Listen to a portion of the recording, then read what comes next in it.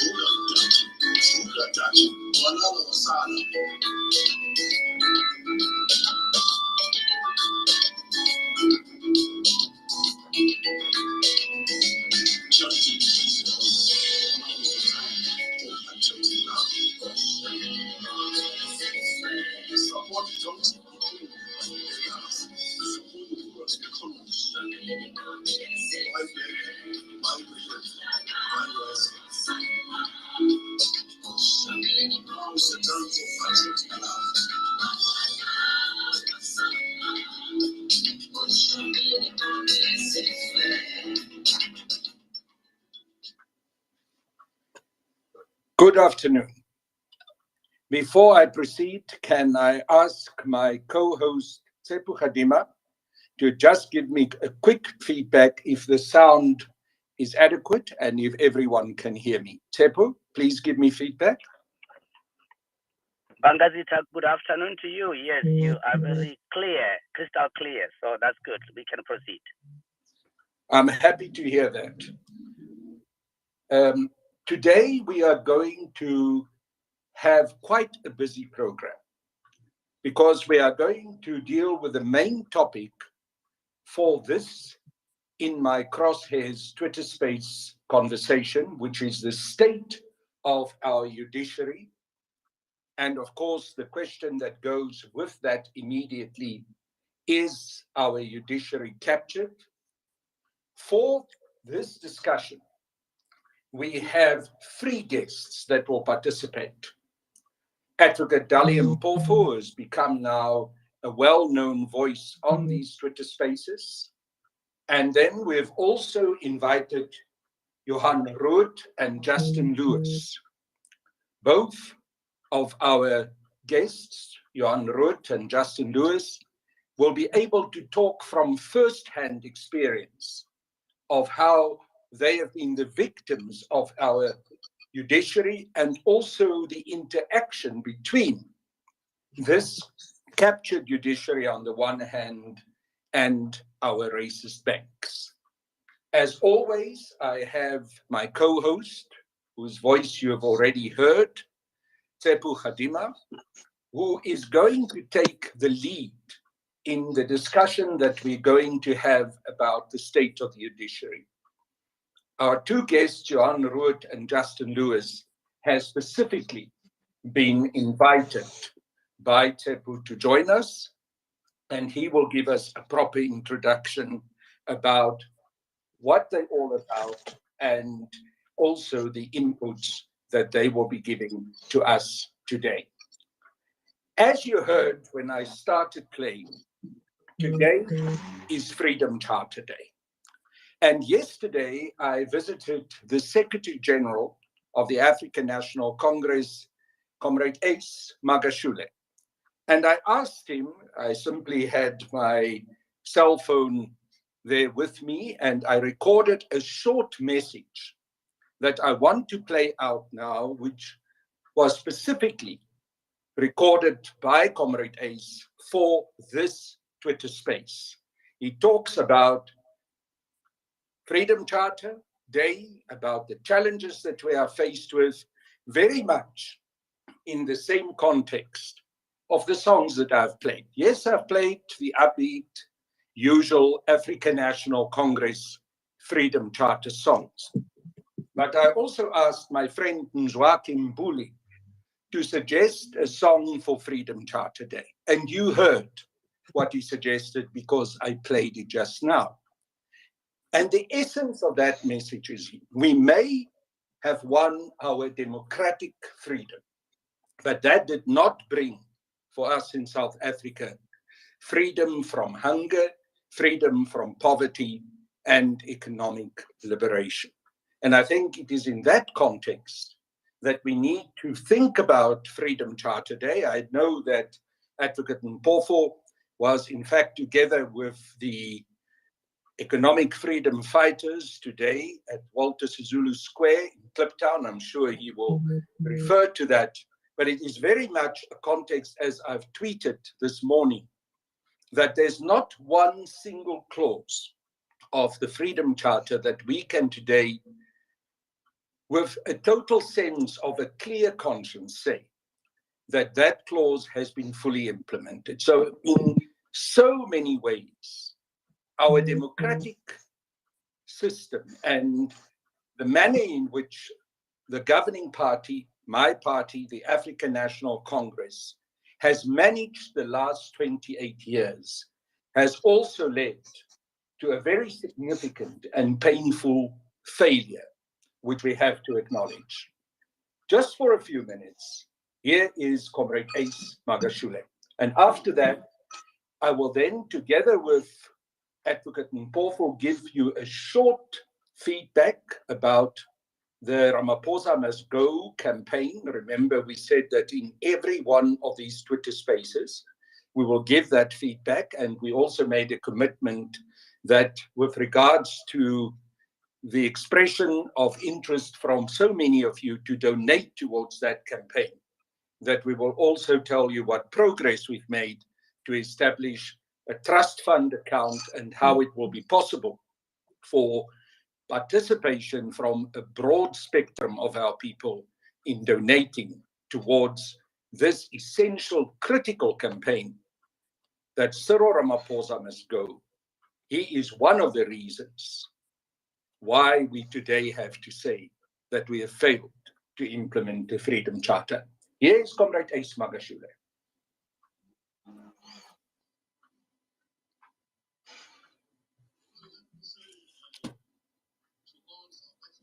And the people of the continent of Africa. Today in South Africa, on the 26th of June, 2022, we are celebrating, and we must celebrate 67 years of the People's Charter. The Charter which was drafted on the 26th of June or adopted in 1955. A clampdown, and it was adopted because it is a true expression of the will and the hopes of the people of South Africa. And as leaders of the ANC today and other progressive organizations in South Africa, I've noted what EFF is doing and many other organizations, as well as the ANC in some parts of the country. We need to reflect and ensure that we implement the will of the people, the 10 clauses of the Freedom Charter. We are no more governing with the people, because the first clause of the Charter, we said, the people shall govern. Let us govern with the people. Let us hear the voice of the people. That's how we will remain in power. For as long as we ignore the cries of our people, especially those who have been marginalized during apartheid times, the black majority, Africans in particular, I don't think the African National Congress will make it again. Indeed, let us ensure one of the conference resolutions, which is part of the Freedom Charter, we said we must actually share the wealth of the country. The wealth of this country must not go only to a few white South Africans who happens to be white and male, and not only the few connected because they are actually involved in politics. Let us make sure that the wealth of the country is transferred into the hands of the majority. It is only in South Africa that the majority are not the owners of the economy. And I think that's what we should actually try and correct and reflect in moving forward. Let us make sure that we have the state bank, as the resolution of NASREC says. Because when we do so, it means we cannot only be captured by the banks which are white owned, and those who they actually put in box, and they forget about where they come from. Let us not forget that the doors of learning and culture have been opened, but let us change the curriculum of South Africa. Let us be part of Africa, the continent. Let us make sure that there is peace and friendship. And let's remember remember that we are not an island. We are part of the globe. We are part of Africa. If Lesotho doesn't give us water, we can't survive without the Lesotho water. If certain African countries cannot do certain things, we cannot also survive. They also cannot survive. So we're interdependent on Africa. And we are not talking about, so people of our same color cannot be our enemies, except those who come to do crime and something else in our country. let us make sure that the land must be shared amongst those who worked it. Let us give them implements. Let us give them equipment to do the work. Let's not give them just 350 rand. Let's make sure that it is a good cushion for them, but let's accelerate. Let us make sure that graduates and matriculants, even those who did not go to school, have employment. Because in the Freedom Charter we have said, all shall be equal before the law, all shall enjoy equal rights, there shall be work and security. It's us who said so, there shall be work and security. And we can spend a lot of money to ensure we give this money to students. Free education, rather than for the first time go and get loans from IMF and World Bank when we are part of BRICS and there is a BRICS Bank. Let us make sure that we give our people the Women's Bank, we give Black people their African banks. Let's open up the economy. Let us make sure that there are houses, security and comfort, as we have said. Let us make sure that there is no judge, there is no politician who can be captured. As we said, we are all equal before the law. So let us all be equal before the law and be treated as such. Let the enemy not come in between us. So I'm calling upon South Africans, and I'm happy that a lot of parties, especially those who understand the revolution, such as the PAC and such as the EFF, continue doing the work, because even the resolutions you have adopted are the same resolution as the African National Congress. Let us expropriate land without compensation.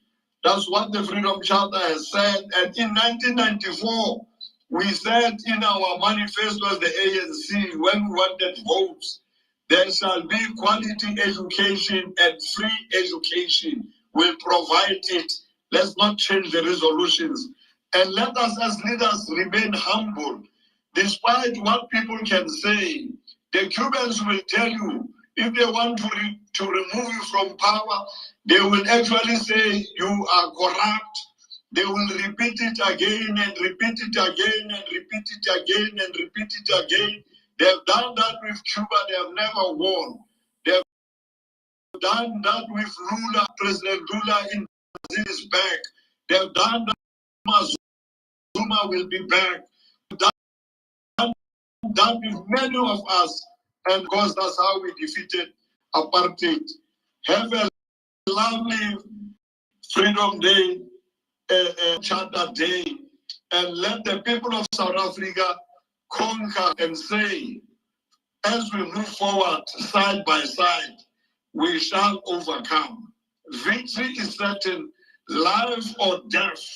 You unemployed people, you people homeless, you people without water and electricity, never lose hope. During this crisis, the real leadership will emerge and the country shall be saved. And God bless South Africa and God bless Africa. And all of you who are hopeless today, be hopeful tomorrow. Tomorrow will be better than today. And tomorrow will be better and better and better if we all work together, respect one another. Our luta continua, the struggle continues for peace, for justice. Let the clouds open and peace be amongst all of you. Well, that was Comrade Ace Magashule, Secretary General of the African National Congress. I asked him to give a short message of 2 minutes, which became 30 minutes, but I didn't want to interrupt him. I thought the message that he was giving us was very appropriate. And of course, it is also appropriate for the topic that we are discussing today. As Comrade Ace said, let all be equal before the law. Let there be no judge or politician that is captured. And of course, Ace Magashule is one of the victims of selective justice. one of the victims of a system being used to target him and a selected few other politicians for factional political purposes. We will talk about what's happened to him, obviously also to what is happening to President Jacob Zuma. We all heard the press conference yesterday, a press conference where Advocate Dalian Mpofu was also involved in and made a very important contribution. We will talk about all those issues. But before we go there, let us do a quick report back on the developments with regards to the Ramaphosa Must Go campaign. As you will recall, last week on Wednesday, we indicated a gentleman with the name of Jericho Wells, whose speaker is open. Can you please mute your speaker? There's quite a bit of background noise coming from you, Jericho. Thank you so much. We then said that we are going to work towards a broad citizenry and civil society campaign, and that campaign will include various different sectors of our society. And Advocate Mpofu, if I remember correctly, indicated at least 10, but he also said that is not an exhaustive list. Now, I can report that we are in the process of getting people who will represent those sectors, 2 from each sector. And we're working towards a follow-up meeting, which is due for coming Tuesday, where we will bring all of those representatives together to work on a comprehensive campaign, which should go through the length and the breadth of our country, along the lines of the messages that we already extrapolated on last day. Remember, Advocate Mpofu came up with that very apt acronym, ACT.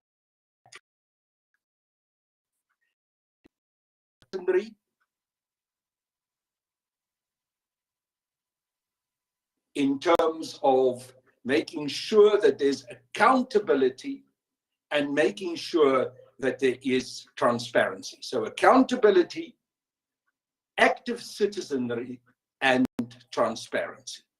With regards to the trust account, I will ask Advocate Mpofu to give us an indication if that trust account is open already. You will recall that at our last Twitter Spaces event, there were the first pledges made towards contributions to make this campaign a success. And as we pointed out then, money is important because it is part of what facilitates and helps to make a campaign work. But it is also very important that one deals with the issue of money and fundraising in the most transparent and accountable way possible. With those few words, I want to give the mic to Advocate Mpofu to add to what I've said, and also Tepu Khadima, because you're also part of that initial, I don't want to call it a planning committee, more kind of coordinating group. And both of you can also help to make inputs to try and keep the participants in this Twitter space up to date with regards to this campaign, because we have a responsibility to do so, because that campaign in a very significant way has actually grown out of this Twitter space and the expressions of outrage that we heard from the participants. Advocate Mpofu, thanks for joining us, and thanks for joining us on time. I know you had a busy day, and the mic is yours. Thank you very much, Comrade Carl, and good afternoon or evening, everybody. No, mine is very, very short. You will remember what we said. Well, let me start with the apology, because the account number that we promised for today will probably materialize only in a couple of days. We have spoken to an attorney. You'll remember that one of our plan Bs was that if there's no direct bank account, then the money can be deposited into an attorney's account. Number one. Number two, we also said that the committee that will babysit the issue until we have a trust will involve the bishop, an attorney, and an accountant. So we have now secured the services of an attorney, and he will forward us with the appropriate account, as I say, in the next day or two. And unfortunately, we still don't have an accountant, and we had asked for volunteers even from the group or suggestions, but we're also working on that. But even if it's 2 people for now, we can always add the third one as we go along, because we don't have, time is not on our side, as Comrade Carl was saying. As far as the Tuesday meeting is concerned, we are hoping that we will have the sectoral representatives, or at least more than we had the last time, so that there's incremental growth. And we've assigned, some of us were in the facilitating group or coordinating group to approach specific sectors. So there is a lot of movement that is happening, and we're also doing some effort, because other groups and even other Twitter spaces have been having similar types of ideas. So we're trying to align and coordinate so that we don't have many parallel structures that are going around. Although we don't discourage people starting their own initiative.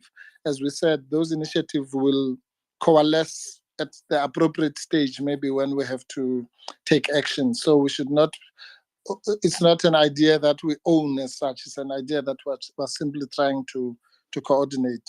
But we would like to know if you are involved in any other initiative that was started by anyone else.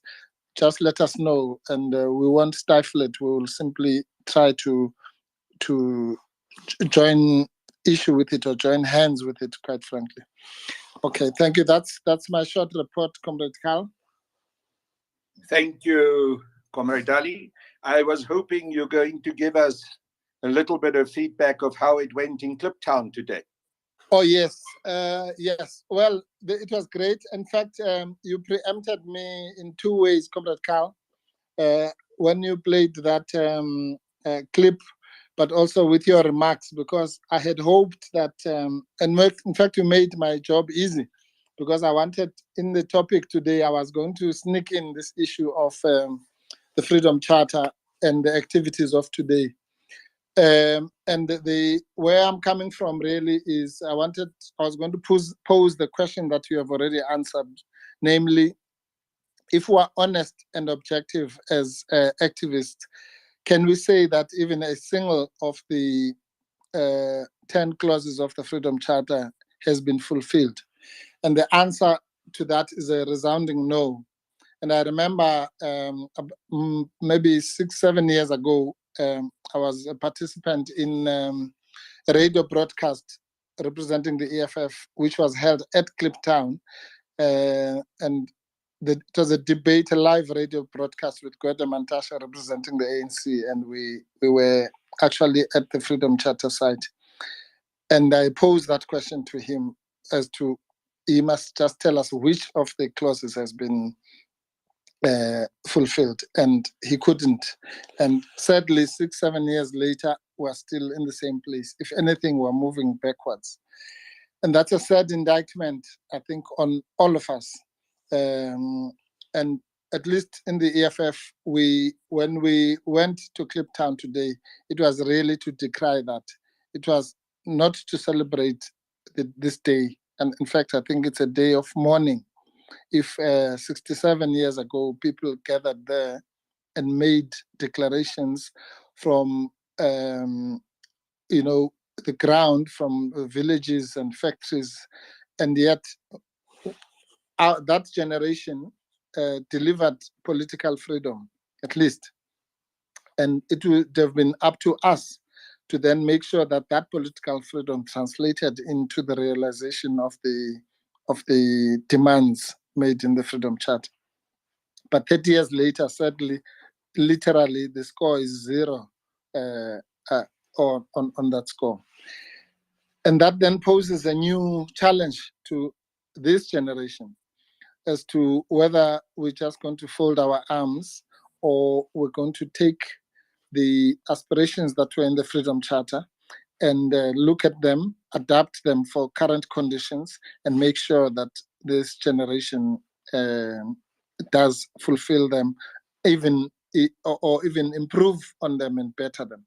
And that really is our pitch as the EFF in particular, because we believe in the words of Frantz Fanon, who said very aptly that each generation has a mission, and it is up to that generation either to betray or to fulfill that mission. And so the mission now is really to make sure that the dismal failure to fulfill the aspirations of the Freedom Charter, including the one that includes our topic of today, which is all shall be equal before the law. Whether that has happened or not is a question that we should be asking ourselves when we have the rest of the discussion. Thank you. So, yes, I was saying, and if sorry. the answer is no to that question. You disappeared for a moment, my apologies. Yes. If the answer is no to that question as to whether all are equal before the law, as the Freedom Charter says, then we should be worried, and not just be worried, but being worried is not going to help us much. It's a good start, but the question, as always, is what are we going to do about it? The question that should ring in the heads of every revolutionary is the question, what is to be done? Because it's no use to just analyze the problem and decry it. The question then becomes, what is to be done? Thank you so much. You've given your advertisement. I think I can add mine. If I can also ask those of you who are participating in this Twitter space to go to my YouTube channel, which is also called In My Crosshairs. This morning, I did a short 10-minute analysis of where I think we are with regards to the Freedom Charter, and I can only concur with what Advocate Mpofo said now. This is not a day to rejoice. This is not a day to celebrate. This is a day to mourn. And in many ways, we are moving backwards. We are not moving forwards.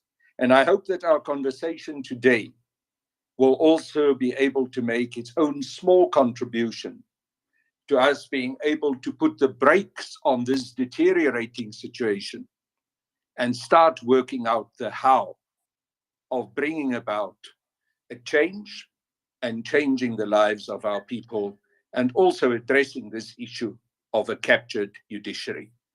Tsepo Khadima, I am looking around here. I do not find our other two guests, so you may be able to identify them. And as co-host, it is possible for you to also activate the speakers. But for now, I want to ask you to come in to give that introduction to this topic, and specifically also to introduce our other two guests, in addition to Advocate Mpofo. Advocate Mpofo is well known in this Twitter space. If you can proceed to do that introduction and also set the scene for our discussion of this evening. The mic is yours. Thank you very much, Mparazita, and good evening once again to all the patriots who have taken time to tune in and be part of this very important discussion in our country. I know that Johan Ruot has joined us. In fact, we've already added him as a speaker. I'm looking for Justin Lewis. I'll just need him to indicate so that I can also add him on as a speaker. I've sent him a WhatsApp so that he can just indicate. But I think, we will be able to, in the meantime, get going whilst we are trying to connect with Justin Lewis. The topic of today couldn't be more important and couldn't be more timely. More timely against the backdrop of the so-called State Capture Commission, the Zondo Commission, which has come to its end, having cost the taxpayer, you and I, in excess of 1 billion rand. And with that cost, we are still nowhere near to even looking into the issue of the judiciary, and hence this Twitter space in Mycrosshairs is actually looking into that issue, which Judge Zondo failed to or refused to entertain or even to really attempt to look into. In 2019, in the 17th Nelson Mandela Annual Lecture, none other than the Chief Justice of the country, Chief Justice Mogoeng, said the following, that there is an attempt to capture the judiciary. He went on to say, should this happen, the judiciary will lose the ability to use the Constitution as an instrument of transformation. He further on went to say, a captured judicial member will get advanced information when so and so are involved. Then you know how to rule. It would appear that the fear that the Chief Justice Mogoeng had are that there is an attempt, that actually there isn't an attempt, that actually the judiciary is captured. But in order for us to get to that, we have to do that which Chief Justice Raymond Zondo already asked for, that if there were any allegations, that evidence has to be adduced. And tonight, we are going to do just that, to look into the evidence of cases whereby it would then bring us to that lamentable conclusion that indeed our judiciary has been captured.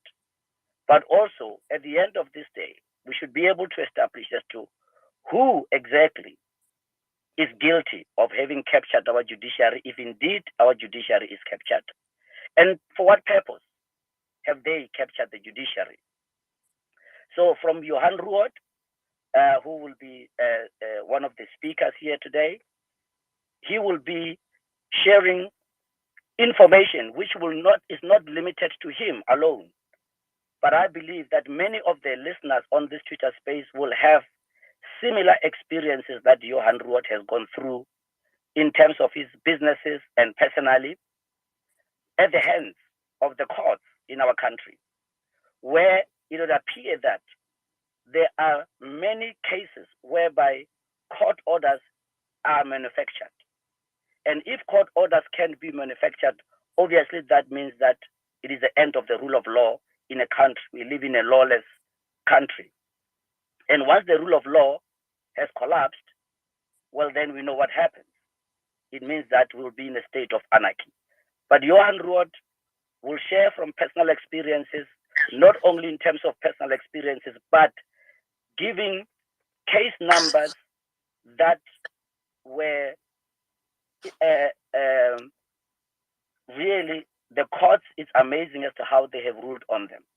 And then further on, Justin Lewis will then give the international perspective, because the conduct of the judiciary and whoever else that is involved in actually having captured the judiciary, they have threatened the sovereignty of South Africa and effectively have risked this country being named a terrorist country because of the manner in which the judicial system has been subverted to such an extent that indeed we can be arguably guilty of being a terrorist state, because the judiciary are another branch of the state.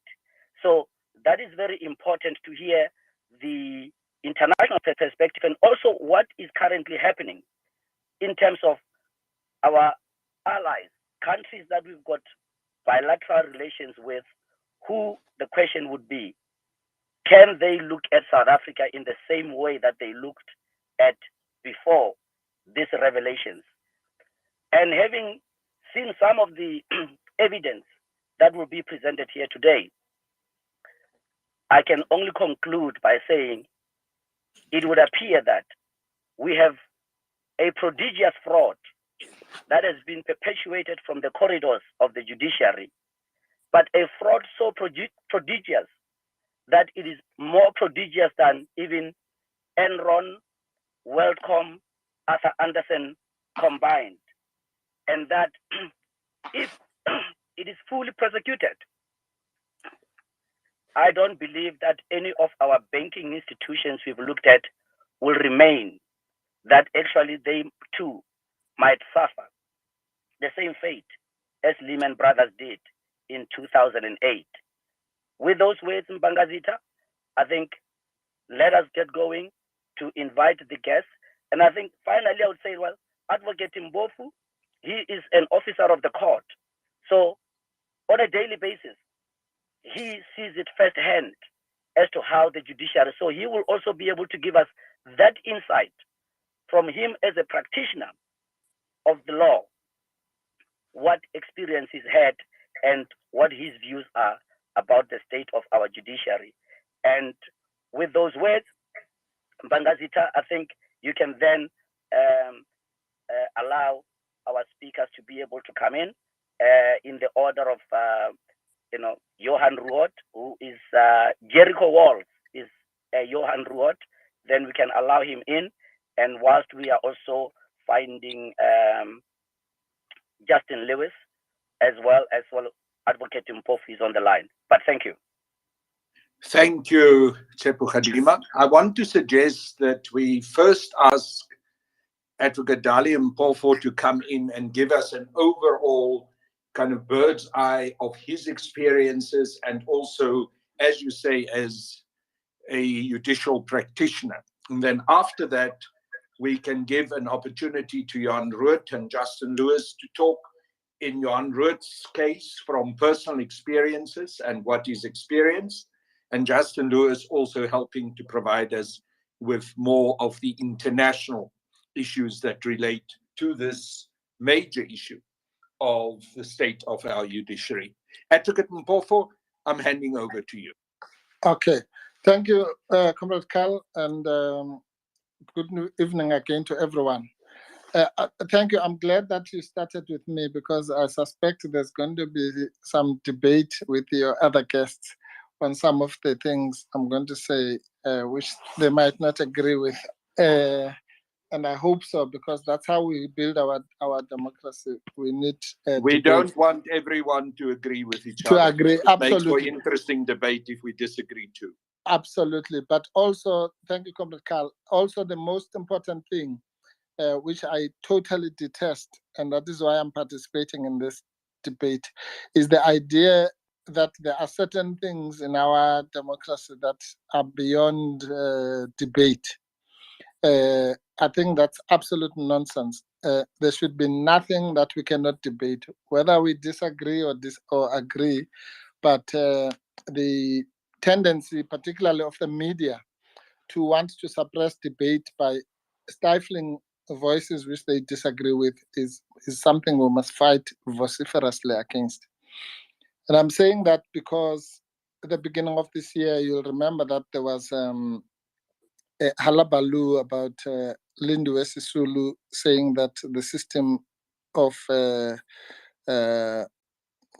constitutional supremacy and the role of judges should be changed. And it's appalling how that the attacks that then came from that, because all that needs to do, if someone is talking nonsense, you must then present a better argument instead of saying that they must not talk. And that is the craziest idea that we must fight with everything we've got. Yeah. The second thing is that we have developed a particular system which is relatively new. It's only 28 years old, so to speak, of constitutional democracy. And you'll remember that I think Sihle Zikalala as well raised this issue and he was also insulted about whether or not there should be a return to parliamentary democracy or parliamentary sovereignty. And I'm just pleading with everyone here to make sure that the tendency to suppress debate must just be completely, we must fight it with everything we have, because that's what we fought for. We fought for people to speak whatever they want, as long as it's not preaching violence or hate speech. But, you have a right to say anything you like. Whether you are right or wrong is completely irrelevant. Now, the reason I'm saying that I'm hoping to spark debate is because you remember, Comrade Carl, how it came about that you invited me to this topic, or even that this topic came about. Somebody, I can't remember the name, in one of the previous spaces was again saying that there's too much power in the hands of the judges, we should change the system. And my response was that it was a topic for another day, because we were discussing something else that time. I think it was Pala or something. So that's how the topic grew. So I want to start there. I'm going to maybe, as I say, surprise a few people by giving the following questions and answering them. Should we change the system of constitutional democracy? My answer there is no, and I will motivate why I say so. Is our judiciary as an institution captured? My answer again is no, and I'll explain what I mean by that. And then, as I said, the linkage with the Freedom Charter is all equal before the law, as the Freedom Charter in its, I think the 5th clause of the Freedom Charter calls for that, as well as Section 9(1) of our Constitution also calls for equality before the law. And my answer to that is also no. All are not equal before the law, and there's the dream of the constitutional promise of equality before the law in Section 9 of the Constitution at the moment is a complete pipe dream. Now, that then will take me to the next question, which I think is important, and that is, it's something that Tsepo touched on. Whether are there forces in South Africa who are intent or who seek to capture our judiciary? The answer to that question is a big yes, as it was confirmed by Chief Justice Mogoeng. And then the last issue I want to raise is, then what should we do as society to ensure that the specter and the scary thought of a captured judiciary actually never materializes? So that's the structure of my talk. And as usual, I will not be able to address all those topics fully, nor do I seek to do so, because it will take too long. I'm introducing them so that you know exactly why where I'm going. Then when we interact, which is the part I'm really interested in more than talking, then some of these ideas, which I hope are controversial enough that I have then flagged out, I'll be able to expand on them, because I prefer interaction more. So let me just say a few quick things. On the first topic, should we change the system? Firstly, I think it's important just because we're not all lawyers or constitutional specialists, just in simple terms to explain what a constitutional democracy is. Constitutional democracy is simply a system such as the one that we have here, where the constitution is supreme. In other words, everything and every institution is subservient to the constitution. So you draw up a constitution, you put certain rights, and you structure them in a particular way, and then that becomes the supreme law. Everything else is subservient to that. And then the importance of the judges in that kind of system is that it's what we call a justiciable Bill of Rights. So your rights can only be confirmed or denied by judges, by the courts. So the judiciary really suddenly becomes then the most important institution in that system. That must be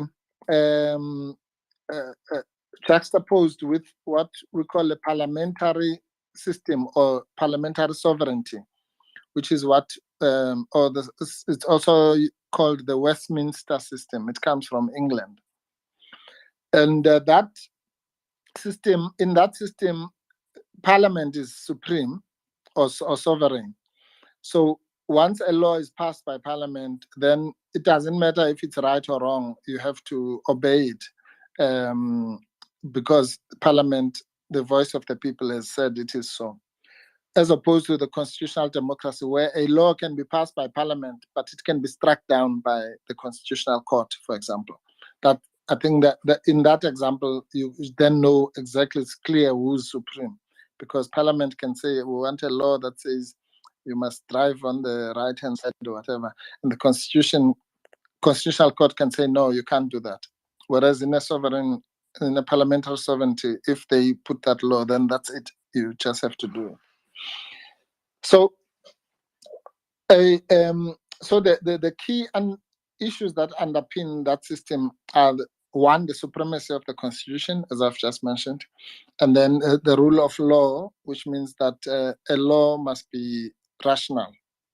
Very important concept, which I hope in the course of the discussion there, I'll have a chance to unpack, because there are all sorts of fallacies, and we let our executive in particular get away with murder because we believe that, if the president says this, then, well, what can we do? There's no such thing. We're not a monarchy. There's nobody, not even the president, and not even the Constitutional Court for that matter, that is above the Constitution. So even the president has to justify everything he does or she does, because if whatever he or she does is found to be irrational by the court, then it will be struck down, and it has happened many, many times. Then the last point I want to make, just on the structural issues, is that the Constitution itself, supreme as it is not the 12 tables, or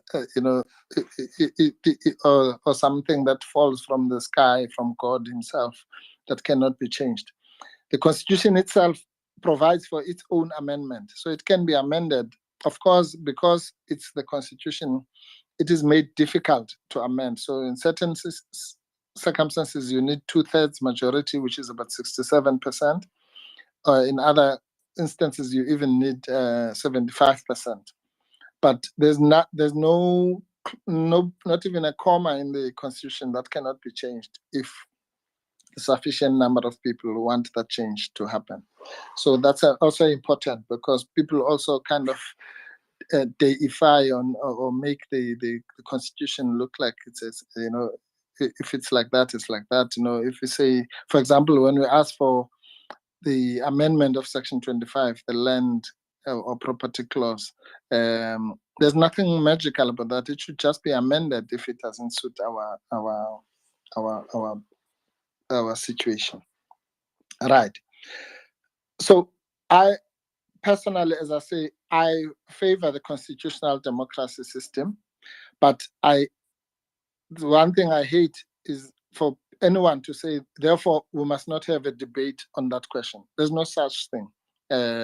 We must debate it, and that debate will either result in the changing of the system, or in its improvement, or in leaving it as it is. It doesn't matter what the outcome is, but the debate must be had, and we must never stop having that debate, because we're in a baby democracy of only 28 years old.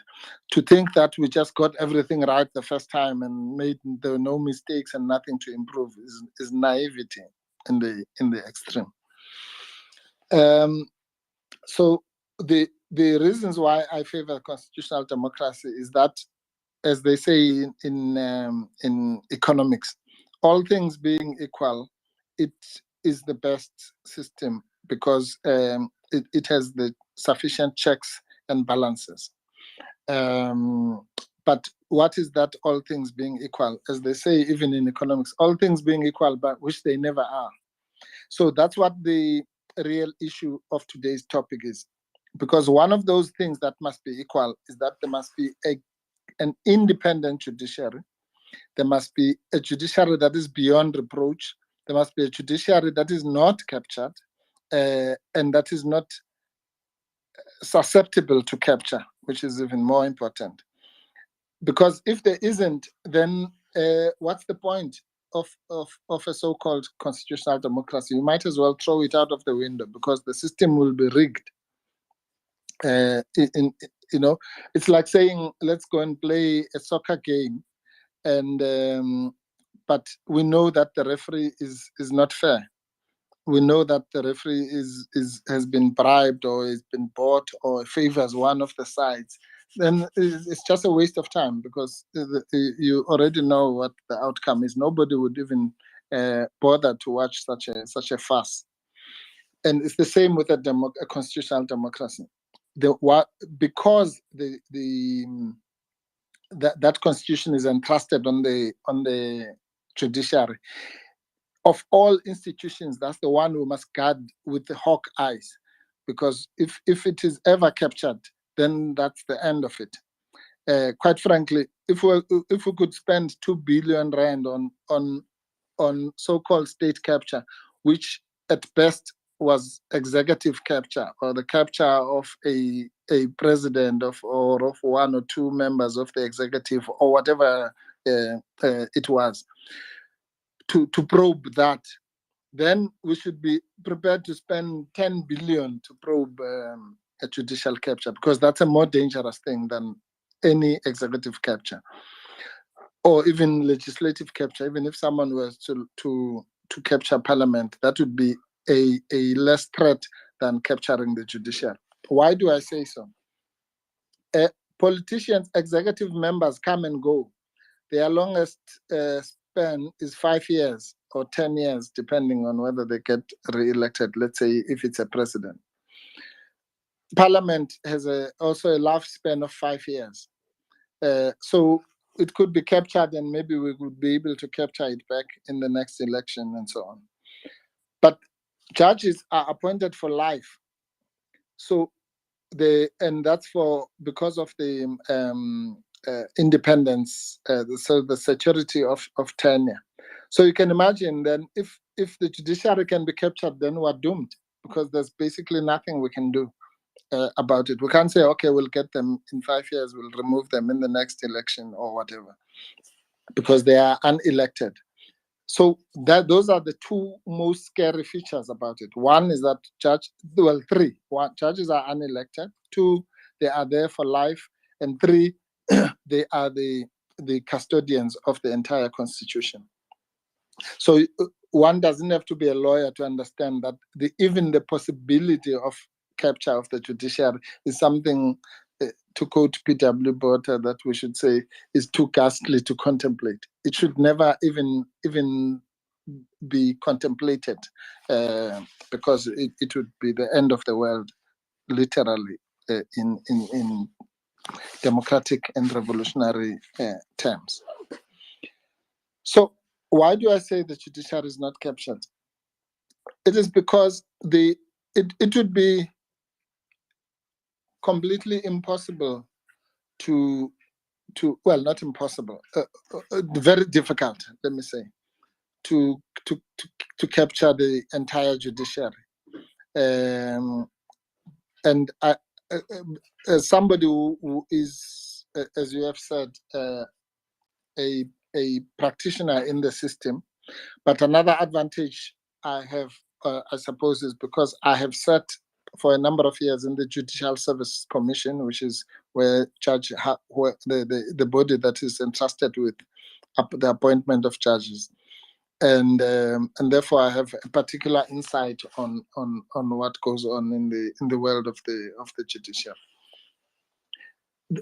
And I can vouch for the fact that the majority of our judges are, sitting somewhere in some court, probably in a place that is quiet and relatively unknown, and doing a good job of just hearing cases that come before them, deciding them to the best of their ability, and that's a vast majority.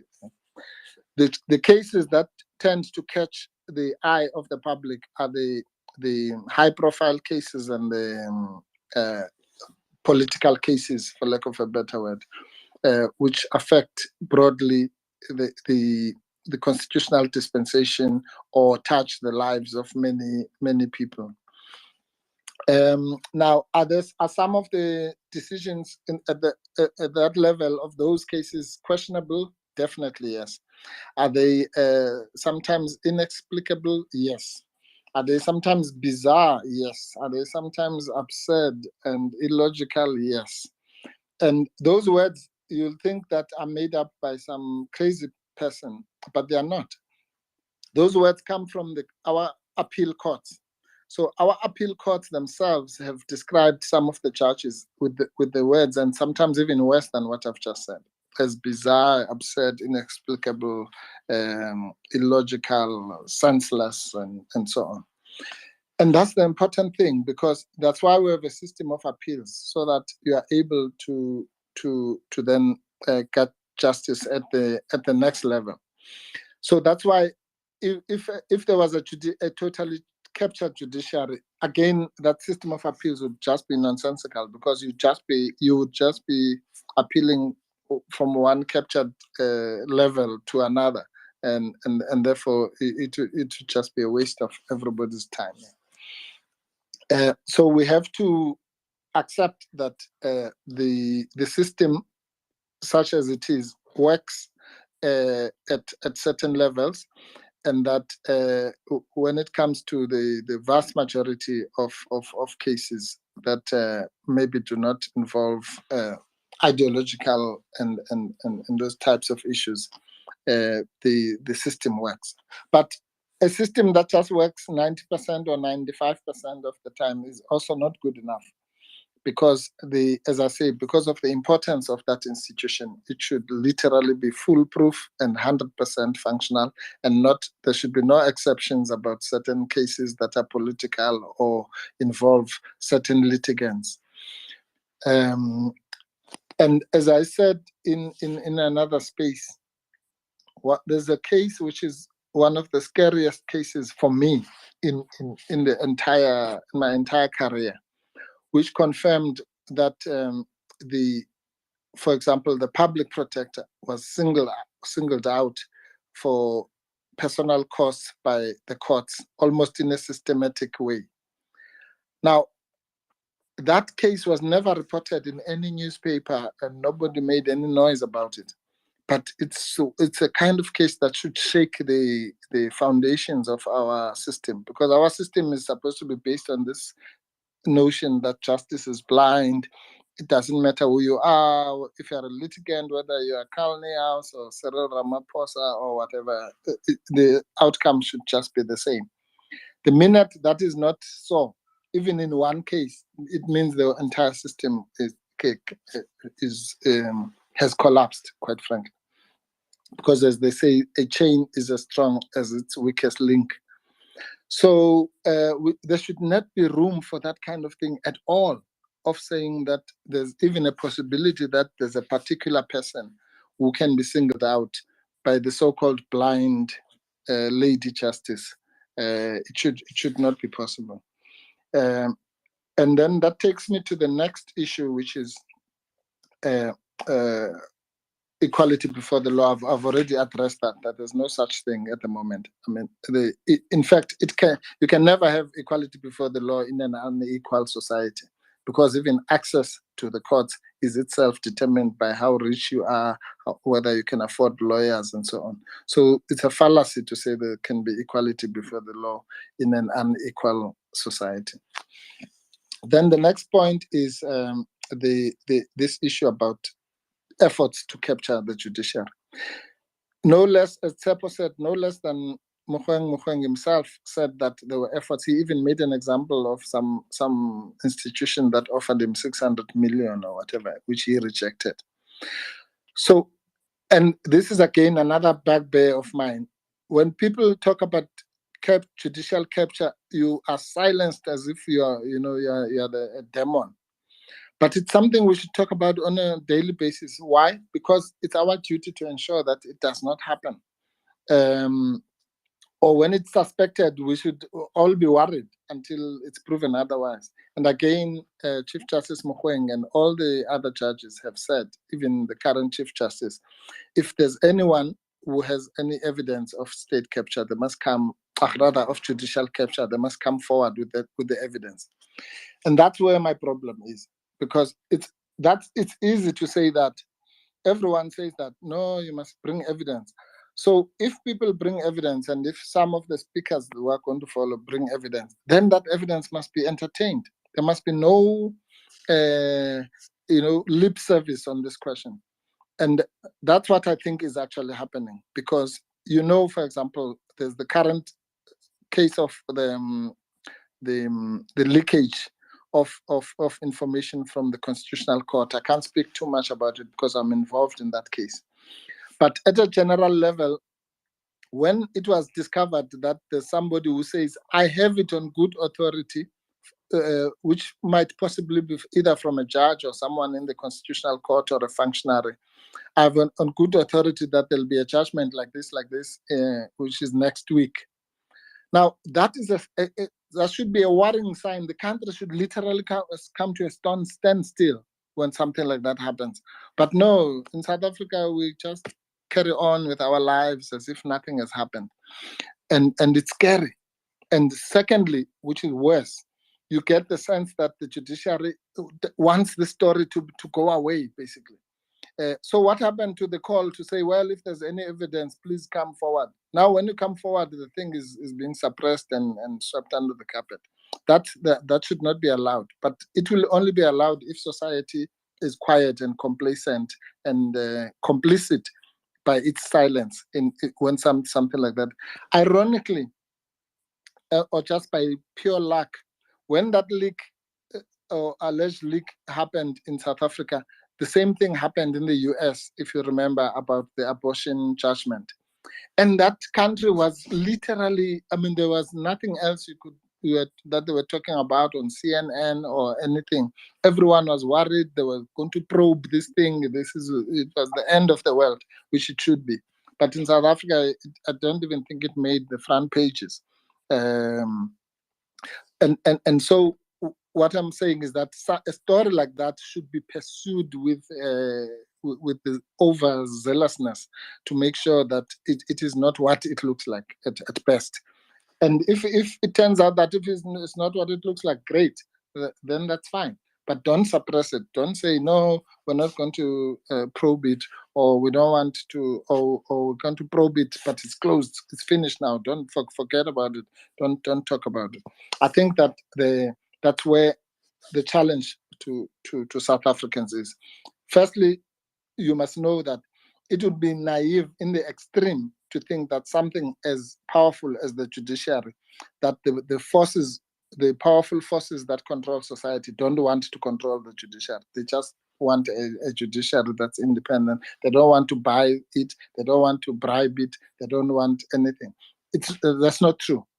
The issue is that we must put systems in place to make sure that they don't succeed. But the naivety of saying no, it's all hunky-dory, there's no effort to capture the judiciary will mean that we must not be vigilant, and then we'll find ourselves with no country. I think I'll stop there. Hopefully I've teased out enough for discussion, Comrade Khan. Thank you. That was indeed very comprehensive. And yes, I think more than enough for discussion and also more than enough possibilities of disagreement. Advocate Mpofu, I wanted to ask you, what do you say about this kind of common or popular feeling that the parliamentary democracy is a more democratic system because it is represented and the inputs come from members of parliament who are directly elected by the population than a constitutional democracy? And when we talk about these things, there's this famous aside remark that had been made at one point by the former Deputy Chief Justice Dikgang Moseneke, who, I haven't heard him saying it, but apparently he said, well, they can do as they wish there in Parliament. Ultimately, we will make sure that their insanity is dealt with and we will call the shots. As I say, I don't know if he actually said it like that, but that is what he has been quoted many times to have said. So just a quick comment. I don't think we should go into big depth about it at this point because I want us to get to other speakers. Other speakers. Okay. Well, firstly, let me start by defending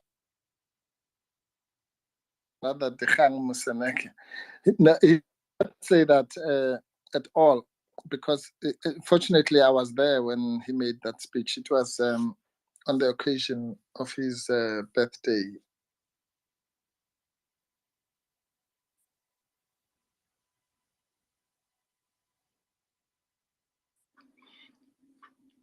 Advocate Mpofu, you've disappeared just at that very interesting point, but you're back. Please proceed. Oh, okay. Now I was saying what Moseneke DCJ said was not what you said. What he said was that it was at his birthday party. I was present there in Durban, and it was in January, I think, 2008, which, as you will remember, was just a month after Polokwane. So he said it's not about what the delegates decide in an ANC conference, but about the rule of law and so on and so on. Which, depending on what year you are saying, it might be something that you might agree with, because the delegates in the ANC conferences have sometimes come up with bizarre outcomes as well. Particularly. No, you mustn't start sounding like Tito Mboweni, who said the delegates are irrational and doesn't understand or the economics. amorphous markets as well. I think you have to be very careful with how you state that. Eh? No. But, well, the delegates gave us the current president. So there you are. So, but... brown envelopes gave us the current president. I know, but you know what I mean, yeah. So, but anyway, the point I was just correcting, that's what Dikgang said, whether it was correct or not correct, but at least we must quote him properly. Yeah. Now, as far as the parliamentary democracy, and look, it's not easy. That's why I get hot under the collar when people say we must not debate this thing, as if there is some system that is foolproof or that were given by the Lord himself. All these are man-made systems, and none of them is perfect. So we should, if at a particular point we feel that we should go to a parliamentary democracy, so be it. I don't think we fought necessarily for a constitutional democracy. We just fought for a democracy. Whether it is this brand or that brand of democracy, it doesn't really matter. It might depend on conditions at a particular time. For example, just as there is a debate about whether we should have a constituency-based democracy or proportional representation, there's no right or wrong answer. It might be that in this decade or in this century, we should have a proportional representation, but at another time where we feel that we need direct representation of people at local communities, we should have a proportional representation. Indeed, in this country, at local government level, we have a mixed system which is both direct representation and proportional representation. So, I mean, this idea that there are systems that are untouchable is just nonsensical. Yeah. So, of course, parliamentary democracy is based on its selling point is that it's a government of the people in the real sense, that the people elect their representatives in the same way as you would do in an ANC sense, Comrade Carl. When we say delegates, we mean a person goes to a conference as a delegate of a branch. Similarly, the person would go to parliament as a delegate of their constituency. So theoretically, that constituency, if they mess up, can recall them and vote somebody else. So the people have a direct say on who's in parliament. So that's a good thing about that system. The drawback is that then it can be, if you like, a dictatorship of parliament in the sense that I've meant. I think that we, as South Africans, we are the people in the world who are most qualified to say that a parliamentary democracy doesn't necessarily mean it will be a just democracy, because remember that's what the Boers had. The apartheid was actually modeled on the Westminster system, so we could have had apartheid. Which was even within the narrow confines of the white community, democratic, quote unquote. But it was, as we know, one of the most horrible systems in the world. So it can be abused. It's open to abuse. Just as a constitutional democracy, the good thing about it is that you have a consensus constitution, which is a consensus, and it must represent the will of the people. So that's the first thing. If your constitution actually doesn't represent the will of the people, then the constitutional democracy will be flawed and stillborn from the beginning. Number two is this issue that we're debating today. The constitutional democracy is overly dependent on the judiciary, and therefore you need to have an independent, competent, and representative judiciary that represents the aspirations of the people. Let me just say one last thing. The reason why we have the Judicial Service Commission, and again, it's another issue that worries me, because as South Africans, we don't pay attention to some of these important institutions. The Judicial Service Commission should be something that we watch with hawk eyes, because that's where these people who are supposed to be custodians of our constitution get elected. And yet South Africans, if you ask the average South African now, how many people sit in the Judicial Service Commission, they won't know, because it's just, nobody has actually highlighted the importance of that institution. So you should never have a situation like we had this February, where a president can just ignore the Judicial Service Commission.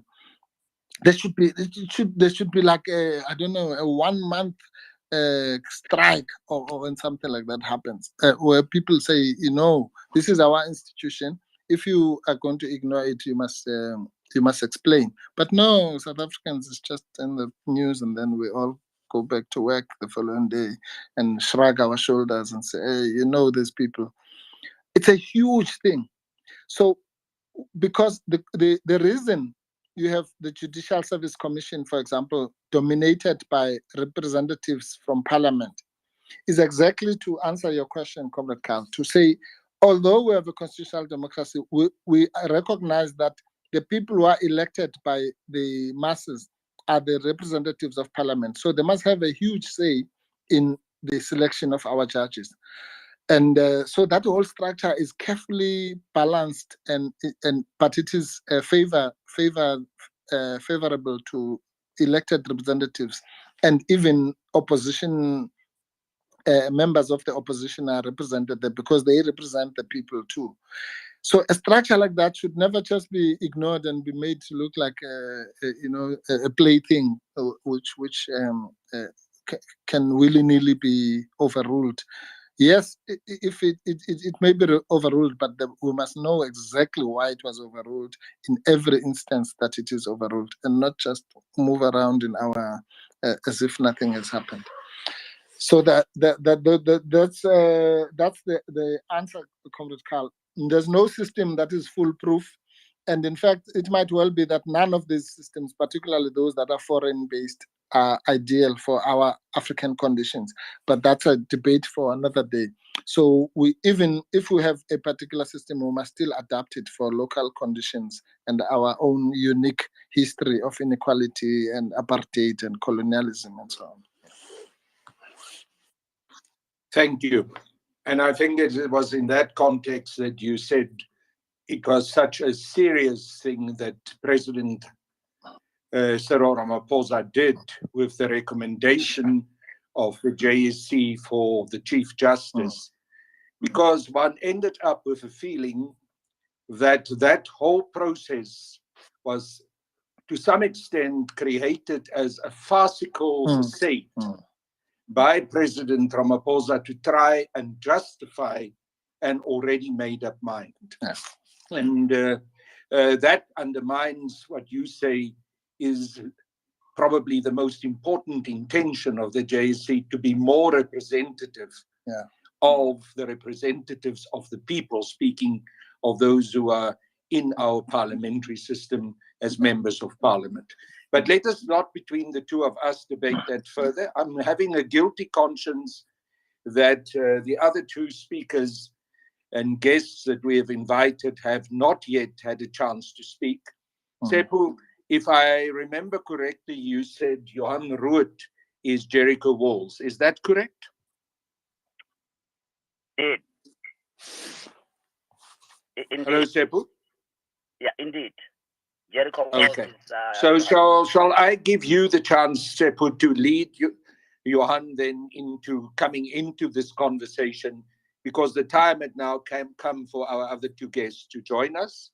And then after they've given us some inputs, before we go back to Advocate Mpofu and even to themselves, we then should start giving an opportunity to the participants here in this Twitter space to also be able to speak. There are quite a number of them who have requested to speak, so we should try and give them that opportunity once our two guests have also had a chance to make their inputs. Tsepu?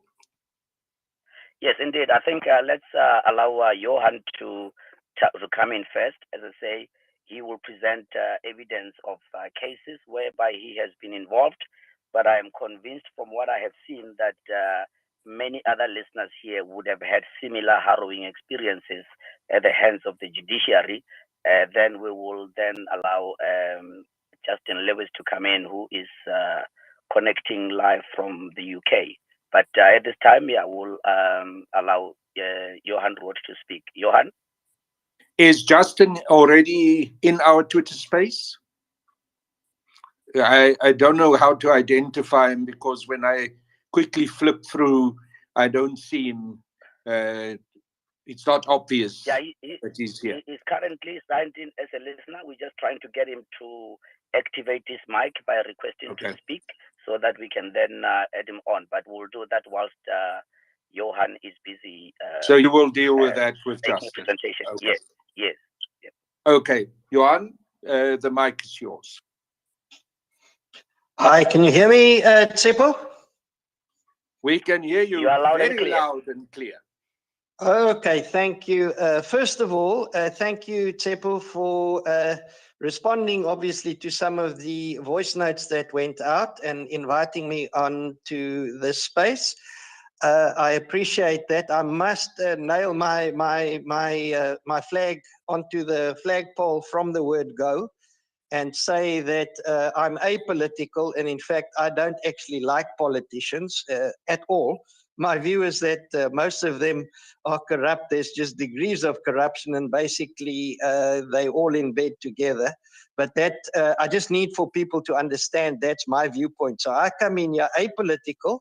I am only interested in one thing: rule of law, equality before the law, clear, apparent to every person. that there is clear rule of law and there's no favoritism and there is no fear or favor as what we are told all the time. And we are told all the time that there is rule of law when in fact there is no rule of law. And I'm going to come out with stuff tonight that is going to rock even Advocate Tambo, and it's going to rock the nation. Powerful, not Tambo. Sorry? Advocate Oh, sorry, Mpofu. Powerful. My apologies. My apologies. You politicians all sound alike, and there's so many. My apologies. No, I always tell people I'm not Dali Tambo. Okay. Dali. I've had lots of people that have said to me, "How can you go onto that show and stuff like that?" And I make it very clear. I don't care if the AWB is on the show. I don't care if the ANC is on the show. I don't care if the DA, all the whole political spectrum's on the show. I am only interested in one thing. There must be clear, transparent, very acceptable rule of law, equality before the law, whatever your religion is, whatever your political persuasion is, wherever you come from, whatever your ethnicity is. Because that, to me, to my understanding, is fair. And when that is demonstrated to be fair, and when that is in place, then you guys can go and practice your politics until you get tired of practicing it. And I will have no problem with any of that whatsoever. But I'm going to now make a statement that is going to shock everyone. We do not have a captured judiciary.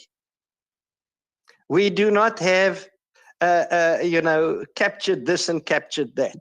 What we do have is we have the people of South Africa, of all colors, all political persuasions, all religions. The people of South Africa are captured.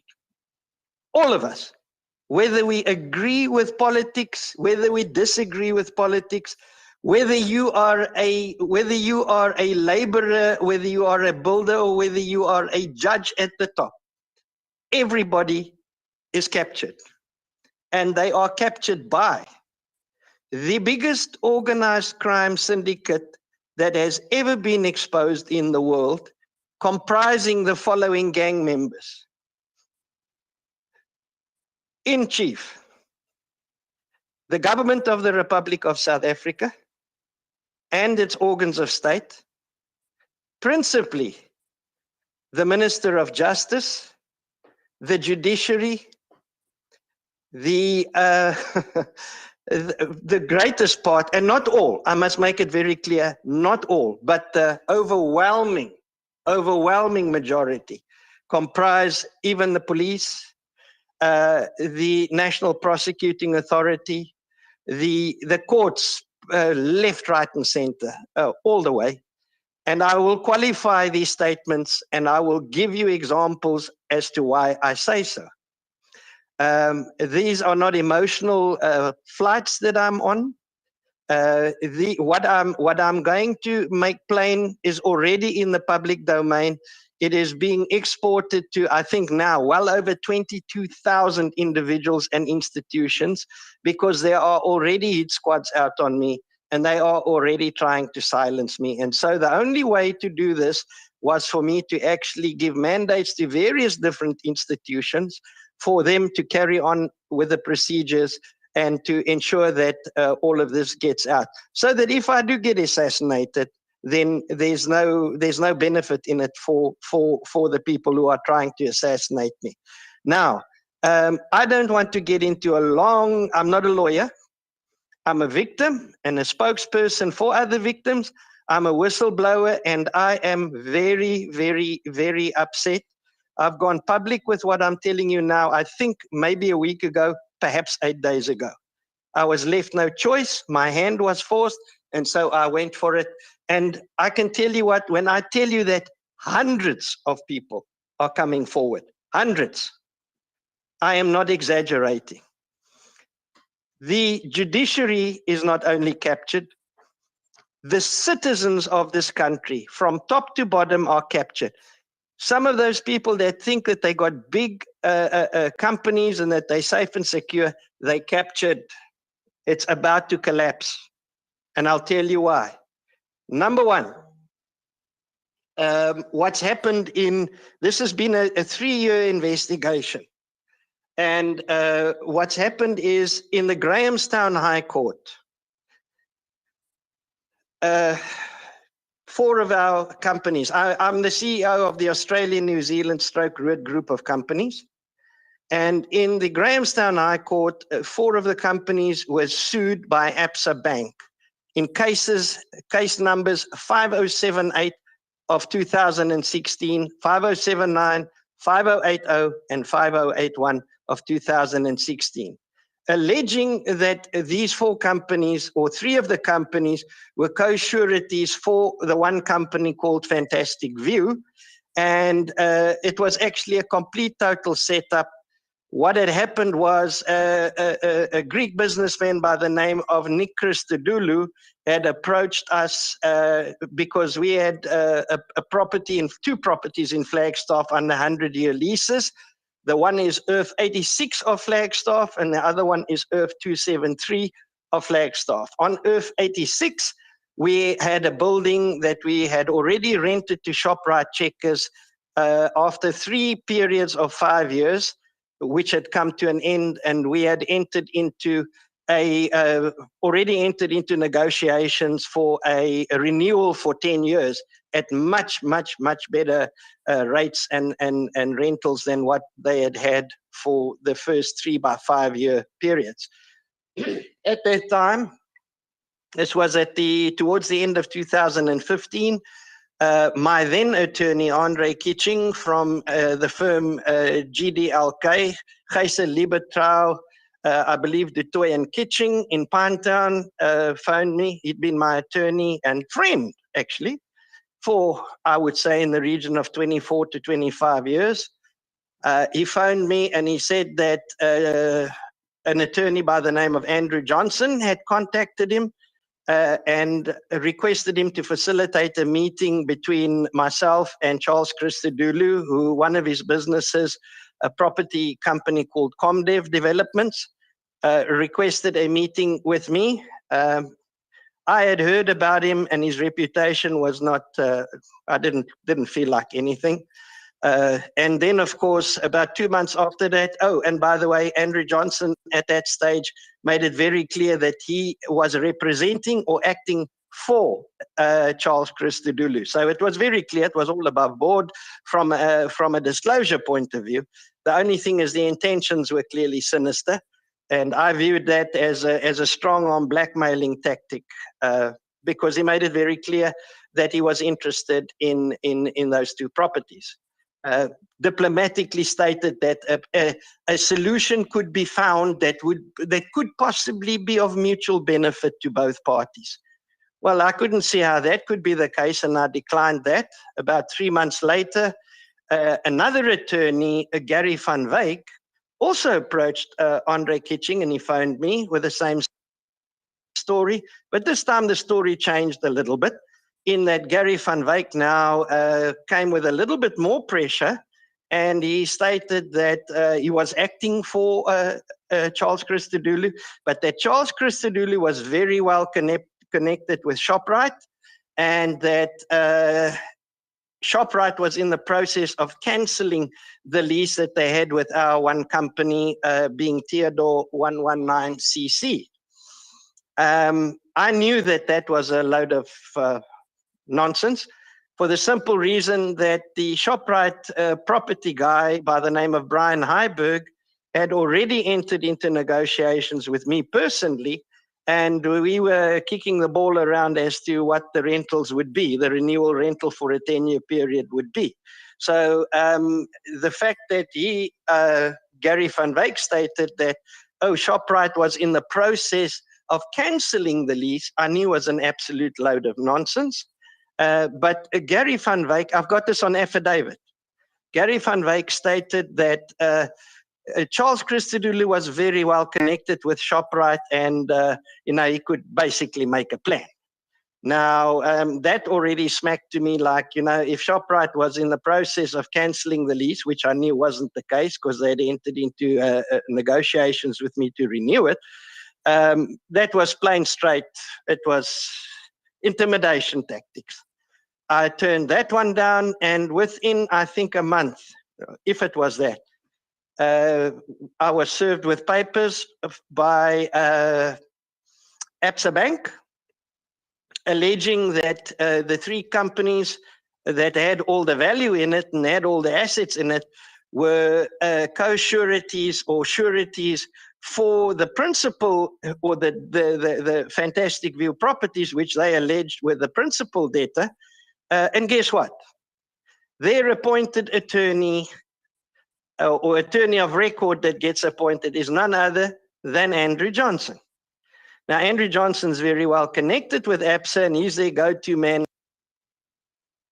for most of these cases. Liz van der Walt from Absa then sent an email to Andre Kitching and supposedly called up whatever they claimed to be indebtedness, and was very, very small. And of course, I said, this is a whole lot of nonsense. But I think they were ready for me because, of course, you go to your attorney. So I go to Andre Kitching. Andre Kitching was clearly waiting for me. And he threw up shrugged his shoulders and said, well, you know what? I'm a panel attorney for Absa Bank, and I can't represent you because 80% of our business comes from Absa Bank. And, we're a panel attorney, and that's it. There's nothing I can do. And so the party started.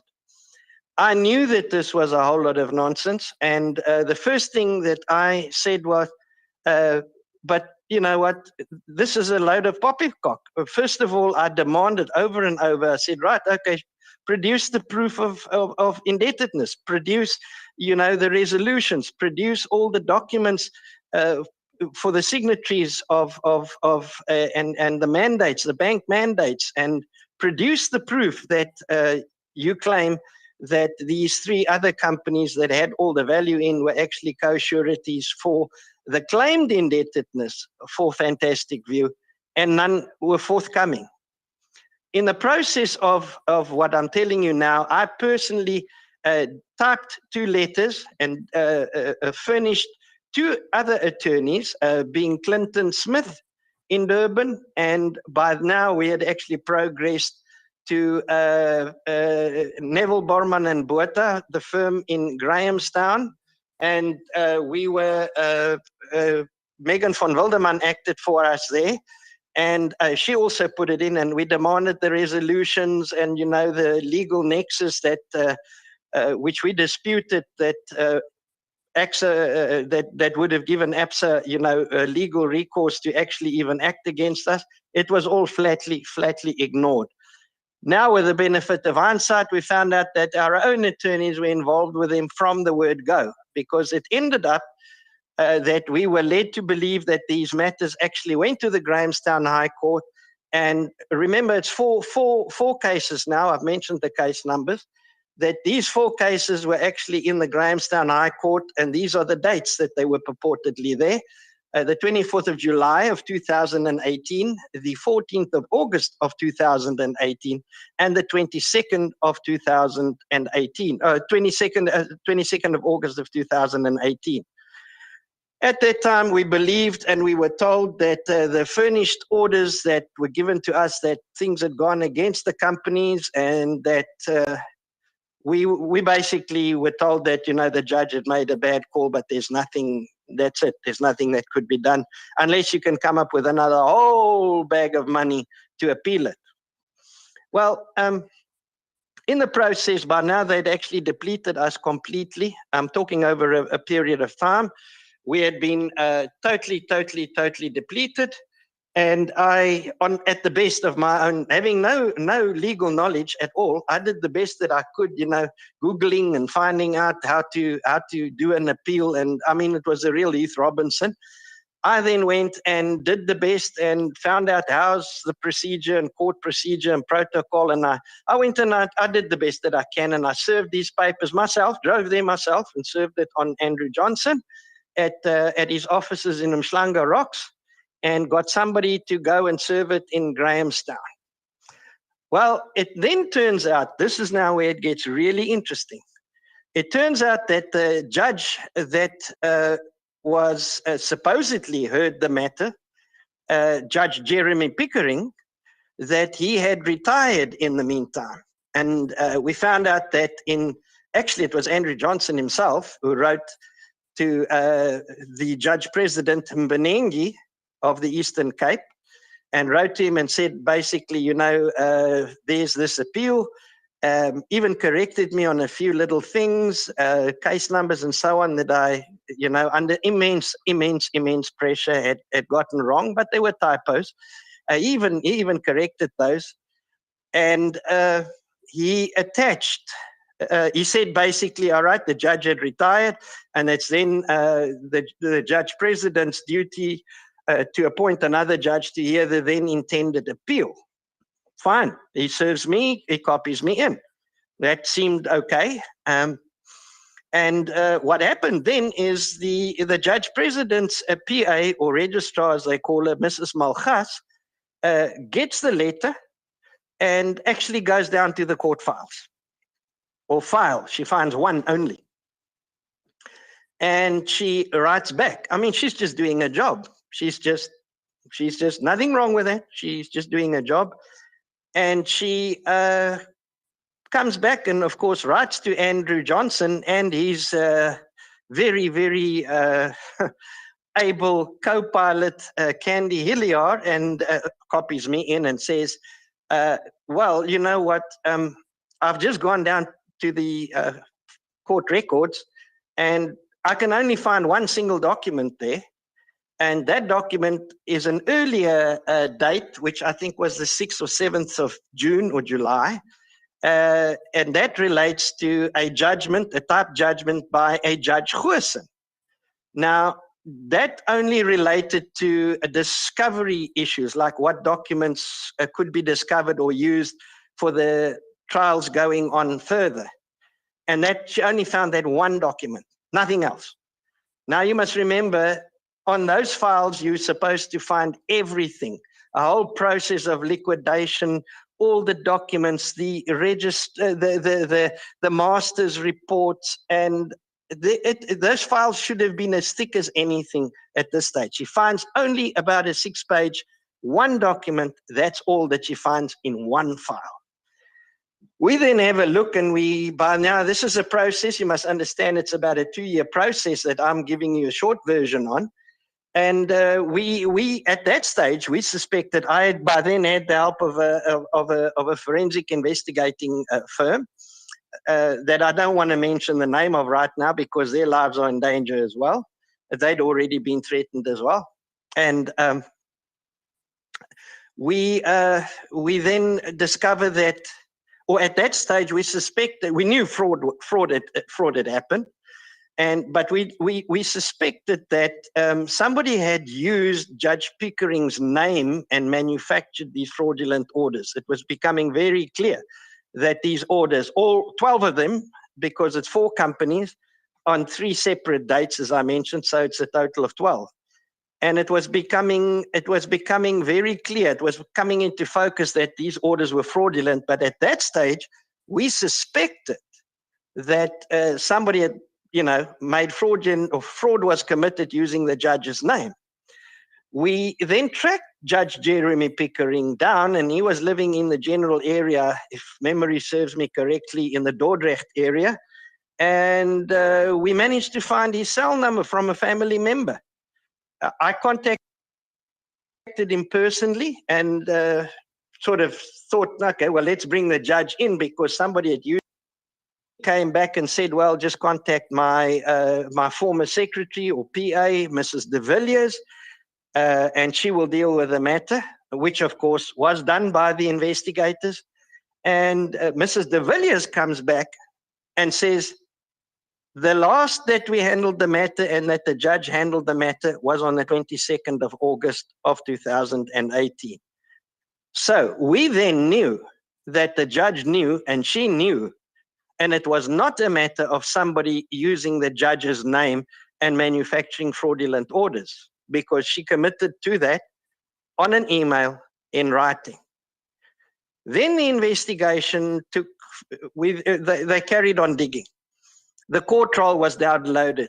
Now remember, liquidation proceedings are open court proceedings. Anybody can do it. Any member of the public can do it. And the public should do it, because this is now how they roll. They're coming out by the hundreds. I'm not exaggerating. By the hundreds. That's why I say we've got more than just a captured judiciary. We have got an incestuously immoral judicial system that has, working with it, attorneys and advocates and officers of the court on an industrial scale. So we then downloaded the court roll, and you're not going to believe it. On those 3 dates of the 24th of July 2018, the 14th of August of 2018, and the 22nd of August of 2018, there wasn't a single court case or matter heard in the Grahamstown High Court at all. Not somebody getting divorced, not somebody with a speeding fine, not somebody who had sworn at anybody. The court appears to have been closed. They may have been in recess on those 3 dates. We then, I went up to Pretoria together with the investigators, and we met with Advocate Willie Hofmeyer, who was the former head of the Asset Forfeiture Unit in the National Prosecuting Authority. And he instantly, in 30 seconds, identified it as fraudulent. And in fact, we had a couple of meetings with him, a couple of breakfasts with him as well. And he instantly identified it as totally fraudulent. I said to him, well, Willie, you know, you're not going to believe what I'm going to show you now. Anything. Long story short, we then met with General Godfrey Labaya at his office, the Hawks head office in Silverton in Pretoria. He also took 30 seconds, and he said, you've uncovered the most sophisticated white-collar crime that, quite frankly, the Hawks are not able to actually investigate, but you guys drive it. And he gave me the contact details for the head of the Hawks in KZN, which was General Sonoma. And he gave me the contact details for the head of the Hawks, the provincial head in the Eastern Cape, who is General Ngwenya. And he said, you guys drive it, you tell them this is it, I'll be monitoring it and monitoring progress and copy me into all the stuff. Well, it then turns out the investigations carry on. We then sort of demand, but we give them, you must remember, as we get more and more and more and more names, we include them transparently. And we include Andrew Johnson, and we include Absa Bank. We include everybody that we know, including Maria Ramos, including her personally, all the board of directors, all the directors, the company secretary, Nadine Drutman. We include them all transparently. The list was just getting bigger and bigger and bigger. Each and every email that the investigators sent out, there was more people on. We discovered the court manager, for example, was Mr. Gadla. He then, at the time when we still intended to do the appeal, we requested the audio files because we wanted transcriptions made. It took a long time. It was like extracting a tooth from a tiger, a tiger without anesthetic. It was absolutely immensely difficult. But by that time, we had disclosed and clearly, very transparently disclosed that we were now talking to the Hawks, and we needed the audio files for the transcription purposes.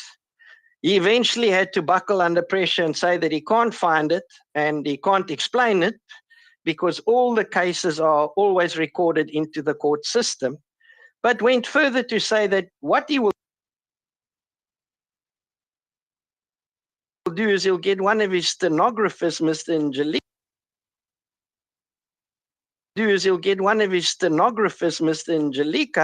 to go and speak to the former secretary on the matter. In the meantime, or during that process, what happened is the secretary or the registrar for the judge president, Mbenengi, she also went, of course, down to the court files, and Andrew Johnson had attached four patently fraudulent court orders. I mean, they are typed on plain white paper. There is not a judiciary emblem at the top.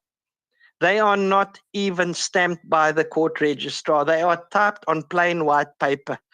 And any advocate, any paralegal, any judge, any presiding officer, anybody who works in the justice, anything to do with law that goes to court will instantly identify these things as patently fraudulent. A 6-year-old kid, if you spot the difference, and you put an authentic order that comes out all the time, you put it next to it, will absolutely burst out laughing. There is no way that any attorney could attach 4 patently fraudulent orders like this, have the brazen gall to send it to a judge president and be comfortable with that under normal conditions as we, the public, would expect it to be. That judge president should have freaked out and absolutely gone magoo, because it's patently obvious that they are fraudulent. Over the course of all the investigations and the letters and the emails that were written, the judge president was copied into the whole lot. He saw the full investigation unfold from start to finish, as was Judge Madam Robertson, because Andrew Johnson saw fit, when things didn't go his way, to include her. And of course, she was copied into all of this. And every time a new person arrived on the scene, they were copied into it. It eventually got to the place where we had the deputy judge president, Van Zyl, I believe it was, and he was in PE. We then appealed to him and furnished all the fraudulent orders to him, and wanted relief and action. His PA was a Mrs. Urtel. She got so flustered that I think the potato got too hot for her, and she passed it and eventually furnished us with the name of the chief registrar for the Grahamstown High Court, being Lauren Marshall-Reen. And then, of course, she was copied into the whole lot. Well, I think by now, but you must remember, everybody was copied in. APSA, the whole lot, every name, every legal person, every council. I think the list had grown to, at that stage, to about 200 people. So every single email, people were added onto it. Nobody can claim they're ignorant or didn't know. And so what had happened is it just grew and grew and grew and grew. And eventually, I think they must have gone insane in Grahamstown, the entire court. I think by now you must understand the correspondent attorneys for Andrew Johnson and APSA being Wilden, Rashmere and Cole, Mike van der Veen, and everybody there, our own attorneys, Neville Borman and Botha and Megan von Wilderman, and there's another attorney group, Clutie, Law, and all of them, the advocates that were cited on these purported orders, like Patterson, our own advocate, Willie Fair, they were all included. And we went so far as to ask them for their accounts, and they furnished their accounts. Some of them went so far as to actually have it properly checked and certified that it was all done proper and taxed and certified all above board. The bottom story, there's the Andrew Johnson eventually under pressure filed an affidavit in trying to have me arrested in Durban. Filed an affidavit that he personally was in court at the giving of the final court order on the 22nd of August. And Mike van der Veen deposed of an affidavit that we have, that he said he personally was in court on all 3 of those dates that I've mentioned. And of course, Megan von Wilderman now, who acted for us and extracted a whole lot of money from us, was now working for him at his firm. And she also said that. Bottom line is, there had not been any court in Grahamstown on those 3 dates. And they stated that they were open court proceedings. There's no coming back from that. Then we went. Sorry to interrupt. The detail that you give us is very impressive. But can I ask you to try and steer towards your conclusion, at least at this point? We will come back and give you another chance. But Okay. I'm just a little bit concerned that we need to bring in also some of our participants, because the detail perhaps overwhelms the overarching statement that you want to make. And please just concentrate on that, and then let's continue more with a discussion than just a one-person engagement, and then we will bring you back to respond further. I'm sure on the basis of what has been said now, there are already a lot of questions that people want to ask. There are 16 judges implicated so far, because there's no judge that has sight of this that can even doubt that the orders are fraudulent. We've got hundreds of people coming out now, and the banks are involved. The banks, we have a captured South African citizenship by a totally captured judiciary. The banks own the justice system. I know that there are exceptions to the rule. There must be. I can't believe that every single judge is dirty, but I can tell you what, it's going to be very, very difficult to find the clean ones and separate them from the corrupt ones. The entire country, there is no rule of law. The law that there is being used to plunder people. I differentiate, I must just add, between somebody who's fallen on hard times and that lawful liquidations went into place. That does happen. I am not talking about that. I'm not talking about a judge that got bribed to give a ruling that is not a right one or a correct one. I am talking about matters that were never even in court at all. That's what I'm saying. The people of, it doesn't matter what political party you belong to, it doesn't matter what your race or your color or your belief or your anything is, the people are being plundered on a wholesale basis. And the last 5 or 6 emails that have gone out, Judge Zondo was copied in. He is silent on the matter. And in terms of Section 34 of the Prevention and Combating of Corrupt Activities Act, they are now guilty, firstly as citizens, because they were citizens before they went to law school, and they certainly didn't change from being citizens and subject to the criminal acts and procedures while they were at law school. And as they became attorneys and advocates and then judges, they are still subject to that, and therefore they are guilty, and they know it. I've put them on terms bluntly. In terms of Section 34 of the Prevention and of Corrupt Activities Act and the Prevention of Organized Crimes Act, together with the other acts that are in play, and they remain mum, not one. So the conclusion is we have a complete, it's beyond a failed state. It's about to collapse. It's about to collapse. And there are, I mean it, I close off with this, there are hundreds of people that are now coming forward in the last 7-8 days. They are coming out of the woodwork of unlawful, having their properties and their vehicles and stuff stolen by the system and by individuals using the system with corrupt attorneys and advocates and judiciary all involved. It is on an industrial scale. Incidentally, I'll close off with this. Judge Willie Hofmeyer had requested if he could have all these documents and file it with the Zondo Commission, which of course I said, yes, that's fine. He apparently filed it, and then I heard that it wasn't even raised at the Zondo Commission, and I was confidentially told that had it been raised, the entire country, the banks, everything would have collapsed right there and then. And that's my last say on that. I'm open to questions when you want them.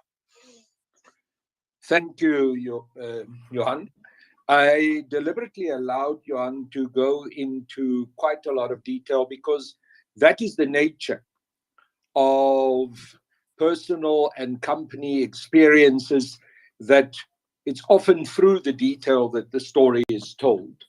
So we appreciate the input that you've given, Johan. I am told by Tsepu that Justin Lewis is pressed for time, but Justin had given Tsepu a letter that he had written to the chair of the PIC, Dr. David Musondu, and Tsepu says he would like to read that letter. I don't know how long it is, Tsepu, but let's read that letter and then let's open for debate and discussion. Tsepu?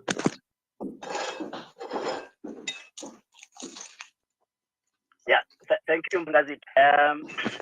Look, in brief, I think the letter that Justin Lewis actually wrote to Dr. David Masondo, who is the chairperson of the board of the PIC, it was to apprise him personally of the danger which the PIC is facing from arising out of the...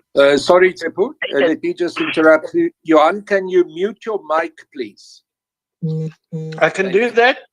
Thank you.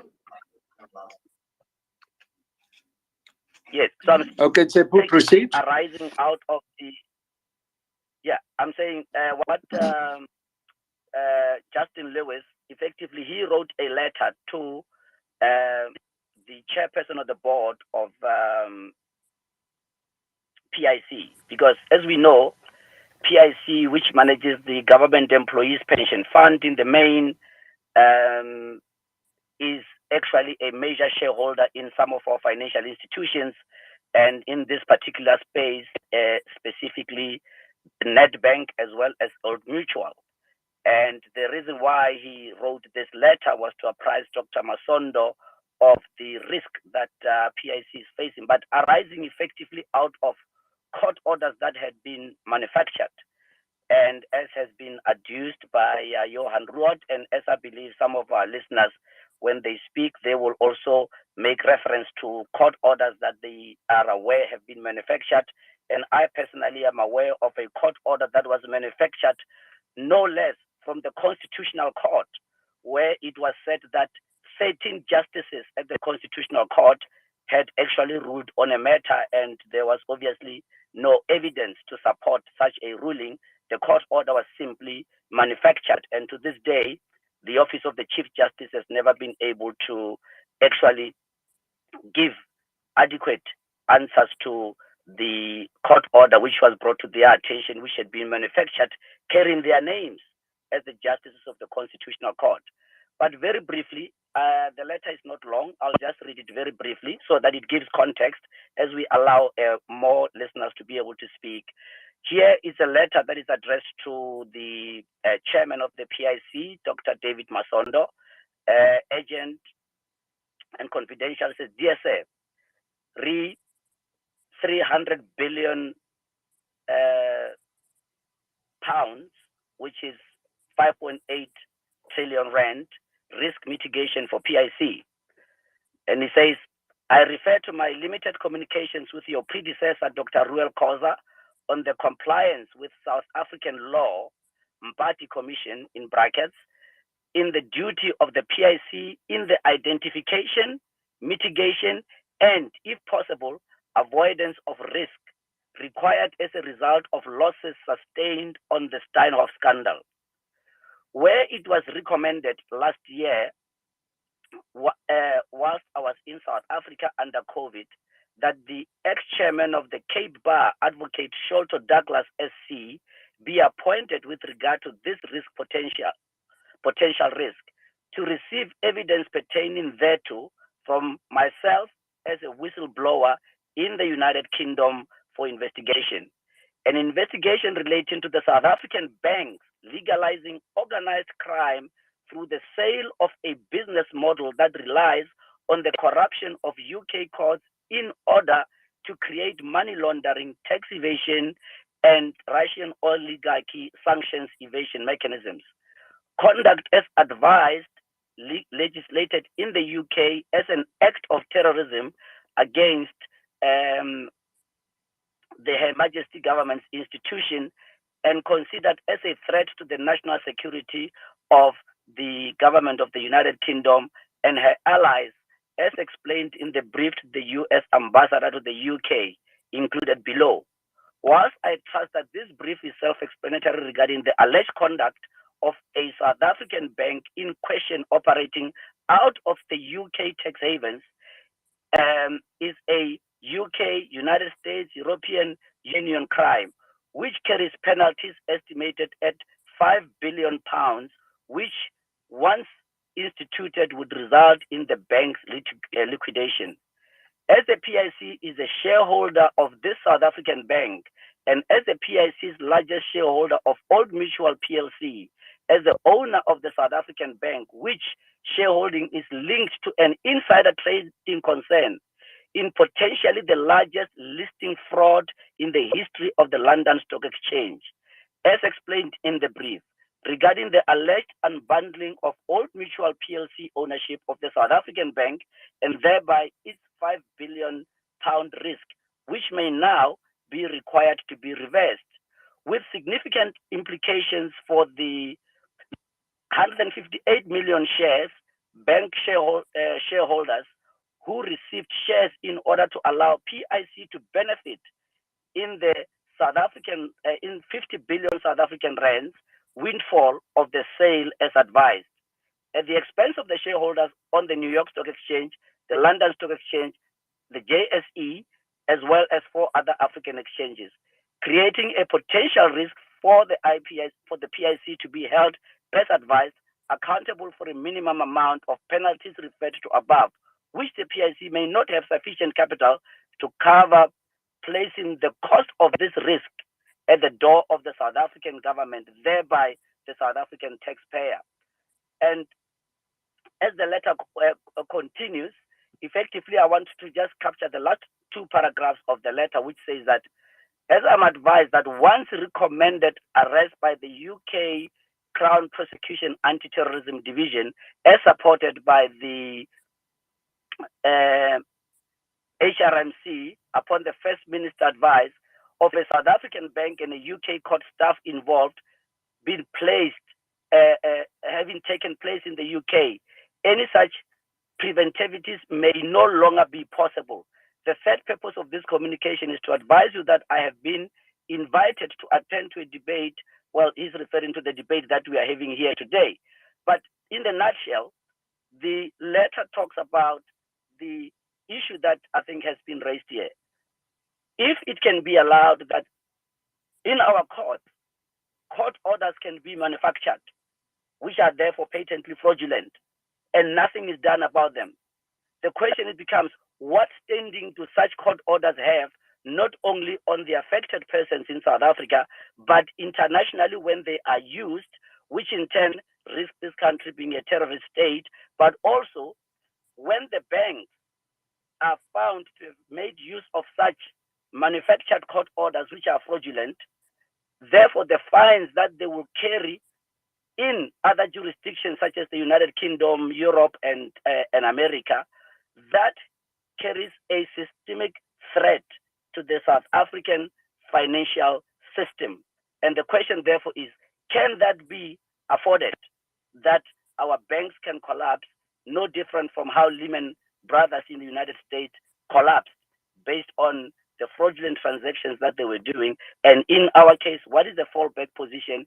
And in the absence of a fallback position, what does that mean? But lastly, can any one of us, based on what Johan Ruud has presented here, believe whenever we receive anything that purports to be a court order from any of our courts, particularly taking into account the number of persons who lose their houses, their businesses, as well as their vehicles, to very unscrupulous sheriffs who purport to be carrying court orders, when such court orders in many instances are simply manufactured and fraudulent. And if the justice system fails, if the judiciary and most of the Chief Justice fails to do or refuses to do something about it to stop this, what are we to do then as the citizenry? And I think that is really the submission. But I think there are many other people who would be able to add more value to this very important discussion. Thank you, Mpangazit. Thank you, Tsepo. I want to go to the people who've requested to speak. But before I do so, Advocate Mpofu, very short, not a long input, but very short. Is there any response that you want to give at this stage to anything that you've heard from Johan and also out of this letter from Justin Lewis? Thank you, Comrade Carl. Yeah, no, absolutely. I think those are all horrifying stories. And as far as this issue of buying court orders or manufacturing court orders is concerned, there's definitely a racket like that.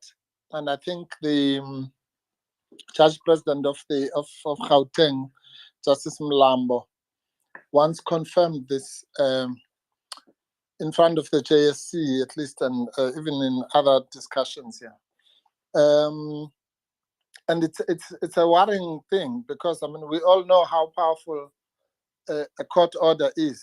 It can, I mean, theoretically send someone to the gallows, as it were. So, or take away your house or whatever. So if someone is armed with a court order, we all assume that if someone came to my house and said, there's a court order that I must give them my car, I mean, I'm just exaggerating, I would probably give it to them. So that's the impact of such a such a thing, and that is an instance of clear corruption.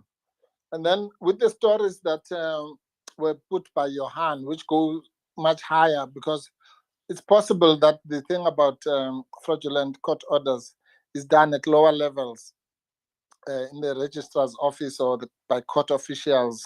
You know, it's just the normal general corruption in South Africa. But the other stories that Johan is talking about, which according to him implicate not less than 14 judges and advocates and other officials or functionaries in the justice system, are obviously more worrying. All I can say really is that this is what I was talking about, that people should not sit with stories like that. It should be, they should mobilize society, but make sure that they get reported into the JSC system. And if they are ignored, there must be a way for us as citizens to make noise. But I can assure you that if such complaints with the kind of detail that Johan was giving can be forwarded to even via lawyers' organizations or any other structures that he may trust, NGOs, and then channeled to the JSC system, at least they will be investigated and take it forward. And my fear with these things is really not so much that there is a lack of evidence, because I'm sure there is, as I've indicated. We've just seen in the Abraham G case. But the fear is that there's a systematic way of wanting to silence people. It's all very well to go on a podium and stand up and say, if you have evidence, bring it forward. And then when people bring it forward, you play all sorts of tricks to make sure that either it's stretched forever and never resolved, or that they are discouraged from doing so. And that's where society comes in, to make sure that if such a case is taken, we monitor it, we know about it, we make noise about it. And that's the role of an active citizenry, which you mentioned earlier in a different context, Comrade Carl. Thank you, Advocate Mpofu. I think that when we talk about the issue of a potentially captured judiciary, and on the other hand, levels of corruption within the judiciary, We need to try and find a way of see where these things meet each other and how they actually, in some instances, work together. And on a very different level, I'm experiencing at the moment a number of frustrations with the legal system in South Africa. For example, I've got a defamation case against the Minister of Justice and Correctional Services, Minister Lamola, that has now been going on without me being able to get this matter onto the court roll for the last 3, almost 4 years. Now, that's outrageous. But when I talk to legal practitioners about it, they say, but do you realize that it is actually possible to advance your case on the court roll if you're prepared to pay certain people money? Now, that's plain and simple corruption. But at the same time, I had to ask myself, and I don't know if it's true or not, but I had to ask myself, are there not other reasons at play when it takes me a period of 4 years to get a very clear-cut defamation case against the minister to serve properly in court? I can give other examples. I'm busy with a labor court case that I was told the roll is so clogged up that it will take 18 months. I'm not making much progress in another defamation case that I have against the Minister of Transport, Fikile Mbalula. But it can certainly not be justice if the process of justice is so slow and the channels of that process are so clogged up that it becomes true, that very old saying, justice delayed is justice denied. Let me now go over to some of the people who've asked to speak. Harold Furwood, you have requested to speak. The mic is yours. Harold, good evening. Yes, I am. Good evening, Carl. Okay, thank you for this opportunity. Yes, what I just heard now, the advocate Mapufo used the word horrific, and I could only end as horrendous that what your co-host Sepe and Jericho Walls was giving us details on and explaining what he experienced. And I wanted to speak about the captured judiciary, but the gravity of this is astounding, and I can't possibly think that we could possibly move on so quickly and just like, once the space ends and go into our lives, because this entire thing, this idea of a republic, idea of a financial system, idea of judiciary is built on trust. Trust. Without trust, this thing collapses. We collapse if I don't trust my neighbor, if I don't trust my family, like trust in each other and the institutions and systems. And what Jesus says, and I mean, it's not corruption, this is terrorism. It's terrorism. We experienced it with the rand manipulation. I've spoken about this, that the bank colluded to manipulate the rand, multiple banks, that they would have brought the country down to its knees. They perpetrated a psychological trauma onto the country that we were concerned.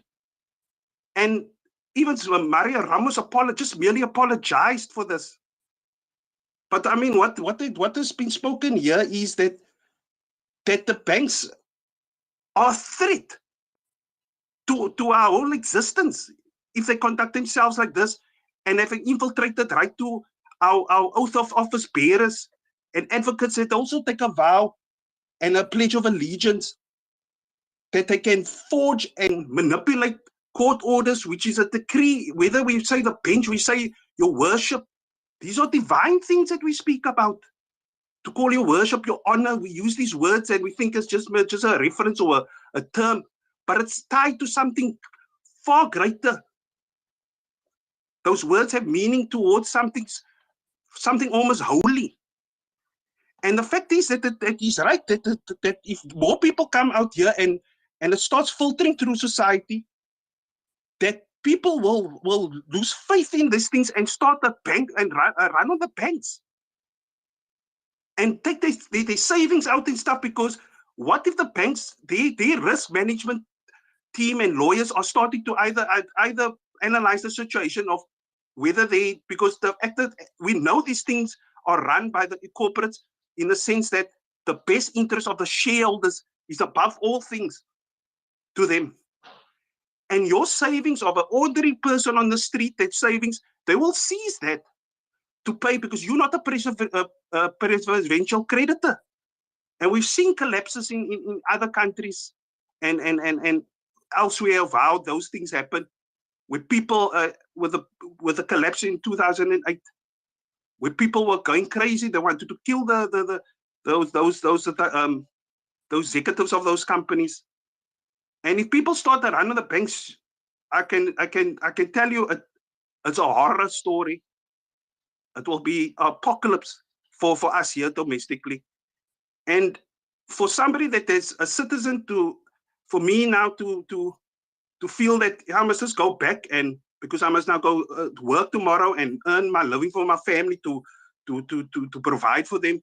We're hanging at the back of my mind that other citizens are going through this. But I mean, of all the other things, the violence that young people died in East London and stuff like that, it's heavy on my soul, on my being, and I'm sure it's bearing on all of us. What is happening here? That we're being crushed by the weight of wickedness. You know, that's all I can describe it. It's wickedness, and I have to now just push it back deep down and just, we just have to go forward. We'll have this conversation continue. We'll touch on other topics, and we'll just have to push that down. And how we're gonna do a way forward. But it's pure evil. And I think yes, I'm kind of not lost with what I say, but I think what I wanted to say with regards to President Zuma's statement yesterday of eventually calling out the imposter and charlatan Zondo, and he was quite correct. And we hear this man speaking through his foundation, his statements, and he speaks truth there. And we just before our eyes we see these things transpire, and we've just allowed it to go on without, as Advocate Mapulfu said, we just shrug our shoulders and we move on. So it lies. We are complicit. We are not just captured. We are participants in it. We're co-conspirators in it. And I mean, it's a damning thing to tell that I'm part of something that is destroying my fellow Africans and stuff, and I'm part of it, and yet I'm just as guilty. But and I'm trying to find a way to say, well, I'm kind of partly innocent in a way, because I mean I don't know really about, but we are part of it. So if we all incriminated, then I mean nobody's kind of at fault there. So thank you, Carl. I think thank you. Thanks, Harold. Johan referred a number of times, used the phrase, we are as a nation captured. And I was trying to get my head around what he's saying. And I think part of what he was saying was also now given more clarity to me by Harold's comments. We are also captured through our lack of action and our preparedness to allow ourselves and our fellow citizens to be exploited, to be handled with corruption, and to allow ourselves to bow to authority in the way we do without challenging sometimes that very corrupt authority. So yes, what we do in this Twitter space is we air our views, we get people to come and share with us, as Johan has done, some of their experiences. But at the end of the day, it needs to go a step further. It needs to translate into concerted action from us as citizens to address these issues. Because if we fail to do so, we will slip further and further down this cesspit of corruption and exploitation of our nation. And more, the institutions, as Harold referred to, that we hold in such high regard, that we refer and address with words of reverence, will become the instruments of our own undoing. I want to hand the mic over to Black Conscience.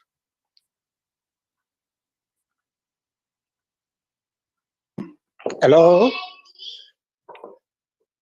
Thank you very much for an opportunity to talk in this space. And I have heard the submissions by Johan, submissions by Tsepo, and I'm saying submissions there's a by... lot of background noise. Perhaps you can just ask those who are with you to keep quiet a little bit so that we can hear you properly. Okay, I moved. So I've heard the submissions by Tsepo, Johan, and also by Harold. And this draws me back to when I try to look at the formation of some of our banks and also the establishment of the apartheid system and all those things. Because now we are talking about the captured judiciary. And Johan said that it's not only a specific institution that is captured, which Comrade Carl, you also emphasized on it as well, to say, maybe it is true.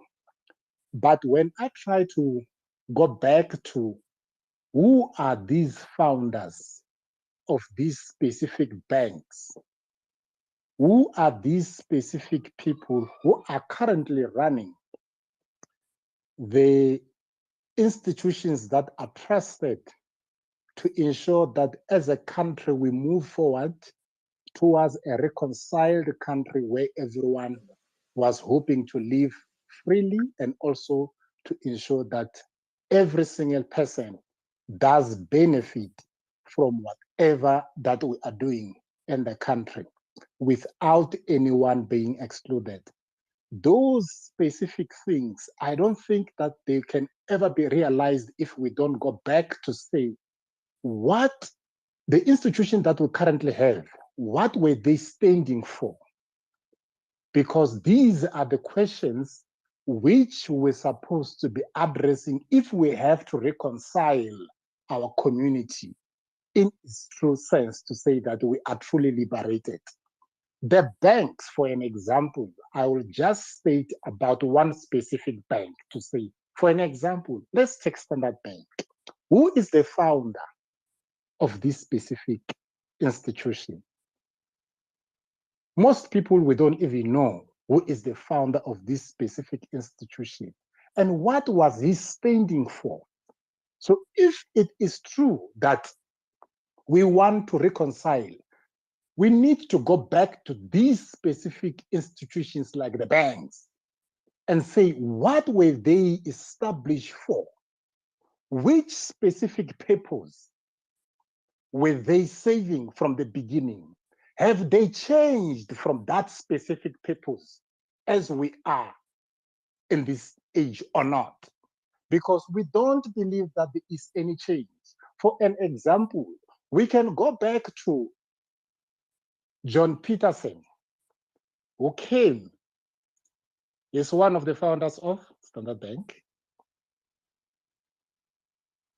On his arrival, he found someone by the name of Saul Solomon, who established the Cape Colony.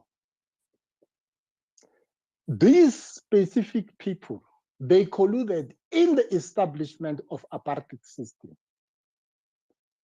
Another thing which they have done is to establish these financial institutions. These specific institutions were the channels of division. Of course, most people, they did not know. But when these revelations are being made to the public and people start to realize what is actually happening, we need to question further and say, so what changed from the primary objective of establishing this specific institution if these are the things which they were standing for all along? This is the reason why we have our own South African Reserve Bank also privatized. These are the facts that we also have most of our corporates, which are also standing for those ideologies which were made at the beginning when these institutions were established. But the biggest mistake that we've made when we transition into our new freedom, which we were so happy for, we have never went back to look at these. Let me not say that we never went back, because these are the things which we discussed privately and they were never made public. So if we really need ourselves to be liberated, we need to take this step back further and say that, okay, let us reconcile everything, because these specific institutions which we are holding so dear, thinking that without the banking system, we will never be okay as a country. These institutions, they need to be challenged. We are not saying that we need to get rid of them, but what we are saying is they need to transition and transform to save the primary purpose of this specific country, which our judiciary, unfortunately, is not really in the space to go and challenge that, because these are some of the things which we believe they have been agreed in a secret place before. So for us, in order to be able to liberate ourselves, it means that we also need to go back and question whether our constitution, which we are adhering unto it and also holding so dearly, which most countries are even saying that South Africa have got one of the best constitution. How can it be the best constitution if it is failing to ensure that we address the primary issues of social injustices that are happening in our country? Some people, they will say that it's because people are not really challenging the institution in order to be able to ensure that they deliver on what they are supposed to deliver. My question to that is, these specific institutions have been established as custodian to ensure that these transformations that we need does get to happen. So why are we having the institutions which are becoming a stumbling block, if indeed these institutions were supposed to be the enablers of our transformation? That is my contribution. Thank you. Thank you so much, Black Conscious. I think the seminal question that you ask us is, are these institutions, and specifically our foundational law, our constitution, enablers of our empowerment, or are they stumbling blocks for us to get to what we want to achieve in terms of our full empowerment, which also includes economic empowerment? It comes back also to the fact that this is Freedom Charter Day. And as Advocate Mpofu at the beginning of our discussion made that link, I think that link needs to be emphasized right now again. In my view, there are parts of our constitution that had been very deliberately written and molded by those who had a clear and advanced plan to prevent us from getting to the point of full economic emancipation of the majority of Black and especially African people. And one such part in the Constitution, I believe, is Section 25 and the manner in which it impedes our ability to restitute the land without compensation. These are issues that we need to talk about, and quite correctly, it was pointed out earlier that the Constitution can be changed. It is not a holy writ. It is not sacrosanct. And we need to think what needs to be done in order to liberate ourselves from the straitjacket in which we had been put by some of the decisions during the negotiating process. But I want to park those ideas and bring them back for further discussion. But your input indeed is very helpful in highlighting those concerns. I'm handing the mic over to Godfrey Malari.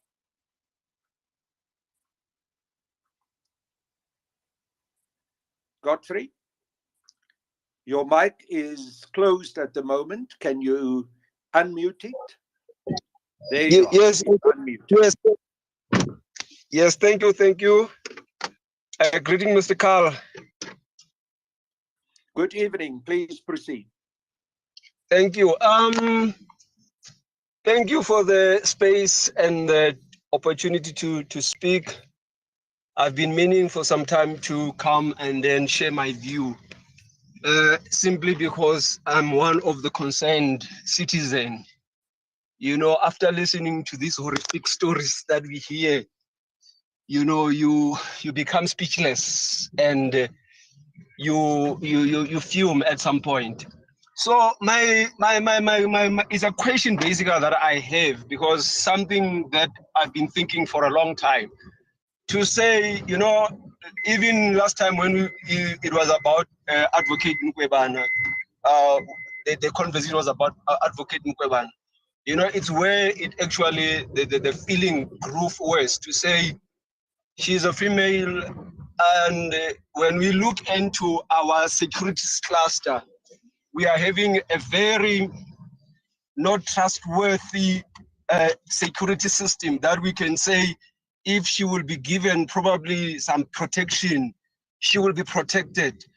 But I'm just taking her as an example, but I'm talking in general in terms of all the people that require security, you know, when we're dealing with these issues. Because as far as the recent speaker was speaking, you feel that, in my view, we at some point have to think about creating a security system. You know, in my mind, I'm thinking of the MK. You know, if possible, we can create an MK that is more of a security company owned by, you know, people who are more pro, you know, what do you call, pro transformation. Because for me, I feel that we are being intimidated, and that intimidation in a long run will actually delay our progress, in a sense that, you know, as long as they are dealing with individually without us having a proper way of actually counteracting their activities, then it means we are in a, you know, we are failing, you know, to stand to stand these people. So for me, I'm asking, is it possible for us, you know, to create a security company that will be more focused, you know, into protecting such people like Advocate Mkwebana, those who are coming out as whistleblower, and their information and whatever they are holding, it's because, you know, I've listened a number of times when people saying they've been asking for protection from our security companies. You find they are not given that. Eventually one dies, and then what happened then? So it means in the long run, people will be demoralized, you know, to come to the fore. So for me, I'm thinking, as Black people, as the people that are concerned about our issues, it means the task is upon ourselves, you know, to create an MK that is going to be more focused into our own people that are being intimidated, are being harassed, so that they are being provided with a service. So the only challenges that I would think it will be a problem in terms of finances and all that, but I'm thinking if I bring this to the big minds, hopefully maybe we can work around that. As much as I remember last time, Mr. Carl, you were talking about having leaders. So to bring that into the table, to say amongst your deliberation, why can't you consider that, so that eventually because for me, I see thugs running South Africa, and for us to deal with thugs, we need to do their way, because it's not like we are having a law-abiding citizen running South Africa. We are having thugs, and we know they are thugs, but unfortunately, we have been withheld because we don't have power. So we've given them power to deal with us, whereas the power they are using is our power. So we need to take that power back by creating a system that will defend us, because we have to defend ourselves against them. Until we get to that point, it means we'll be intimidated. Eventually, some of us, our life will be lost. Their life will be lost while trying to defend or to fight for the citizen of South Africa. Thank you, Mr. Khan. Thank you, Godfrey. I understand the frustration, and I understand the anger and sometimes the fear. At the same time, I think it is very important that we as citizens must mobilize for our laws to work and for our law enforcement agencies to be effective. So that mobilization, which is part of citizen power, and also the need to create NPOs and NGOs that insist on keeping our law enforcement agencies to their task and responsible. I think we must be careful to want to go down the route of self-help. Tsepo Khadima, a number of times in the past number of conversations, have referred to that, and I understand where it comes from, because one picks up more and more of the sense of frustration, almost a sense of helplessness also about the failure of our law enforcement agencies and those institutions that have been set up also constitutionally to protect us. But at the same time, we must steer clear from anything that may smack of vigilantism. We must continue to believe in the rule of law and emphasize the importance of getting the rule of law to work through a conscientious citizenry that mobilize to put that into effect. Thank you so much, Godfrey. I now want to hand over the mic to Real Democracy.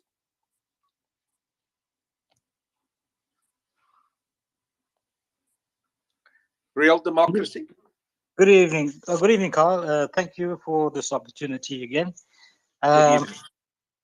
Firstly, thanks to Johan for bringing a very, very important issue out into the open. It affects nearly every citizen in this country, people who have mortgages and car loans and other personal loans. What's been going on is it's been a crime, and I've been a victim of it as well. I was lucky that I stood up for myself. A default order was given against me with no judge overlooking it. It was stamped at the registrar's office, signed and sealed. And I managed, it took me 6 months to have the decision reversed. And that is because who I am. I don't stand for just taking sitting down, but other people do take it sitting down. As soon as they see the word judgment, default, they all fall down and they accept it. Their houses are sold. I know since Johan has come out with this, many people have come across who borrowed money 15, 16, 18 years ago, R1 million, bought their houses, have paid off 1.8 million rand so far, came on hard times in this pandemic period, missed a few payments, and had the banks foreclose on their homes. Now the banks have got 1.8 million in their pockets, plus they got their home, and it's a racket. Many people are coming out with this, but they don't believe that they can do anything. And Johan, I must thank you for telling us how to go about getting at least some justice. The next point I want to bring out is that our president is, he was born in 1952 and then he was born again in 1955. He is, by chance, I found that as a member of a director of Mondi, he is involved in moving the funds out of this country into London. So Mondi PLC, Ramaphosa is a director there, and Mondi Limited South Africa, he's a director there, but with 2 different ID numbers. So anybody who wants to look at that, I think, please feel free to find out what's going on. This president needs to be impeached. He is aiding and abetting financial crimes in this country. Okay, and I hear what all of you are saying, and the Zondo Commission with their report that has come out has made us very angry. Number one, I think the one that sticks out is the evidence of Optimum, Brian Molefe, Cyril Ramaphosa being the chairman, and then Clinton Efron denying that. Now, he denied it under oath, and that is a charge of perjury that must be brought up against him. Real Democracy is gathering up evidence. We're missing one piece, and that is the Clinton Efron's statement of the 11th of February 2021 that is spoken about in the commission and is said to be just a statement, not under any, it wasn't under oath, but we need to charge this man for perjury. It was a crime, defeating the ends of justice. I think Advocate Seleka aided and abetted in the whole thing. So we are working on a charge against the chairman, Seleka, and Clinton Efron, just particularly on this matter. So if anybody can assist me in, if our engineer Coco is on, or Brian Molefe is on, if you have access to that document, I'd like to see it. It's not anywhere to be found on the State Commission website. The next part, I think, since Carl is talking about the Freedom Charter, and Advocate Dali has spoken at length about the system, the change that we need to bring about. There are no sacred cows, and I think what the position we are in as a country requires a radical change, a radical thinking, a radical way of doing things now. And the Constitution is not a sacred cow, can be changed. My suggestion, I don't know, is just something that I'm going to throw out, is that we suspend the Constitution. As Carl said, there's a whole lot of red herrings, Trojan horses within that document, and it's stifling us. We cannot go and open businesses with freedom. There's all kinds of obstacles, barriers to entry. Really, our freedoms are stifled. And we think we have the best constitution in the world. I beg to differ. I think we can replace that constitution with the Freedom Charter, as the new constitution. It covers all that needs to be covered, and it doesn't bind our hands every turn. To amend the Electoral Act, people have spoken about it. I believe 2000 was a big discussion regarding the Act. We need to bring in, I don't think many people are going to like this, but I'm going to have to say it. A lot of our problems is because of party politics. And if we have to have direct elections for MPs, our representatives, and our president, and I'm going to go further than that and say we need to go and elect our judges. We need to elect the Chapter 9 heads, elect the boards of our SOEs. Then that will solve many of the problems that we are stuck with now. We are losing. SAA is gone, not because of the board, I don't think, but a lot of the, well, some of it because of the board. So basically, we need a level change. Party politics has proven to fail us 28 years now. If you've got a motor car, it's not running well, we don't wait for the next service to go and fix it.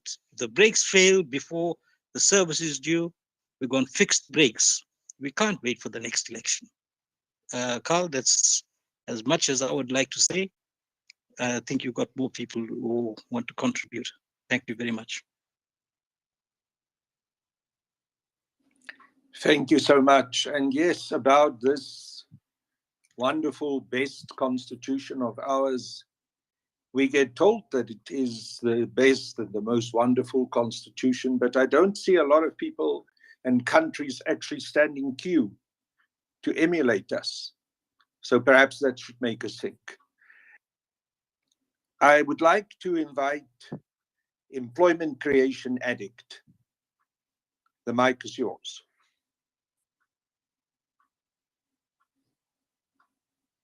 Thank you, Carl. Good evening, everybody. I must apologize up front in that in some of the instances, I had an issue with sound. So it might happen that some of the stuff I'm going to say has already been said, or whilst the speakers were addressing us on a particular subject, they might have dealt with it. As part of the way forward, I think going forward, we sometimes sound a bit hamstrung in the sense that we don't have solutions going forward. If, for an example, we are unhappy with something, what do? We create hashtags on social media, or we march to a particular institution, and then we back to our normal living, no change whatsoever. So it does feel to a certain extent we don't have solutions going forward. I think part of what we've seen in the past as a way forward, we need institutions like an MDM, which was mass democratic movement. In a sense, we need to find what's common or what are the common challenges in our society and prioritize those and confront the system with the minimum, solving those identified common issues. I think another way of also going forward, we often complain about the financial institutions, and I'm not saying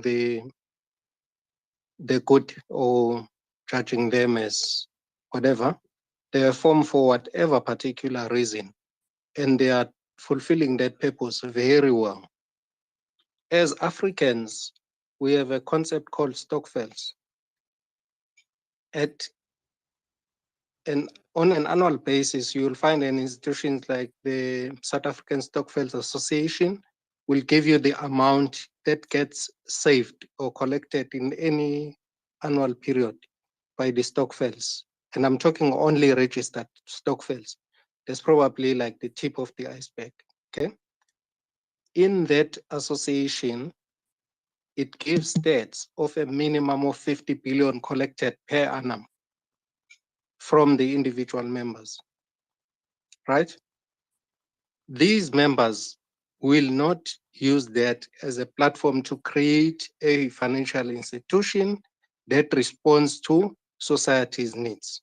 For an example, let us say you have one manufacturer that wants to, I don't know, manufacture school shoes or sew uniforms and then sell to the public.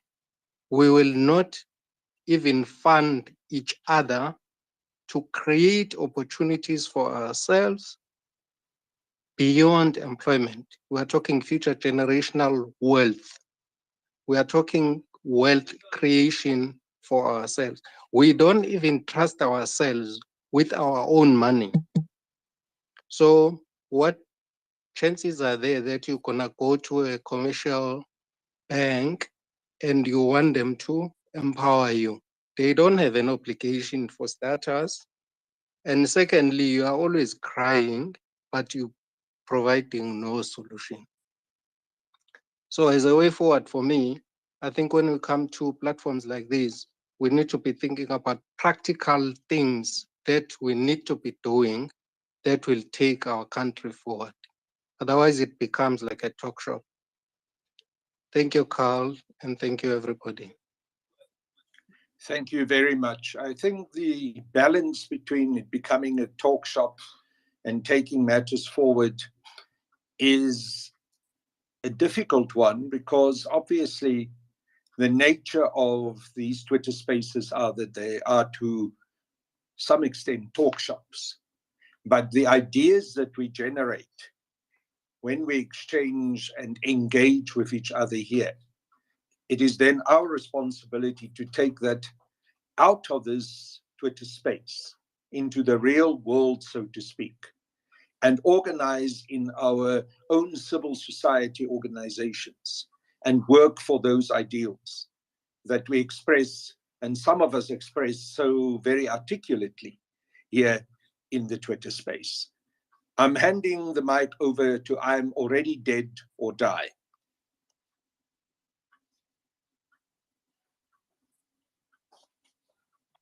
Thank you very much, Comrade Cow.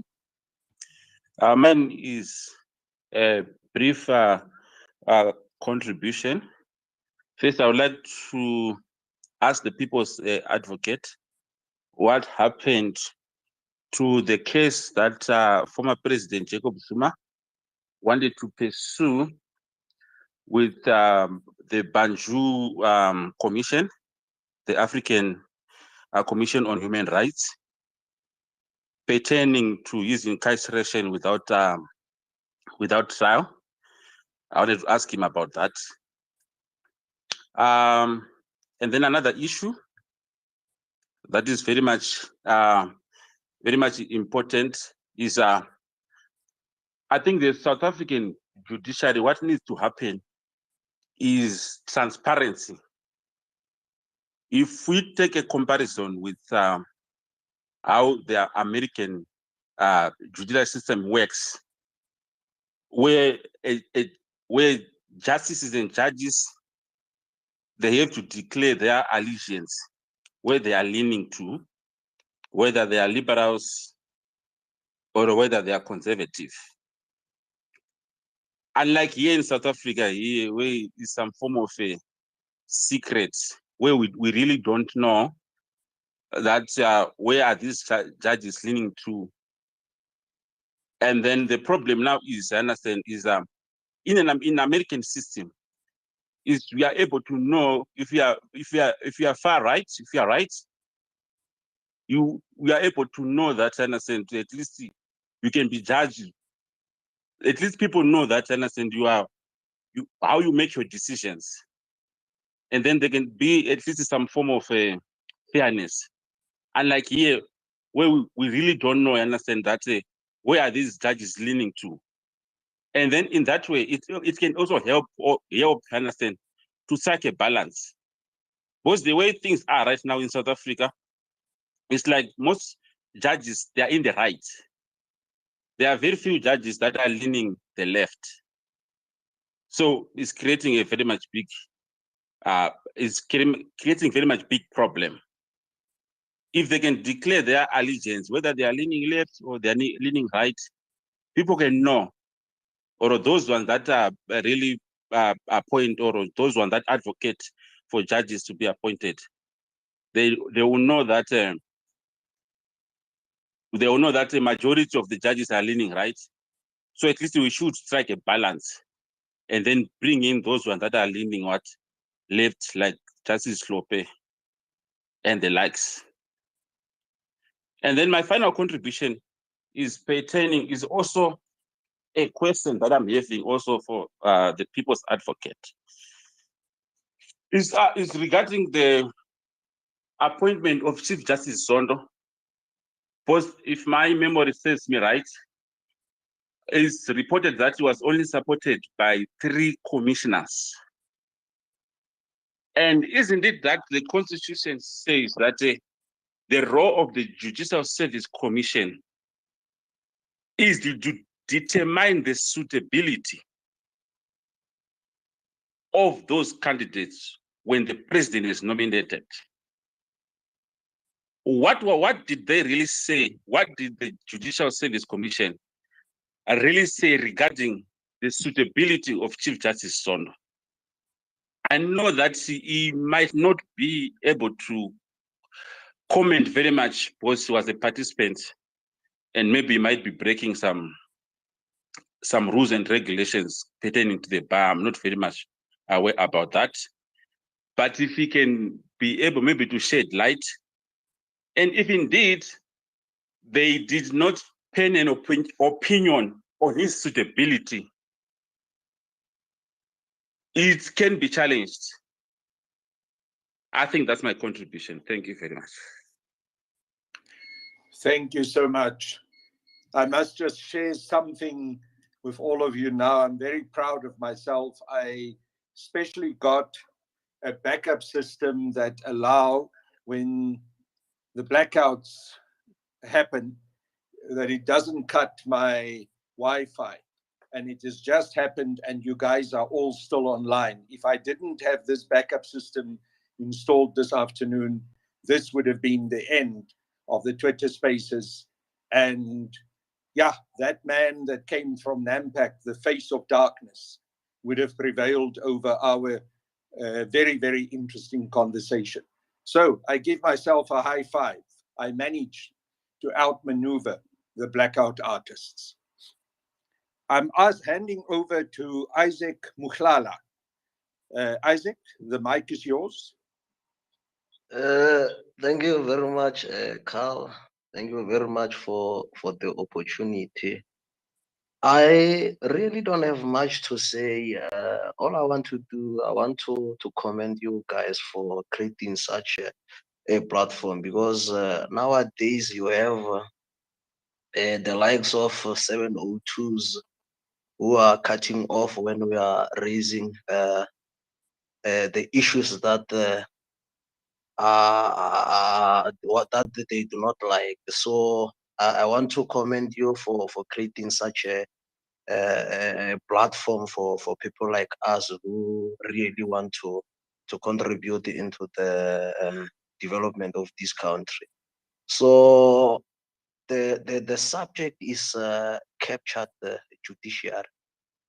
This subject comes at a time where we have the man like Chief Justice Zondo as our Chief Justice. That alone, Carl, I mean, it raises more questions than answers. The man does not inspire confidence. The man, we've seen him playing a referee and a player at the very same time during his commission, because we can just say it's his commission. But now this would be a topic for another day.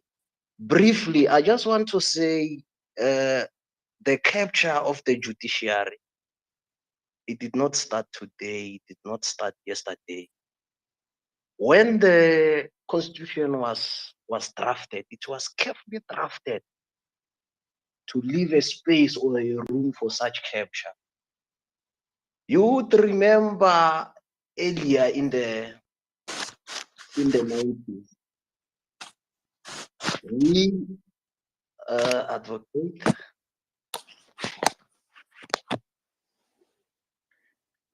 Comrade Dali, your speaker is unmuted. Can you just mute it again?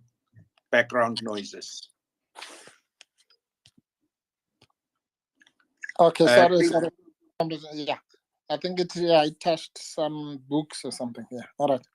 Okay, thanks. Yes, you are. Proceed, please. Yes, you are forgiven, advocate. It must be very, very, very difficult to be you, because we observe these things. We watch the television many times. When you make submissions, you can even see the faces of them.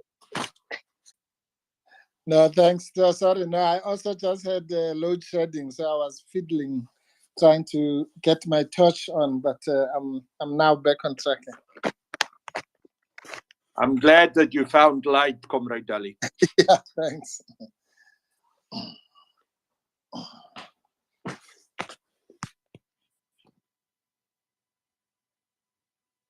Yes, briefly, as I was still saying, the capture of the judiciary, it started with that requirement of fit and proper before one can be admitted as an attorney or advocate. That requirement was used, I mean, to make sure that they keep people who they don't want in the judicial system.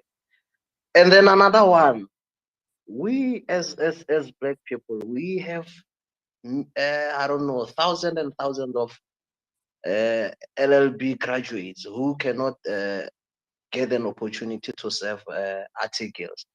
And you know, serving articles is one of the requirements. Without one serving articles, it's going to be very much difficult for them to be, almost impossible for them to be admitted as either advocate or an attorney. So even now, when you look at the whole system of lawyers, you can see that the white people, I'm sorry because you are also white, but we are just saying it as it is.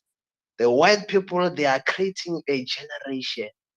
So if you look at the judges now, if you can just try to check how many black judges, you'd be amazed. So even now, when you look into practice, how many practicing white people, you will also be amazed. So in brief, I think today I was not that much prepared. I just wanted to commend you guys. We will have another time to ventilate these issues further. So I want to encourage you to keep on creating that space, so that people like us who are somewhere else blocked can ventilate their ideas. Thank you very much, Carl. Thank you, and that is exactly the intention of the space, to give you the freedom to ventilate your ideas. Zoe the Seed, the mic is yours.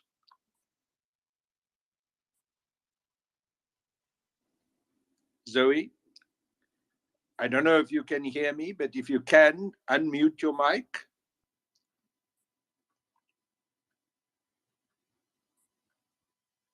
Okay, it seems. Oh, there you are, Zoe. Okay, please proceed. Hi, everybody. I wasn't really prepared to speak, actually. I don't even know how I became a speaker, but I'm really interested in the conversation. And your mic is, your sound is very poor. Can you perhaps talk closer to your microphone, or try to find a way that you are more audible, Zoe?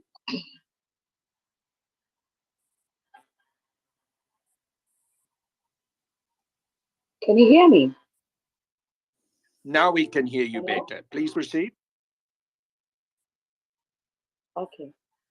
No, I was just saying, I don't know how I became a speaker, but I was just listening and enjoying the conversation. Can I just sit back on this one for now? Thank you. That's fine. You activated your mic, but it's okay.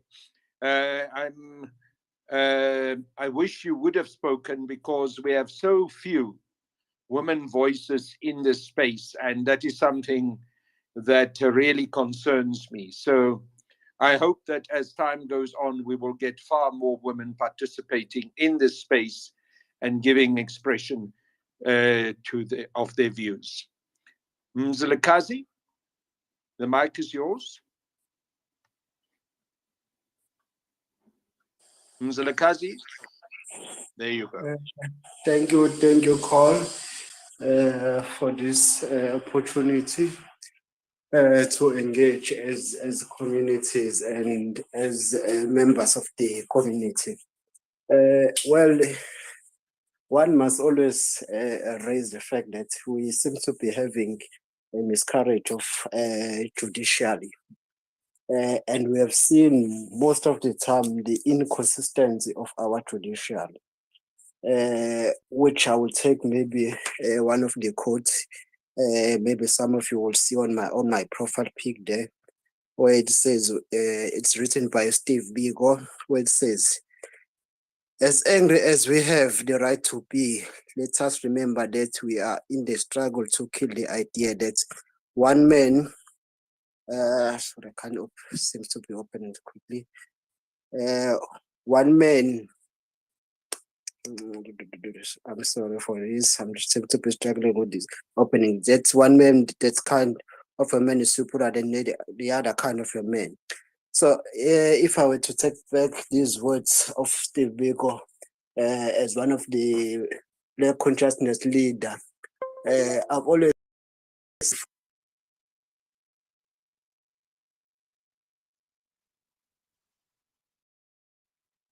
no, but I know your political credentials, so I think they are more black than than any other white man. But what I wanted to raise that before we fall into any political affiliation, we are first black people, and which is one of the fundamental things that during the apartheid, our fathers and our forefathers managed to fight because they were together, as they were united as black people.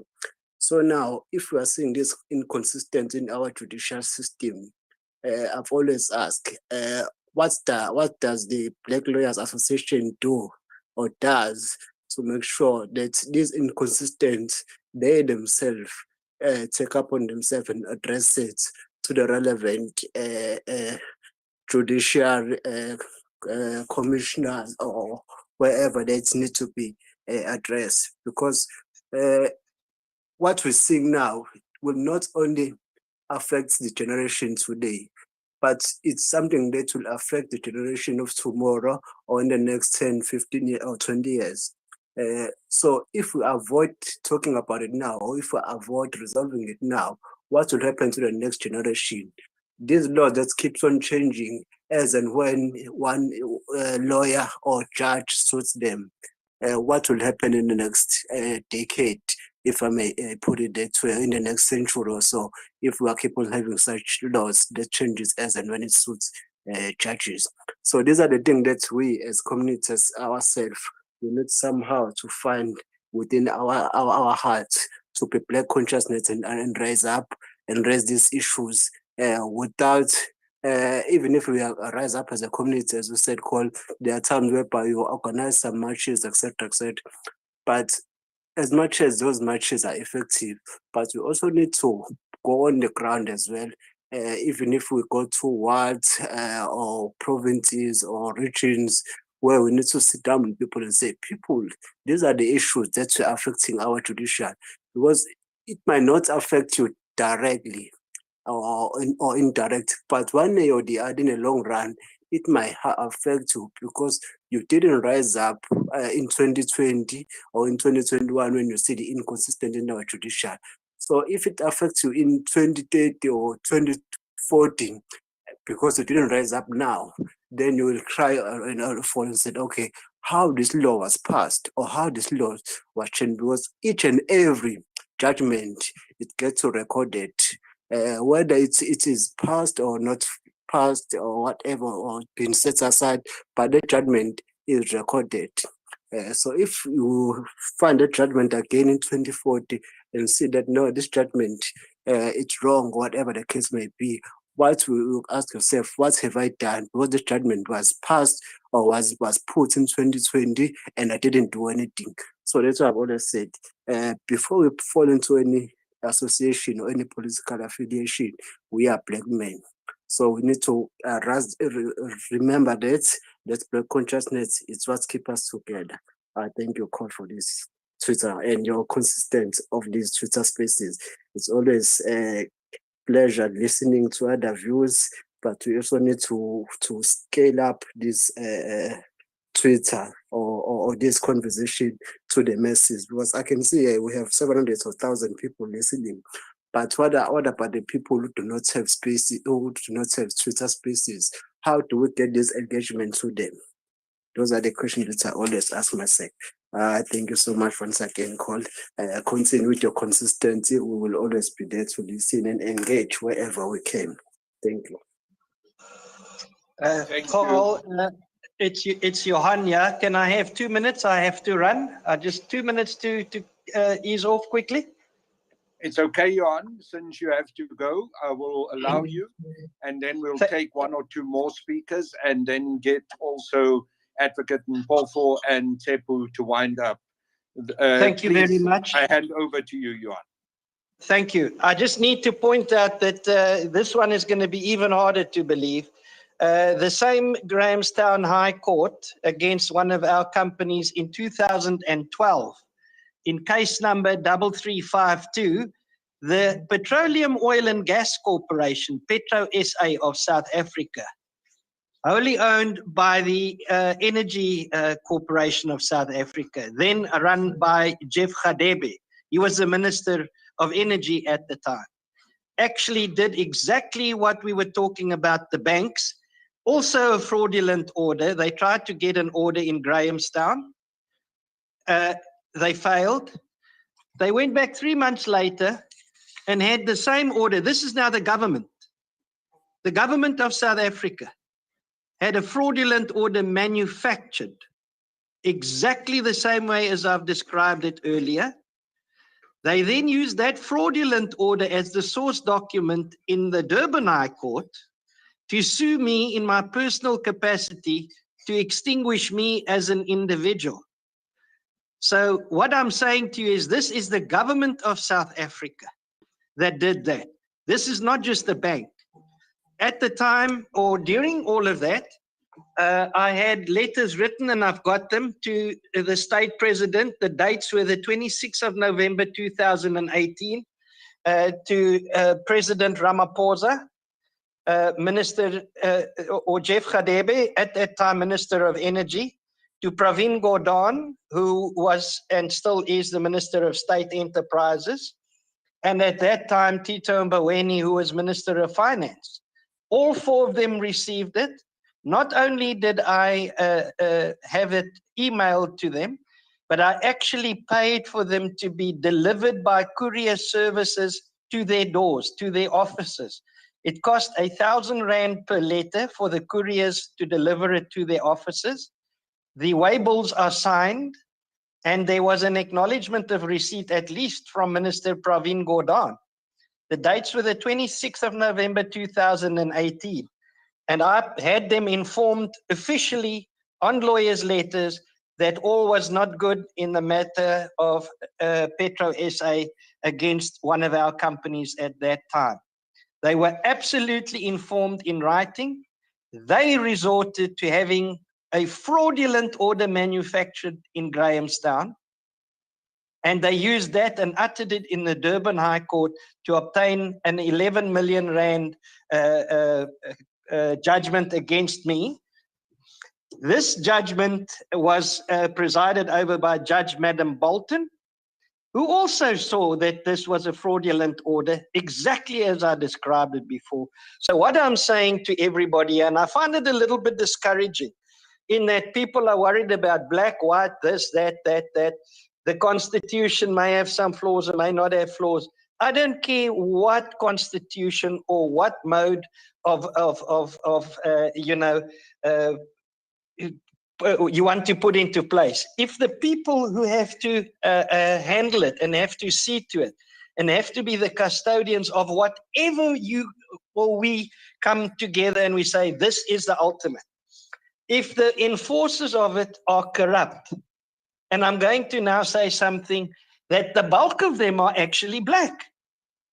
They are whites. Yes, Judge Jeremy Pickering is white. He's implicated. The attorneys and the advocates are mixed. They're males, they're females, they're coloreds, the whole lot, they're mixed. What I'm saying to you is corruption knows no color. Corruption knows no politics. We as South Africans are captured. We can talk till we blue in the face. We know what should and shouldn't be done and all that, but it doesn't matter what body gets put together. It doesn't matter who it is.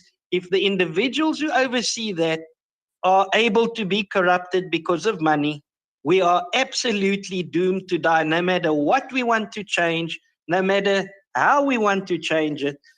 It is absolutely a waste of time. We don't just have the judiciary captured. We as people in the country are captured. There is no recourse of justice, in my view, and from what I've seen, and I've spoken to a lot of people recently in the last 8 days. In all the interviews that I've had, this is the 10th one in 8 days. I have heard from people from all over. I've heard from, I don't even want to mention it, but it is grassroots level all the way up. And I can tell you what, there is an anger that is rising, and they are absolutely getting fed up. We are now sitting, bluntly put, there is no rule of law. It is finished. And if we think, or anybody here thinks, that they can now go and speak to the people, to Judge Zondo and stuff like that, and get this sorted out as it should be sorted out, and to follow those correct channels, you are deluded. You are dreaming, because I have already been in contact with Judge Zondo. I have been in contact with the state president. I have been in contact with the Minister of Justice. All of them are copied into and directly confronted, and all the judges that are implicated. You are wasting your time. They are not going to do anything. It's the people of South Africa that are going to have to do something. And I tell you what, it's gonna, people are, I'm now telling you what I've heard. People are now saying that it is a case of the citizens are going to have to walk in there en masse and do arrests.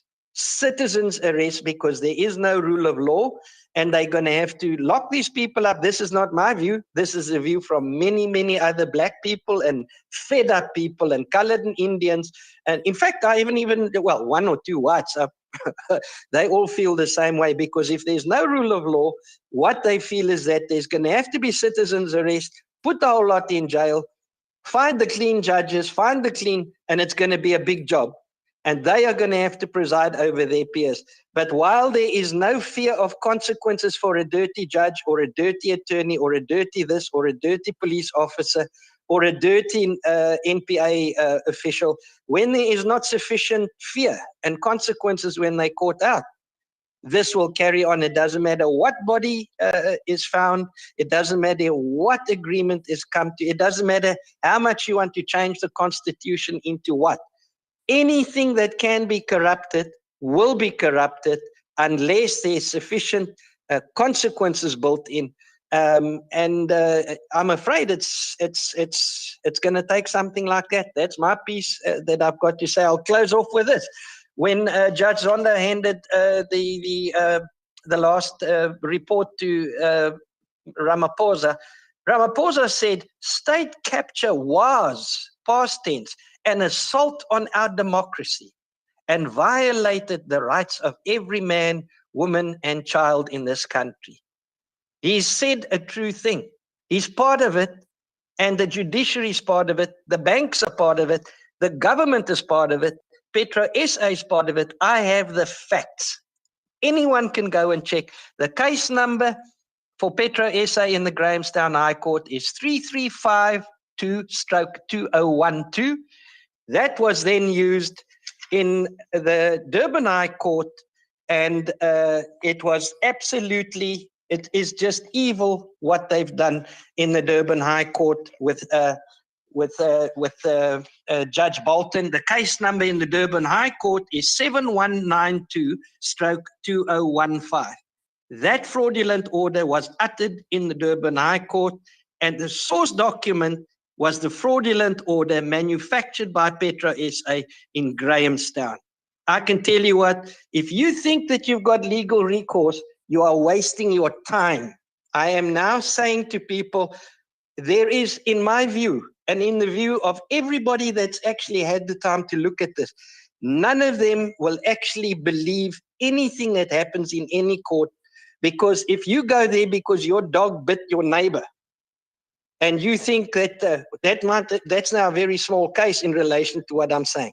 But if the judges are that corrupt and they've sold their morals out like an incestuous prostitute for nothing other than money when they've got more than enough, and if they have actually done this to what used to be an oath of office when I was growing up, a judge and a minister and a bank manager, they were absolutely the pillars of society. They are now, the contempt of court is now going to take on a new meaning. It's not going to be the contempt of court as we know contempt of court. It's going to be utter contempt of the judiciary and the courts as a whole, because it's now being shown to be absolutely, totally, we are finished.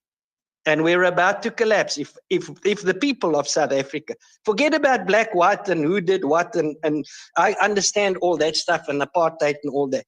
If we as South Africans don't now start pulling together, forget about your political affiliations. You can practice that later. Let's all just save the country. Forget about your religious differences. Forget about that.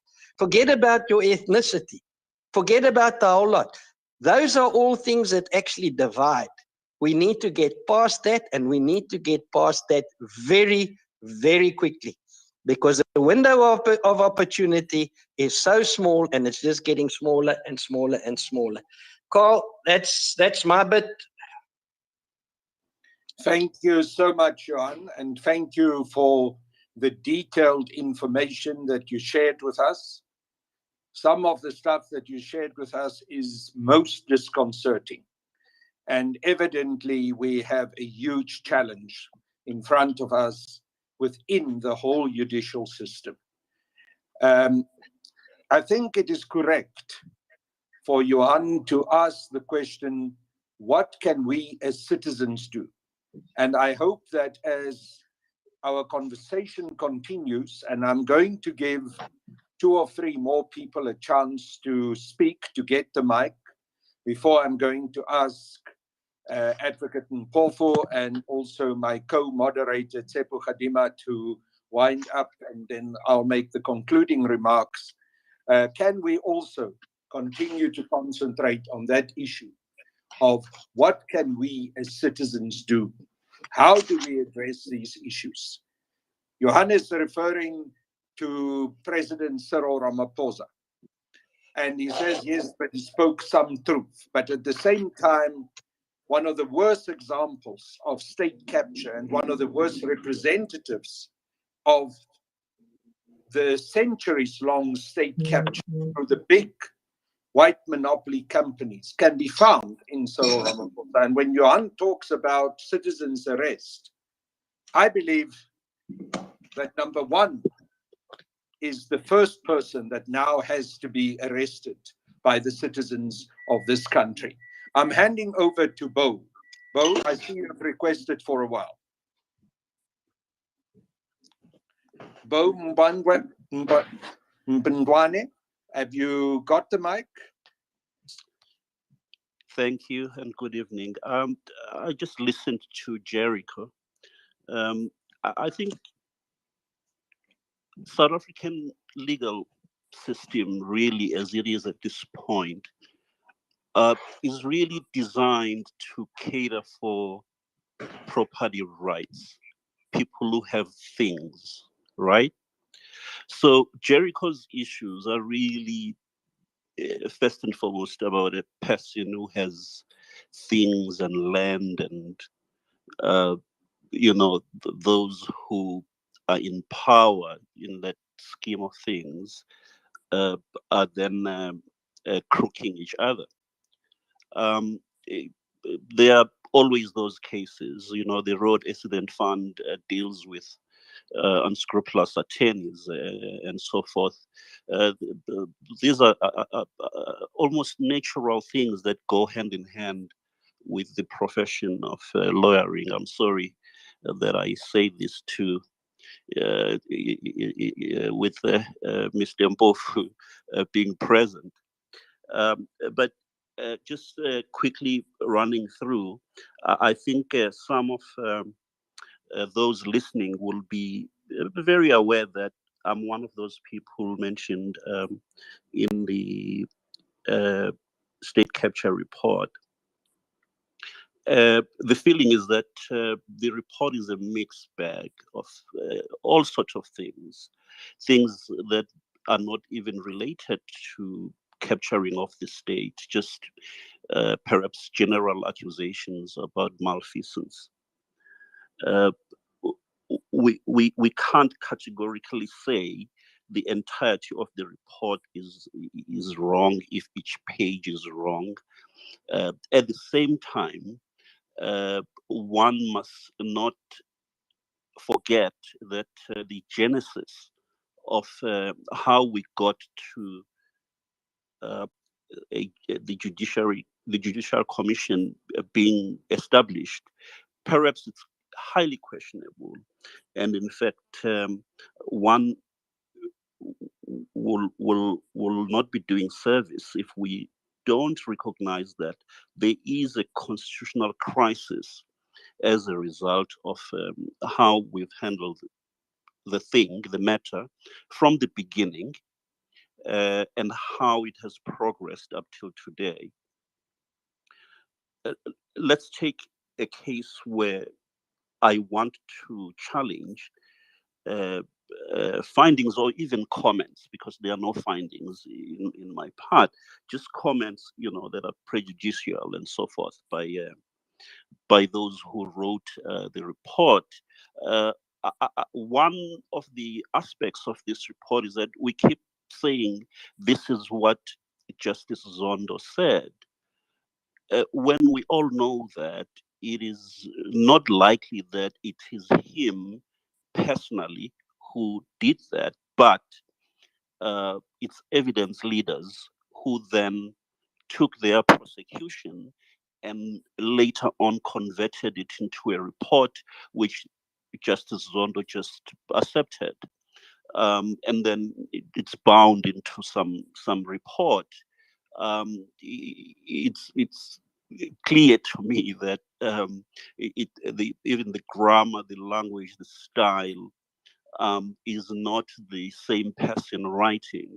It's various people writing and pulling together their thoughts. And when you look very carefully at the stylistic part of it and compare that with the manner in which those who were questioned live on television or publicly, as we saw, you can get the same language and then get the sense that you did not have a situation where the justice sat with perhaps assessors next to him, who then assessed both the facts and the law and then dealt with the matter very clinically.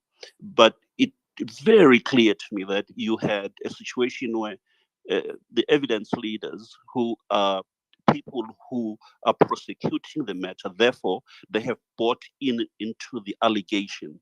They are not necessarily people who came across as fact finders. They went to establish that their facts are correct. Then they ended up writing the report, which was then signed off by Justice Zondo. So what then happens when you take the matter on review? You have to go to a lower court.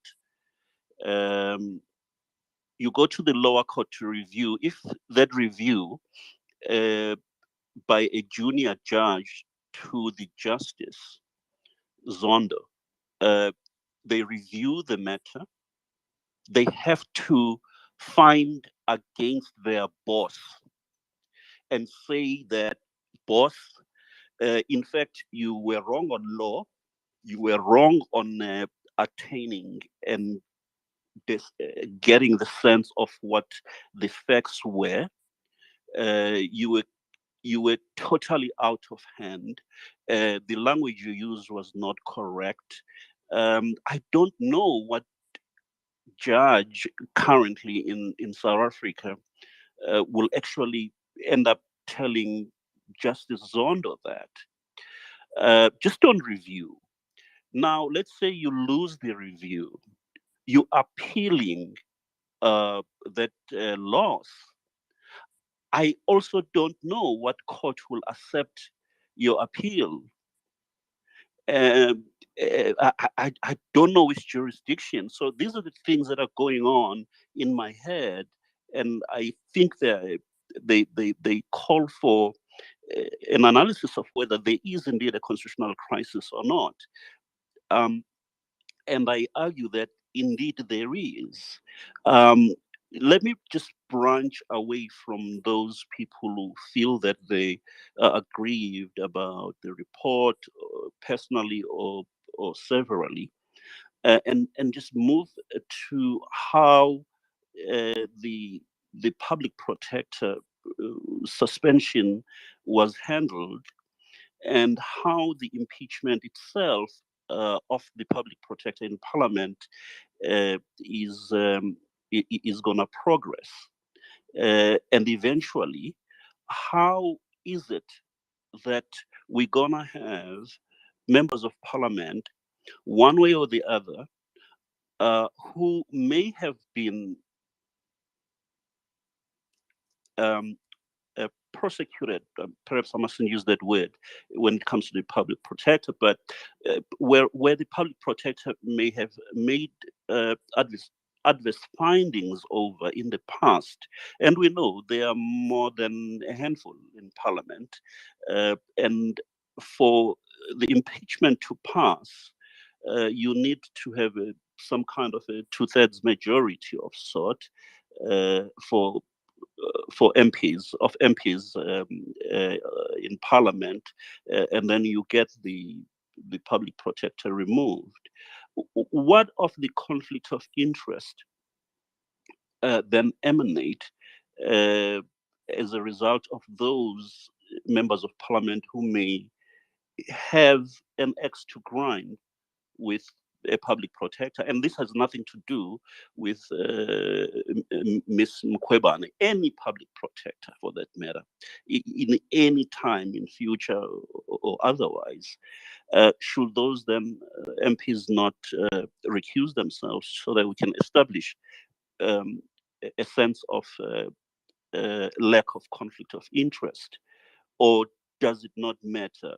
That conflict of interest that I believe MPs will find themselves in also constitute a constitutional crisis at the same time as the one I've mentioned about Mr. Zondo, that ordinarily it is always hard. That is why even at the workplace, you find that it's better to have an outside independent person reviewing any case of discipline if there is a report about a senior person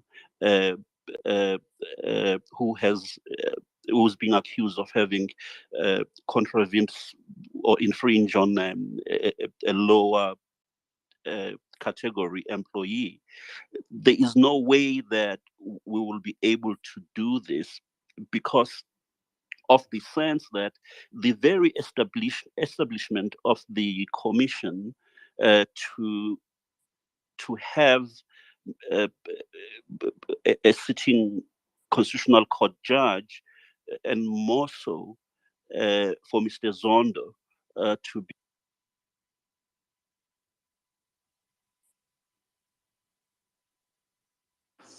Bo, you have disappeared.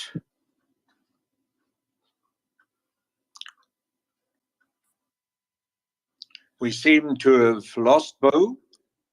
Unfortunately, he was making some very interesting points, and I'm sure Advocate Mpofu, when you come in just now, you will refer to some of those.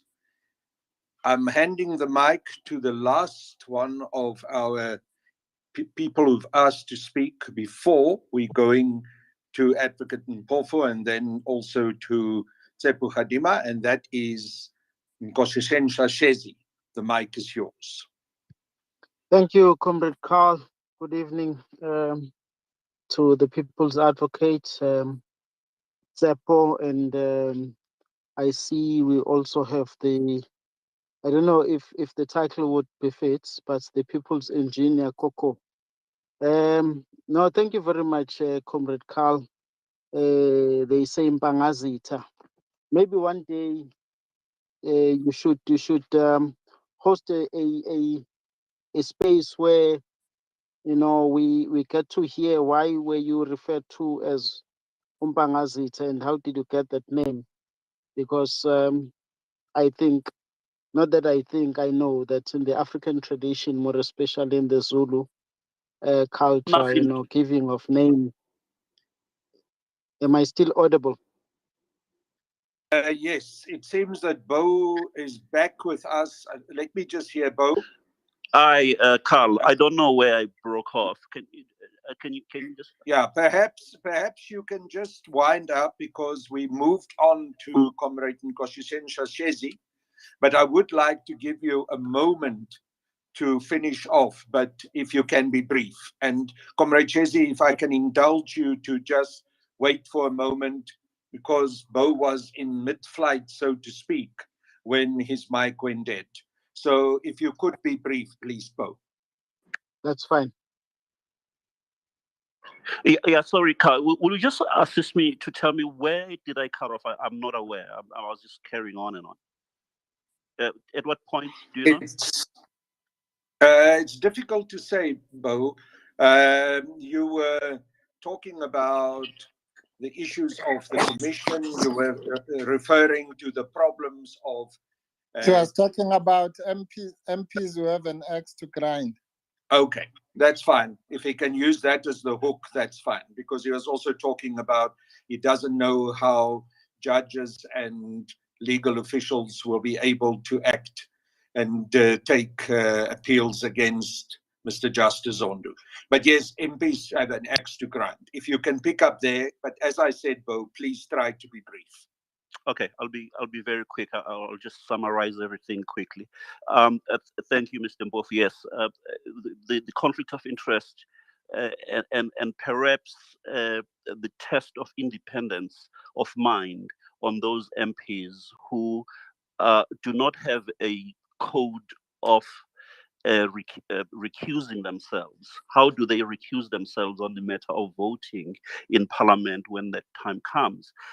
Quickly, the Zuma arrest, in my view, was also unconstitutional because it was more about vengeance and not about getting him to appear at the commission. There were a number of other options the justices at the Concord could have considered.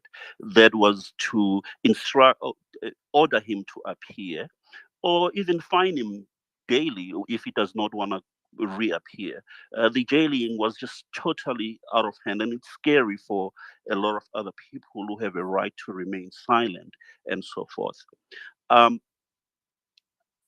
I think I want to just, because you've asked me to not to expand further than that, I don't know if I had covered the issue of the public protector and the issue of the suspension, that it's quite worrisome, especially. You did refer to the public protector and you were audible at that. All right. No, let me just cut my comments there. Safe to say that as the report goes, the manner in which it dealt with the security intelligence material, that's not how you deal with it. You don't deal with gut feelings. The manner in which a lot of evidence was just ignored, totally ignored, and not referred to, picking and choosing what you want to consider is also not right. But at the center of my input is that we have a constitutional crisis, a real one, and that has to be addressed. Thank you. Thank you, Bo. Comrade Mycrosshairs, apologies that you were interrupted just as you started. The mic is yours. No, thank you very much, Comrade Carl. In fact, without boring anyone, I would like to go back to where I started to say, yes, I would like that one day you give us a platform where we look into the name Bangazita and how you got the name. And I'm saying this because I know that it has a very great significance in terms of the manner in which you have conducted yourself and contributed to both the historical fight against apartheid injustice, but also have not, stopped when many others have stopped and decided to get into the bandwagon of chowing the money and getting corrupt, taking positions and using those positions to enrich themselves. You can cite anything to support that when a man who's supposed to be the president of the country is commanding the South African police services members to act as his gangsters, to go and fetch money that was originally not even supposed to be in his house. But I'm not going to go on that route. I'm just saying that we need a day where we can actually look into how you got the name Bangazita and what it actually means. I'm saying this, Comrade Carl, because I'm sitting here and I'm a bit frustrated and I'm trying to think if I should ventilate this, but I think I would bear the brunt of having voiced it out, whomsoever would feel otherwise. I think in the previous spaces we've established a particular problem, and that problem being Cyril Ramaphosa at the helm of our country. And in fact, it saddens me that the People's Advocate spoke about load shedding and how he was trying to get a torch to I don't know, to do whatever that he was trying to do because of the load shedding. Yourself, Comrade Niehaus, and even myself, I had been affected in the past few hours, so I'm not even sure if where the discussion had gone through. But we have people like Koko Machela who had previously done this thing, and yet they cannot be of service to us. And you're looking at the input of JR, where our judiciary is said to be really corrupt, and I want to concur with that assertion. In fact, I want to add, even though it's not a popular view, to say that more especially the Black people in this country, it's unbelievable that we would be treated the same way as the minority Black Africans in America when it comes to the courts, in South Africa. If you look at the prisons in South Africa, they are, over flooded with prisoners. And if you dig deep down, you find that the cases are not getting attended in time. People are not being serviced the way they should. So definitely the judiciary may or may not be captured, but there is a rot in the judicial system of South Africa. It is not doing what it's supposed to do. And in fact, I want to concur with JR to say that after Cyril Ramaphosa, we must be able to investigate first and foremost Raymond Zondo, his conduct in the state capture, and many other judgments and many other judges who have participated in something that is suspicious of wrongdoing during the Cyril Ramaphosa era. Comrade Niehaus, going back there to the issue about Mbangazita, is to say that tomorrow we are going to escort. And I'm thinking about the fact that in this space, we had said that we have analyzed our problems and we found that indeed we have a problem. That problem is symbolically represented by Cyril Ramaphosa, his abuse of power, abuse of the law. And we are carrying on to discuss, yes, very crucial issues. But to me, I think if we could zoom into the issue of Ramaphosa and be able to deal with it decisively, because we have a problem. Tomorrow, we have to go to escort. People are calling, they want to know how do they get to escorts and things like that. But all the issues, all the trouble that we are facing evolves around one man. And that man needs to go, and he needs to go today, because tomorrow it may be too late. How do we make sure that we build a monument just around that topic? Because you'd find that many other things that we are discussing, they find their expression in this one man. I just don't want to repeat myself, but I want to ask Comrade Carl, sorry for asking in this public platform. People are saying that we are becoming a talk show without real action. How far have we gone in terms of ensuring that as a people, as a collective, whether in this space or even outside of this space, can we contribute into a movement that will be capable of organizing marches and hiring buses and making sure that if we are to decide today and now that we are targeting all the courts, because our courts seems to be captured and things like that, we can do so. Because really, unless we do something tangible, unless we are ready to act, we will keep on talking and our country will be gone. Comrade Carl, sorry, I'll just have to leave it at that. Thank you very much for the opportunity. Thank you, Comrade Shezi, and thank you for those words. I'm looking forward to see you tomorrow, although it's not at a very nice place there at the Escort Magistrates Court. And perhaps just as part of the experiences that one has with regards to how our judicial system operates, let me just relate what I was told by members of the South African Police Service when they took me on the 8th of July last year while I was busy with a live interview on the SABC.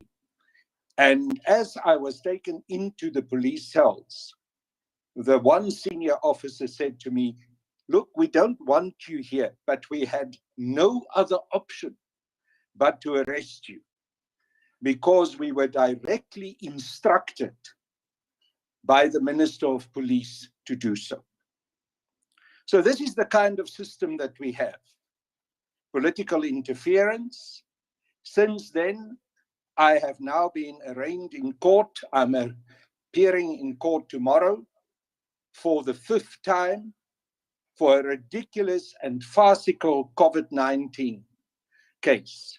While the same morning of the afternoon where I was arrested live on television, the Minister of Justice and Correctional Services, Ronald Lamola, addressed a large crowd outside the Escort prison, not wearing a mask, nothing of the kind. A few days after that, the Deputy Minister of State Security, Zizi Kodwa, was in Soweto, addressing a huge crowd, breaking all the COVID-19 regulations of the level 4 lockdown that it was at that stage. No consequences. But because of my political persuasion and because I was there in support of President Jacob Zuma, I'm tomorrow back in court for the 5th time. So that is part of the life that we live and the injustice that is being visited on us. And Comrade Chesi is quite correct that at the center of that stands this man, Cyril Ramaphosa. And therefore the campaign, Ramaphosa must go, is a critical campaign. And that's why we are working on mobilizing civil society and all the various sectors of civil society to do exactly what Comrade Chezi says he feels we should do. Mass mobilization, direct combat. Yes, Comrade Chezi. Yeah, sorry, just before you let me go. You know, on top of that, because these things, we must talk about them, and we must make sure that ordinary citizens of this country are aware of these injustices emanated to our comrades, so that people may not turn around and say we didn't know. And this message should go to every citizen of this country, every man who calls himself a leader in this country.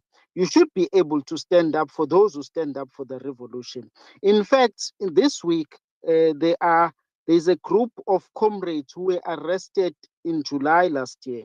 Some of them are working for municipality in Hlatuza.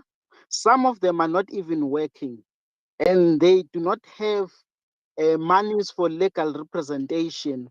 And in fact, I'm yet to find out if their local leadership has assisted them, because you know they are alleged to have conducted some acts of violence during July. And in fact, if you can go back in history and look at the events of July, who can you point out who have instigated or done anything wrong to anyone? Because majority of people, if not all the people who died, were our comrades, were our brothers, were our sisters. But I don't want to take you long on that route. But I'm saying, Comrade Niehaus, let us find a platform or a vehicle to make sure that ordinary men and women of this country who want to see change, they can participate in this change. Those who want to contribute in a movement that will move them out of this quagmire can do so. Somebody in this platform spoke of an MDM. You are talking about that movement as well. Can we ponder around that issue before we even attack many other issues, because it's very important. Some of our comrades, we are risking to lose them. People like yourself, Mbangazita, what happens if you get locked up in that escort prison? You know, things like that. We must be able to address issues urgently. Thank you very much. Thank you, Comrade Chezi. There's an issue that you touched on, but you didn't go further about it in terms of support, that I'm going to touch on in my concluding remarks tonight. And that is in terms of support for people who are being targeted and who are under the heel of this repressive system and also this legal system.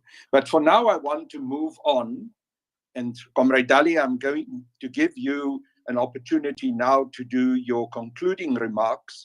But I want to introduce it with saying, I heard what you said, that you say our courts are not captured or not fully captured, but yet you also acknowledge that there is a very concerted attempt of capturing. I must say, I tend to disagree with you to some extent. I think we are already very far down the road of capturing, but perhaps you can, in your concluding remarks, also refer to this balance between attempted capture and how far are we on that slippery slope of capturing. The mic is yours.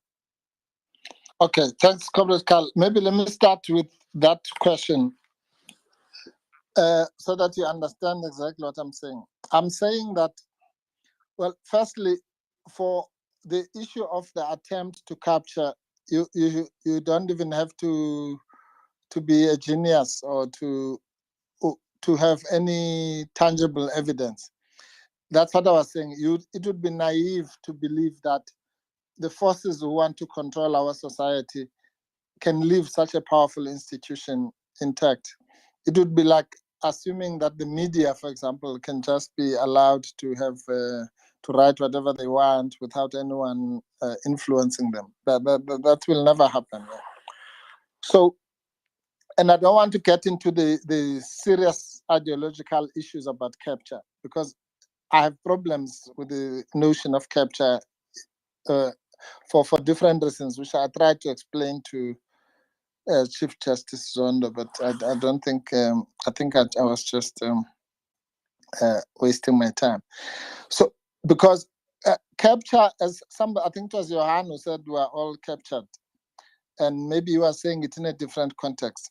You see, remember, politically speaking, ideologically, if you are a student of Lenin, then capture, there's something that you might call positive capture, if you like.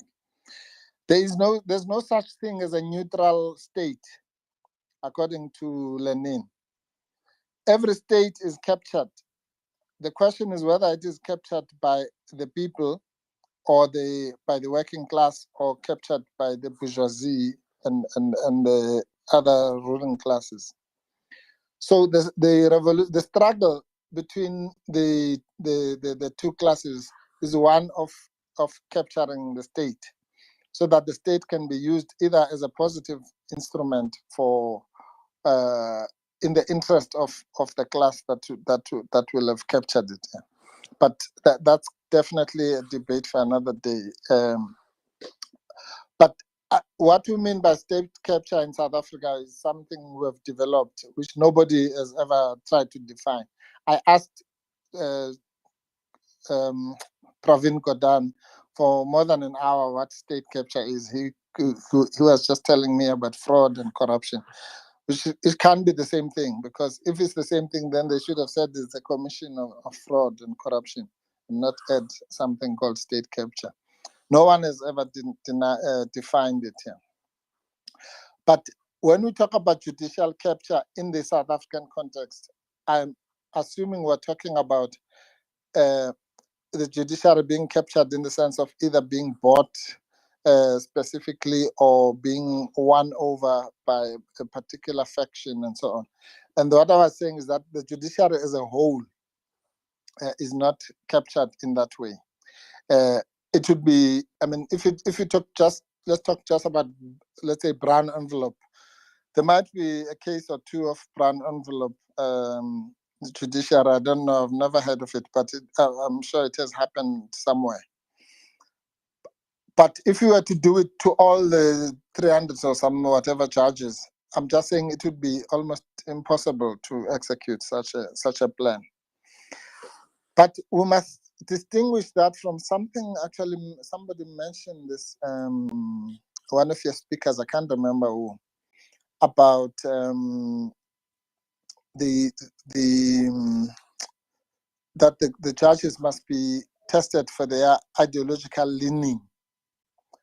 That's a very serious matter. That I've argued that even in the Judicial Service Commission, to say that the Constitution has a shortcoming, because the Constitution talks about diversity and it only mentions race and gender. And I said in the judicial, I even offered, I said I would do the constitutional amendment myself, because that section of the Constitution is very deficient, because diversity cannot just be about race or gender. Because being black, by the way, when people kept on saying Comrade Carl, making excuses about Comrade Carl being white, it made me laugh, because I wanted to laugh to say, well, in the South African political context, the Comrade Carl is not white, he's black. So don't feel that you have to explain yourself when you talk about black people, because the next thing you'll be telling us that Cyril Ramaphosa is black when he's not. So but the point I'm making about the diversity is the following, which is what I said openly at the JSC. There has to be a way by which that diversity must also include ideological orientation and all sorts of other things, religious beliefs, whatever. It can't just be about gender and race. But the ideological issue is crucial, because what's the point? You can have black and white and women and men and all that, but if they all believe in the same thing, they have all the same outlook about life, or about religion, or about ideology, or about capitalism and so on, then where's the diversity? Because then you're going to get judgments which are going to be anti-working class, or vice versa, or whatever. So that's just another huge shortcoming of our constitution, which needs to be dealt with. Yeah. So there might be capture in that sense. Ideological capture in my book is probably even more dangerous than a brown envelope. Somebody buying you to say you must decide this case this way or that way. That's something you can just catch those people and put them to jail. But the ones who are mentally captured, if you know what I mean, and have a particular leaning, it doesn't matter. You can go and argue and explain things to them until you are blue in the face. But if they believe that, as some seem to do now, Cyril Ramaphosa was a savior of South Africa and so on, then how are you going to convince those people that that someone who's opposed to the Messiah that they think is Cyril Ramaphosa can win a case? It's impossible, because their starting point is that you are talking about the Jesus Christ of South Africa. So it's those kinds of issues that we have to guard against and make sure that they don't permeate or find themselves into our judiciary. Because as I said, if you can have a judiciary that is skewed even at that level, then you might as well throw the constitution flush it into the toilet, because it's not going to guarantee anybody's rights if it's already preloaded against certain groups or certain sections of society for whatever reason, whether it's because of their religious beliefs or skin color or gender or whatever. That's the issue, and that's a more serious issue than just picking up judges, because you can have 10 judges if they are all of the same orientation and you're looking for 3. Quite frankly, it doesn't matter which 3 you get, because they're all bad in the sense that I'm talking about. Right, but I just want, before I want to touch on some. You'll forgive me because you rightfully took too many speakers, so that because we say we want to hear views really from other people rather than just preaching to people. So I won't be able to respond to all the people who spoke, but I just want to pick out a few, and it's not out of any disrespect, because I think they were very serious and good inputs that were made. But for me, the Harold who spoke, I think was the first or the second speaker, Harold Feld, probably covered almost everything that I would have wanted to say. If we listen carefully to his input, you'll realize that he actually hit the nail on the head. And I like the way he did it in such simple terms, because he says the first issue is about trust. And some might call it legitimacy or confidence in the system. And it's the point I was making. If you don't have confidence in the referee, you wouldn't sit for 90 minutes and watch a soccer game, that you know for sure that whatever happens, the people wearing the blue shirts are going to win over the ones in the yellow shirts or whatever. So it's exactly like that, because the reason why the referee wears a different color is so that he can be distinguished. But if you look at the referee and you think, oh, he might as well have been wearing one of the colors of the 2 teams, then it's no longer a match. So fairness is not some fancy thing for lawyers. It's something that we can relate to at a personal level. So the issue of trust in the system is that's what people. I mean, if my neighbor comes and breaks a window in my house, I must have confidence that when I go to the police and then we go to court, somebody's going to look at the thing properly and say, okay, the window is 200 rand, therefore you must pay it or whatever. Not some rigged thing that's going to decide who my neighbor is, how many cars he has, and so on and so on. And then it doesn't matter. And then actually I end up paying him for breaking my window. Then a system like that will never have the confidence of the people or the legitimacy, which is the most important thing in any democracy. Because you can't police everything. You need the people to trust the system so that they must behave in a particular way. You can't have a policeman in every house or a policewoman in every house or every street corner. The system must work on its own. Yeah. So that's a crucial thing. The second thing that he said, which was very, very important, I think it actually struck me so well, was when we call these people, your worship, my Lord, and justice, this and that. Remember, these are people, just you and me. So when the reason why we call them with such hyperbolic titles is because of what they are supposed to represent. And therefore, if they don't represent that thing, if they are actually cheating the system, then they don't deserve those majestic titles. And I think it's an important point that he was making, that we call them all those things because we are hoping that they can be above the fray, so to speak. Yeah. And then the last point he made was the biggest point, which is that we are co-conspirators. And that's it ties up with what Comrade Nkosantcha was saying. Unless we rise up and fix all these things and not be complacent and shrug our shoulders and just say, what can we do? These people, and so on and so on. Nothing is ever going to change. Actually, it's going to get worse. That's one thing that's guaranteed here. And that's why I like the impatience of Comrade Nkosantcha, but at the same time, I want to warn him that we have to do things systematically. Because if you do it because of the current anger and we just want to do it tomorrow, we'll actually make mistakes. And then, as I was saying last week, we can then say, okay, we're all angry, let's go and march. And then we have a march of 20 people. And then you actually set that struggle back by another 2 months, because next time you call, you'll even have 15 people because they won't want to be the 20 who were embarrassed there and so on. So you need to do the groundwork. There's no shortcut.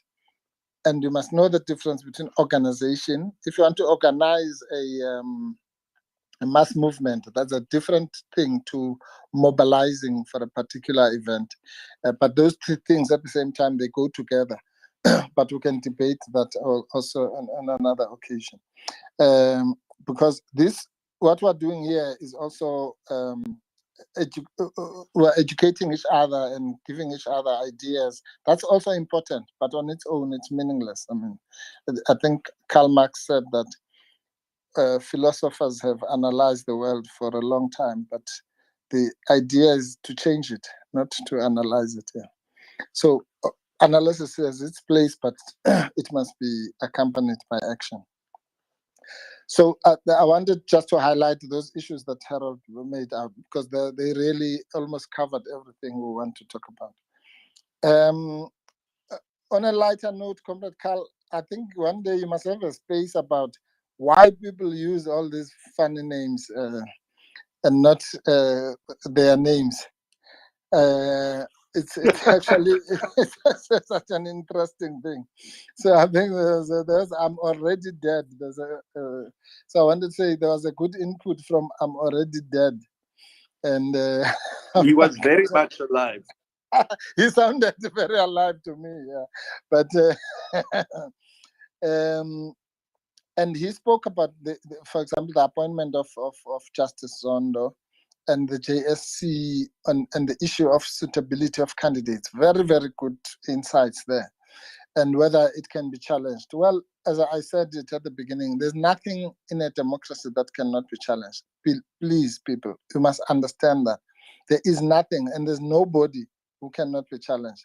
And actually, if you want to know the answers to the questions you were asking about how many votes, you are right, I cannot comment on those things because I was a participant in that process. But if you want, this is a democracy. If you want that information, if you challenge anything, any decision, the decision maker is obliged to give you a record and the information. So the deliberations of the JSC are out there. The only reason you don't know those answers is because nobody has ever challenged them. If you wanted to know why did Ramaphosa do this and not do that, you're free to do so. It's your democratic right. But we don't have that culture. I think we have a culture of compliance, or thinking that there are people who are superhuman beings whose decisions can never be challenged. If you remember that when we went to argue about the incarceration of JZ, that's the first thing I said to the Constitutional Court, that they themselves are not above the Constitution. And who's going to guard them? Who's going to guard the guardians of the Constitution? Because what happens when they break the Constitution? And you know, you have to say those things, because many people after that said to me, oh, we never even knew that the Constitution binds the Constitutional Court, because they thought, because we say the judges are the guardians of the Constitution, then it means that they can't. No, there's no such thing. No one who cannot be challenged. Right. Then there was, so somebody spoke about, maybe it was I am dead. It was, yeah. He spoke about the transparency of the US system. Very, very important, because there, judges actually get appointed by the president directly. There's no manga business. When that happens, you know you are dealing with a judge who was appointed by President so-and-so, who's a conservative, or a President so-and-so who's a Democrat. And, you know, there's no pretense that everyone is neutral. They were all born in some special place where people don't have ideological choices. I mean, the funny thing I always say is that judges in South Africa are allowed to vote. So it's obvious that they have preferences. I'm sure they don't all vote for the same party. They vote for their parties of their choice. I'm sure some of them vote for the ANC, others for the DA, others for the EFF, others from the UDM or whatever.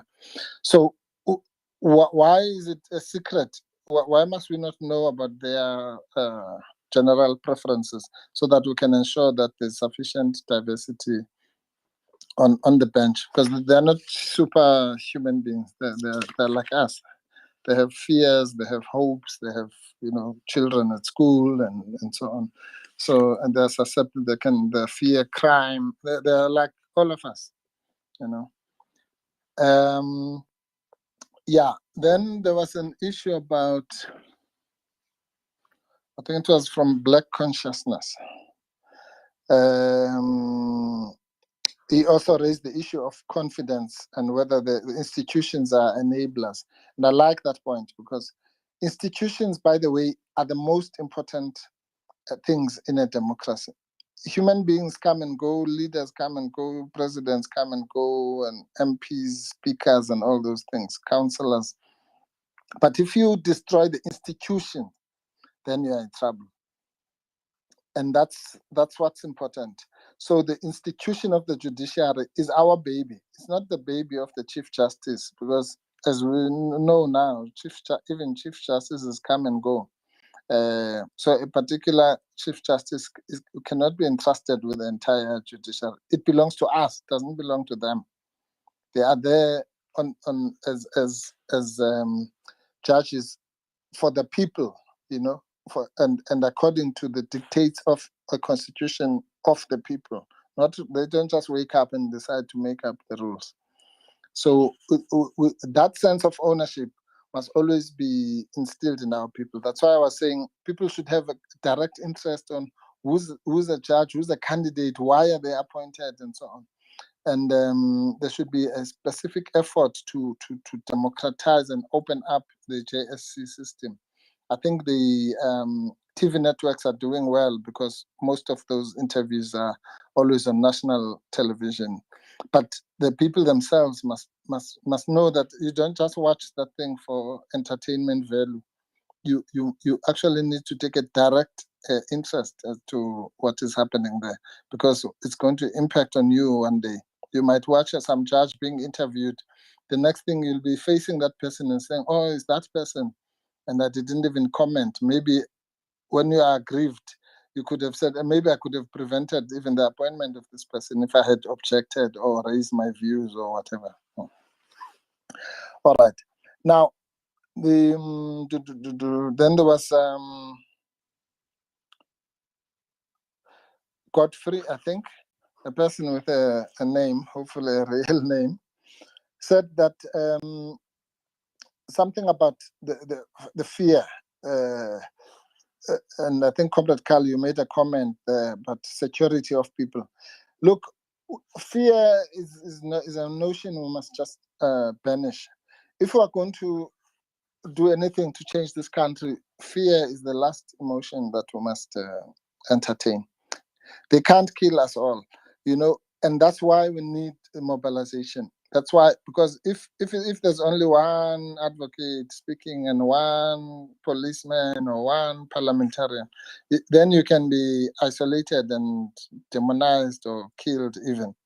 But if we are all saying the same thing, and that's why these spaces are important, then your voice cannot be silenced, because otherwise they're going to have to go and poison all of us, and they can't do that. The more people are prepared to speak, the more we are all protected.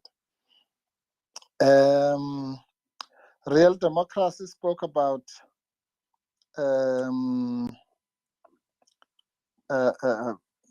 need for radical thinking. You're quite right. That's one of the simple messages we'll have to pass on in South Africa.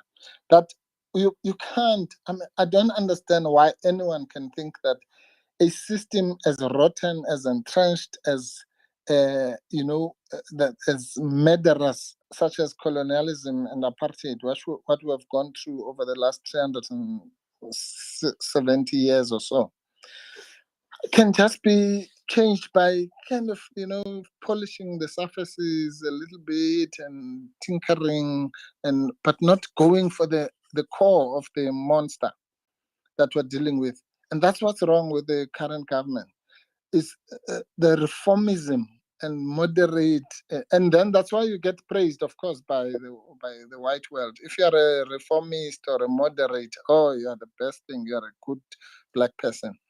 But the minute you say, no, let's go to the core, let's look at what happened to the land, what about racism? Oh, no, then you are the devil incarnate.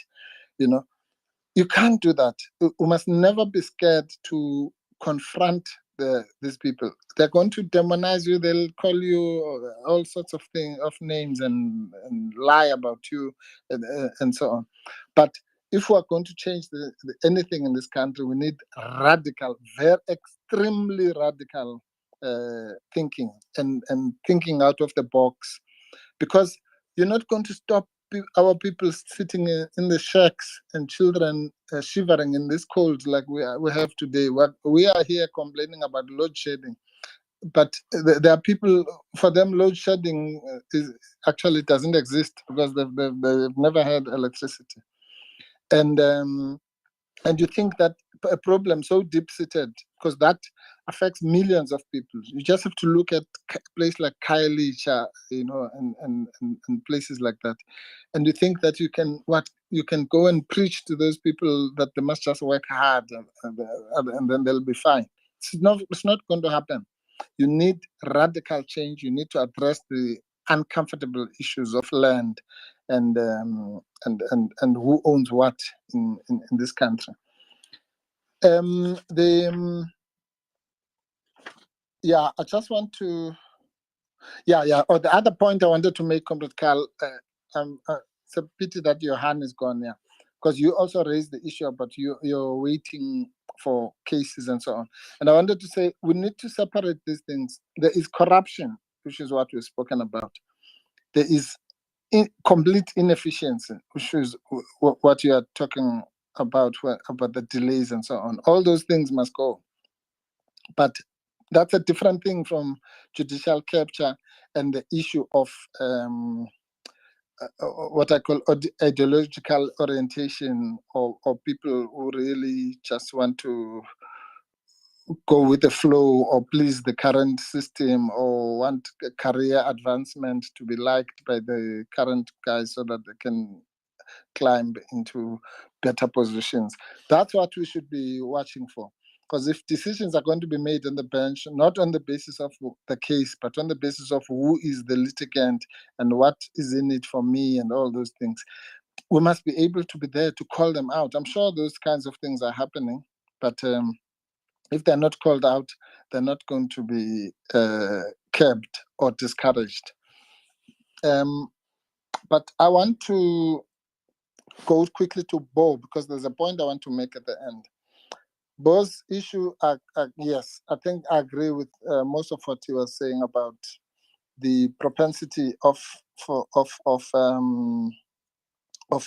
judges to, or the ability actually of judges to find against their boss. I mean, that's a very serious matter. And that's the other thing, because in South Africa, we just accept anything, as if it is God ordained. From this Zonda thing, there's so many lessons that we can learn, apart from the report and its many deficiencies. Was it a wise thing to have one person chairing this commission?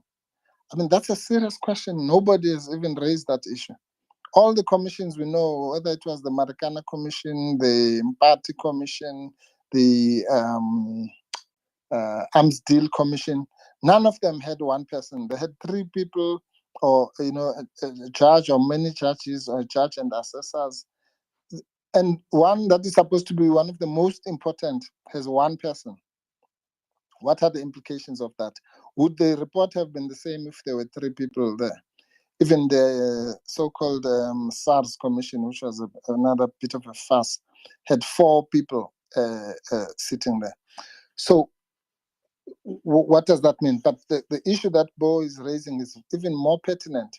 Is it wise to have somebody chairing such a commission who is a chief justice or a deputy chief justice? Because you know for sure that there are going to be reviews. And those reviews are also going to go to the Constitutional Court where that person is sitting. And the point that he's making, which is that if it goes to the lower courts, then it's going to the subordinates, quote unquote, of that judge. What are the implications of that for success in a review situation? And I just want to say this: the system itself, it's disingenuous to say you must not criticize judges, or you must not be suspicious, or you must not be vigilant.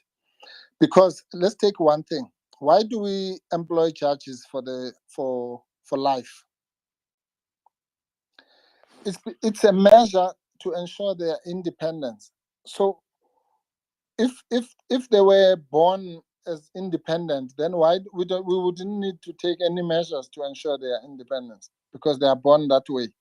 The mere fact that we have to take measures and pay so much money, it's such an expensive thing to employ someone for the rest of their life. But we pay that as citizens, so that we effectively, I mean, to put it crudely, we're buying their independence from them. So we wouldn't have to do that if they were just holy people who just by the nature of the blood that flows through them are incorruptible. We do so that they cannot be tempted by someone saying, okay, when you finish here being a judge, you're going to come and work for me, or something like that. Supposedly the money that we pay them for life is supposed to be enough for them to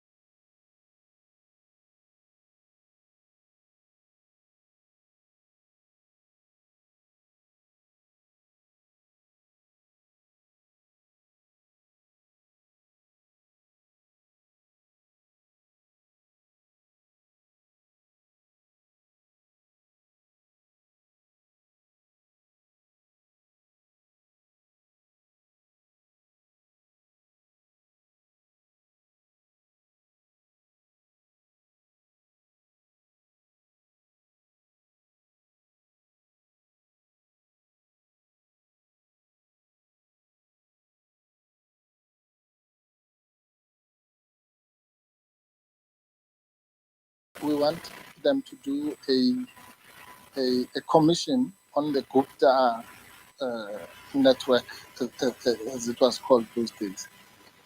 And they refused.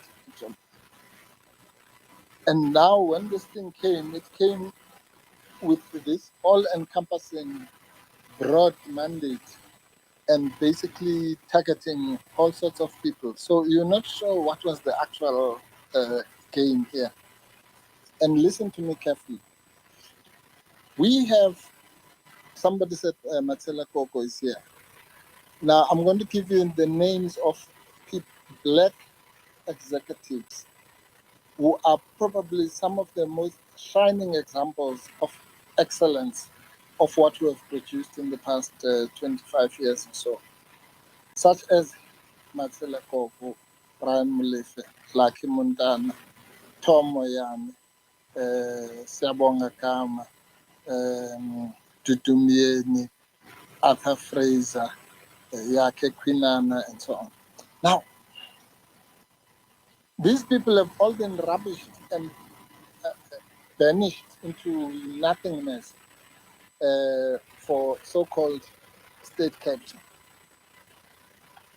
Now, listen to me. Let's assume, I want to assume for now, because people think that we're just being defensive when we raise these things. Assume all these people were captured and they were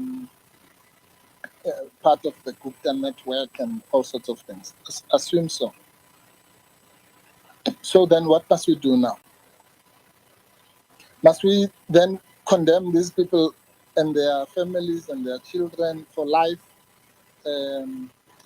Must we, even at a selfish level, lose as a country all the skills that they've accumulated, all the investments that we have made in them, which made them excellent in what they do before they were captured, if they were captured?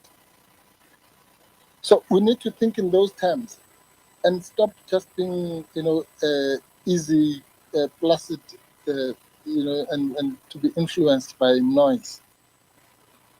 So if these people were captured, what must we do now? Must we lose them completely and not find ways of making sure that they help us with the development? And even if we have to watch them and make sure that they don't get captured again. If we were so kind and nice as to forgive people who murdered our people, who butchered and raped and burnt houses and so on, in the name of so-called reconciliation, which is a phantom thing. But we can't. We have to condemn our own people. And I'm saying, assume that they made the mistakes that they are saying. I don't even think that is so myself. But for the purposes of the point I'm making, assume that they did. Why can't we, as a country, have the guts to say what must happen now? Should we throw the baby with the bathwater? If we have the capacity to forgive a de Klerk and people like that. So those are the discussions we need to have if we're going to have proper ideological and serious debate about what must happen to this country, and not just go with the flow and listen to nonsense that comes from people who want to teach us morality. These are people, people don't know that every white South African male who was above the age of 18 at a particular point had to go and be trained to be a South African soldier so that they can kill us. And now they must be our teachers of morality and tell us who's right, who's bad, who's good, who's corrupt.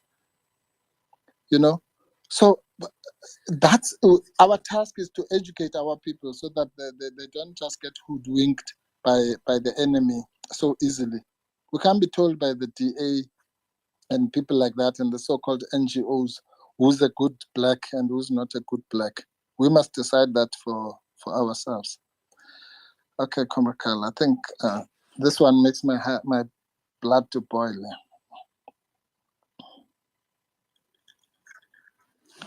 Thank you, Comrade Ali, and thanks so much for the very comprehensive response that you gave. And every time that you're on this Twitter space, I'm impressed by the way you take serious the contributions, how you detail the questions and concerns that are raised in these contributions, and how you respond to them. Thank you very much.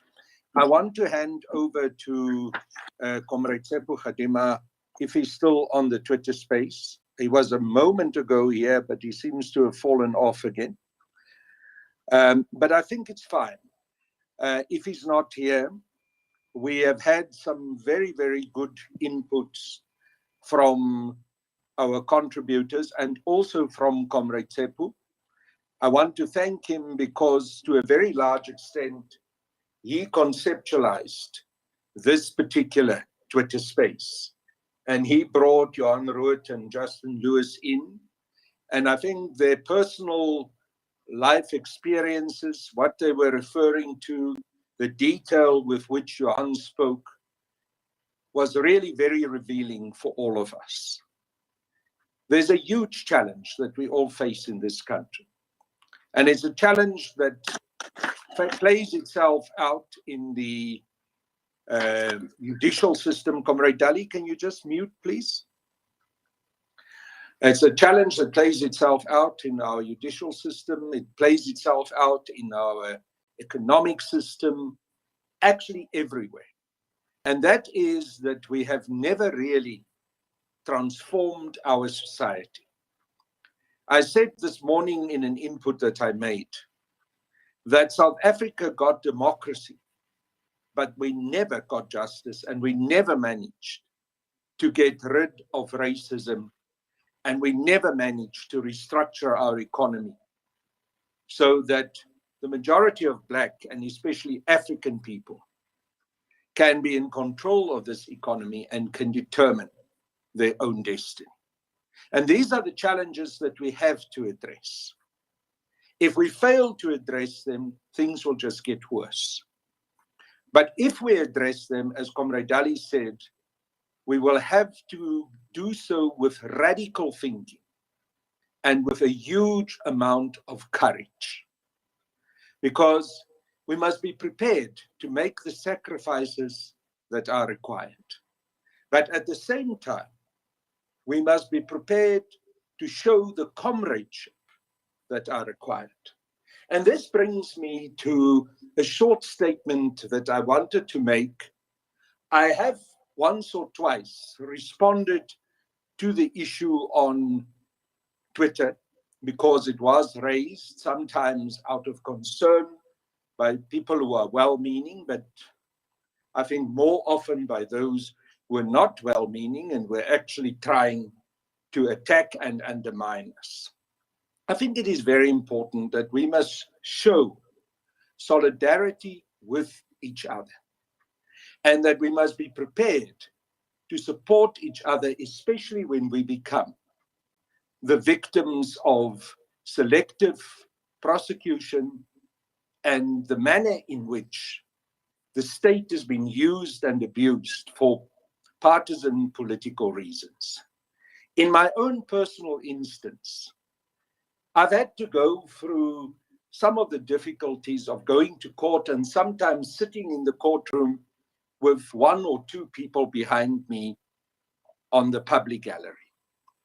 And every time when that happens, there is an avalanche of attacks in the social media asking, but where are your comrades? And it is a difficult question to answer because all of us are human beings. All of us also would like to be supported. All of us would like to find that our comrades are reciprocating also the support that we give them.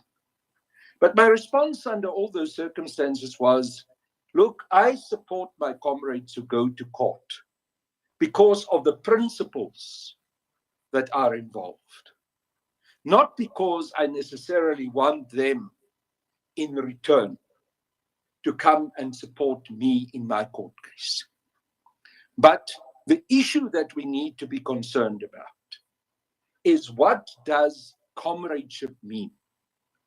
And comradeship definitely must mean the courage and the support for your fellow comrade.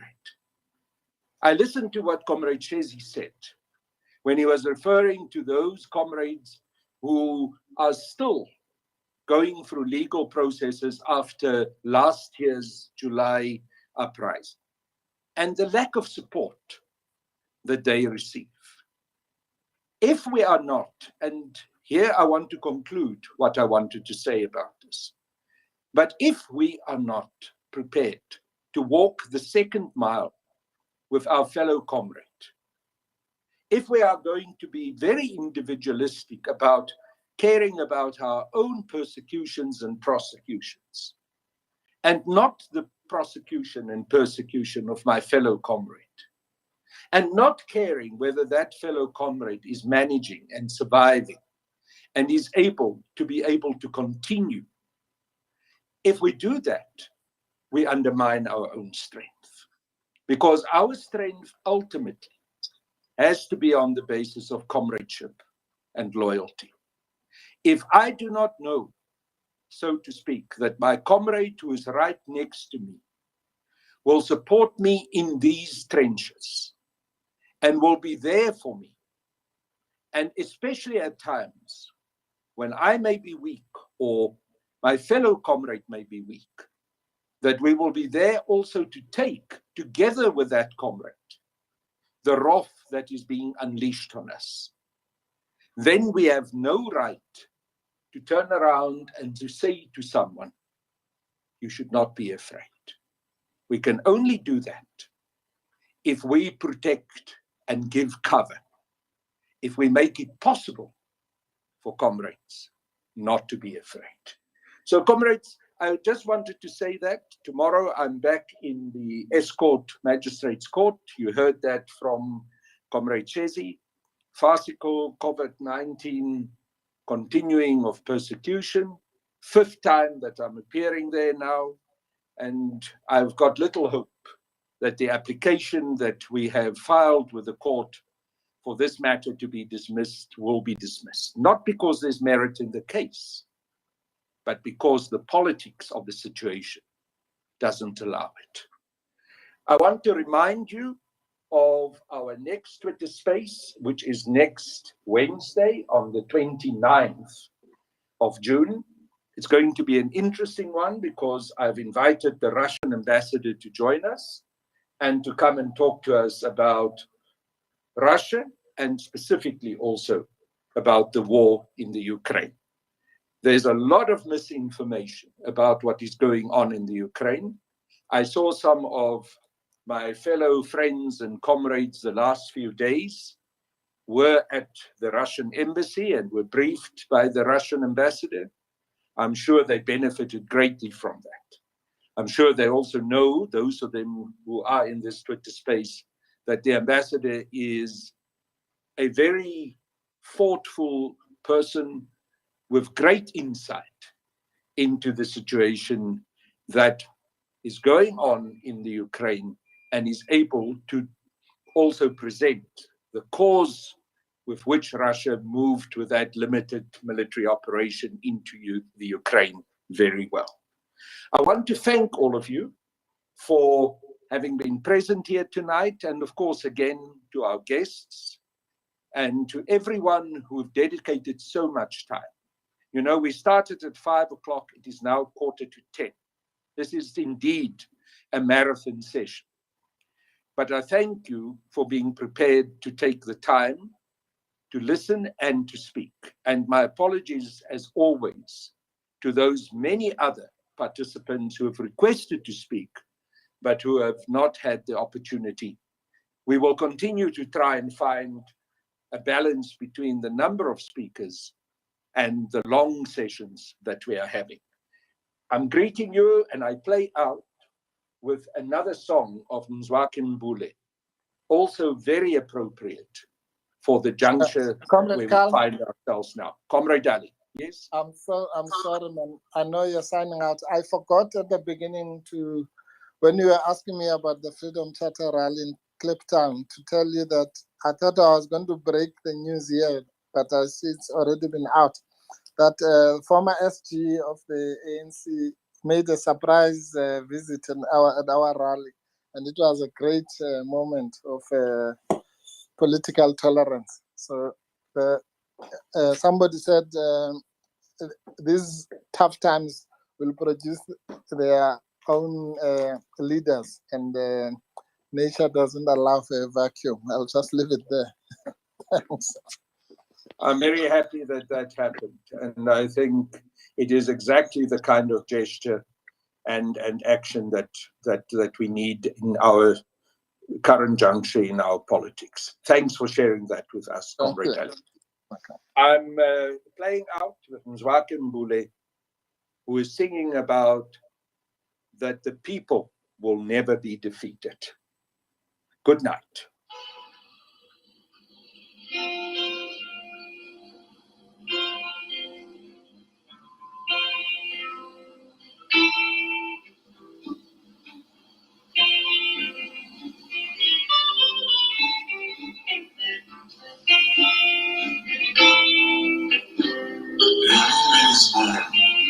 Full of strength and agility, to demonstrate conventional wisdom in defense of the fatherland. Through cannons of criticism, his dragon force and enthusiasm shall perform a daring combat against fascism. Men shall initiate a campaign against genocidal crimes committed and perpetrated against beloved humanity. Today, housing is another means of exploitation, and before the spirit of Hitler destroys men, wake me up to join you in the march to a people's dreams. Man is swallowed by limited pleasures of time. Man is forsaken like a memory lost. Say it aloud. Justice is absent and democracy is nil. Say it aloud, counter the state lie. Again, shout it aloud. The government is riding fast with the greatest slow, from one great defeat to another. Chupaconatic voice of young and old shall come to pass. Institutionalized the violence is silent Holocaust by design. However, like a surprise, the day shall dawn, and the world shall mourn at the burial of fascism. For a threat to world peace shall be no more. The doors of hell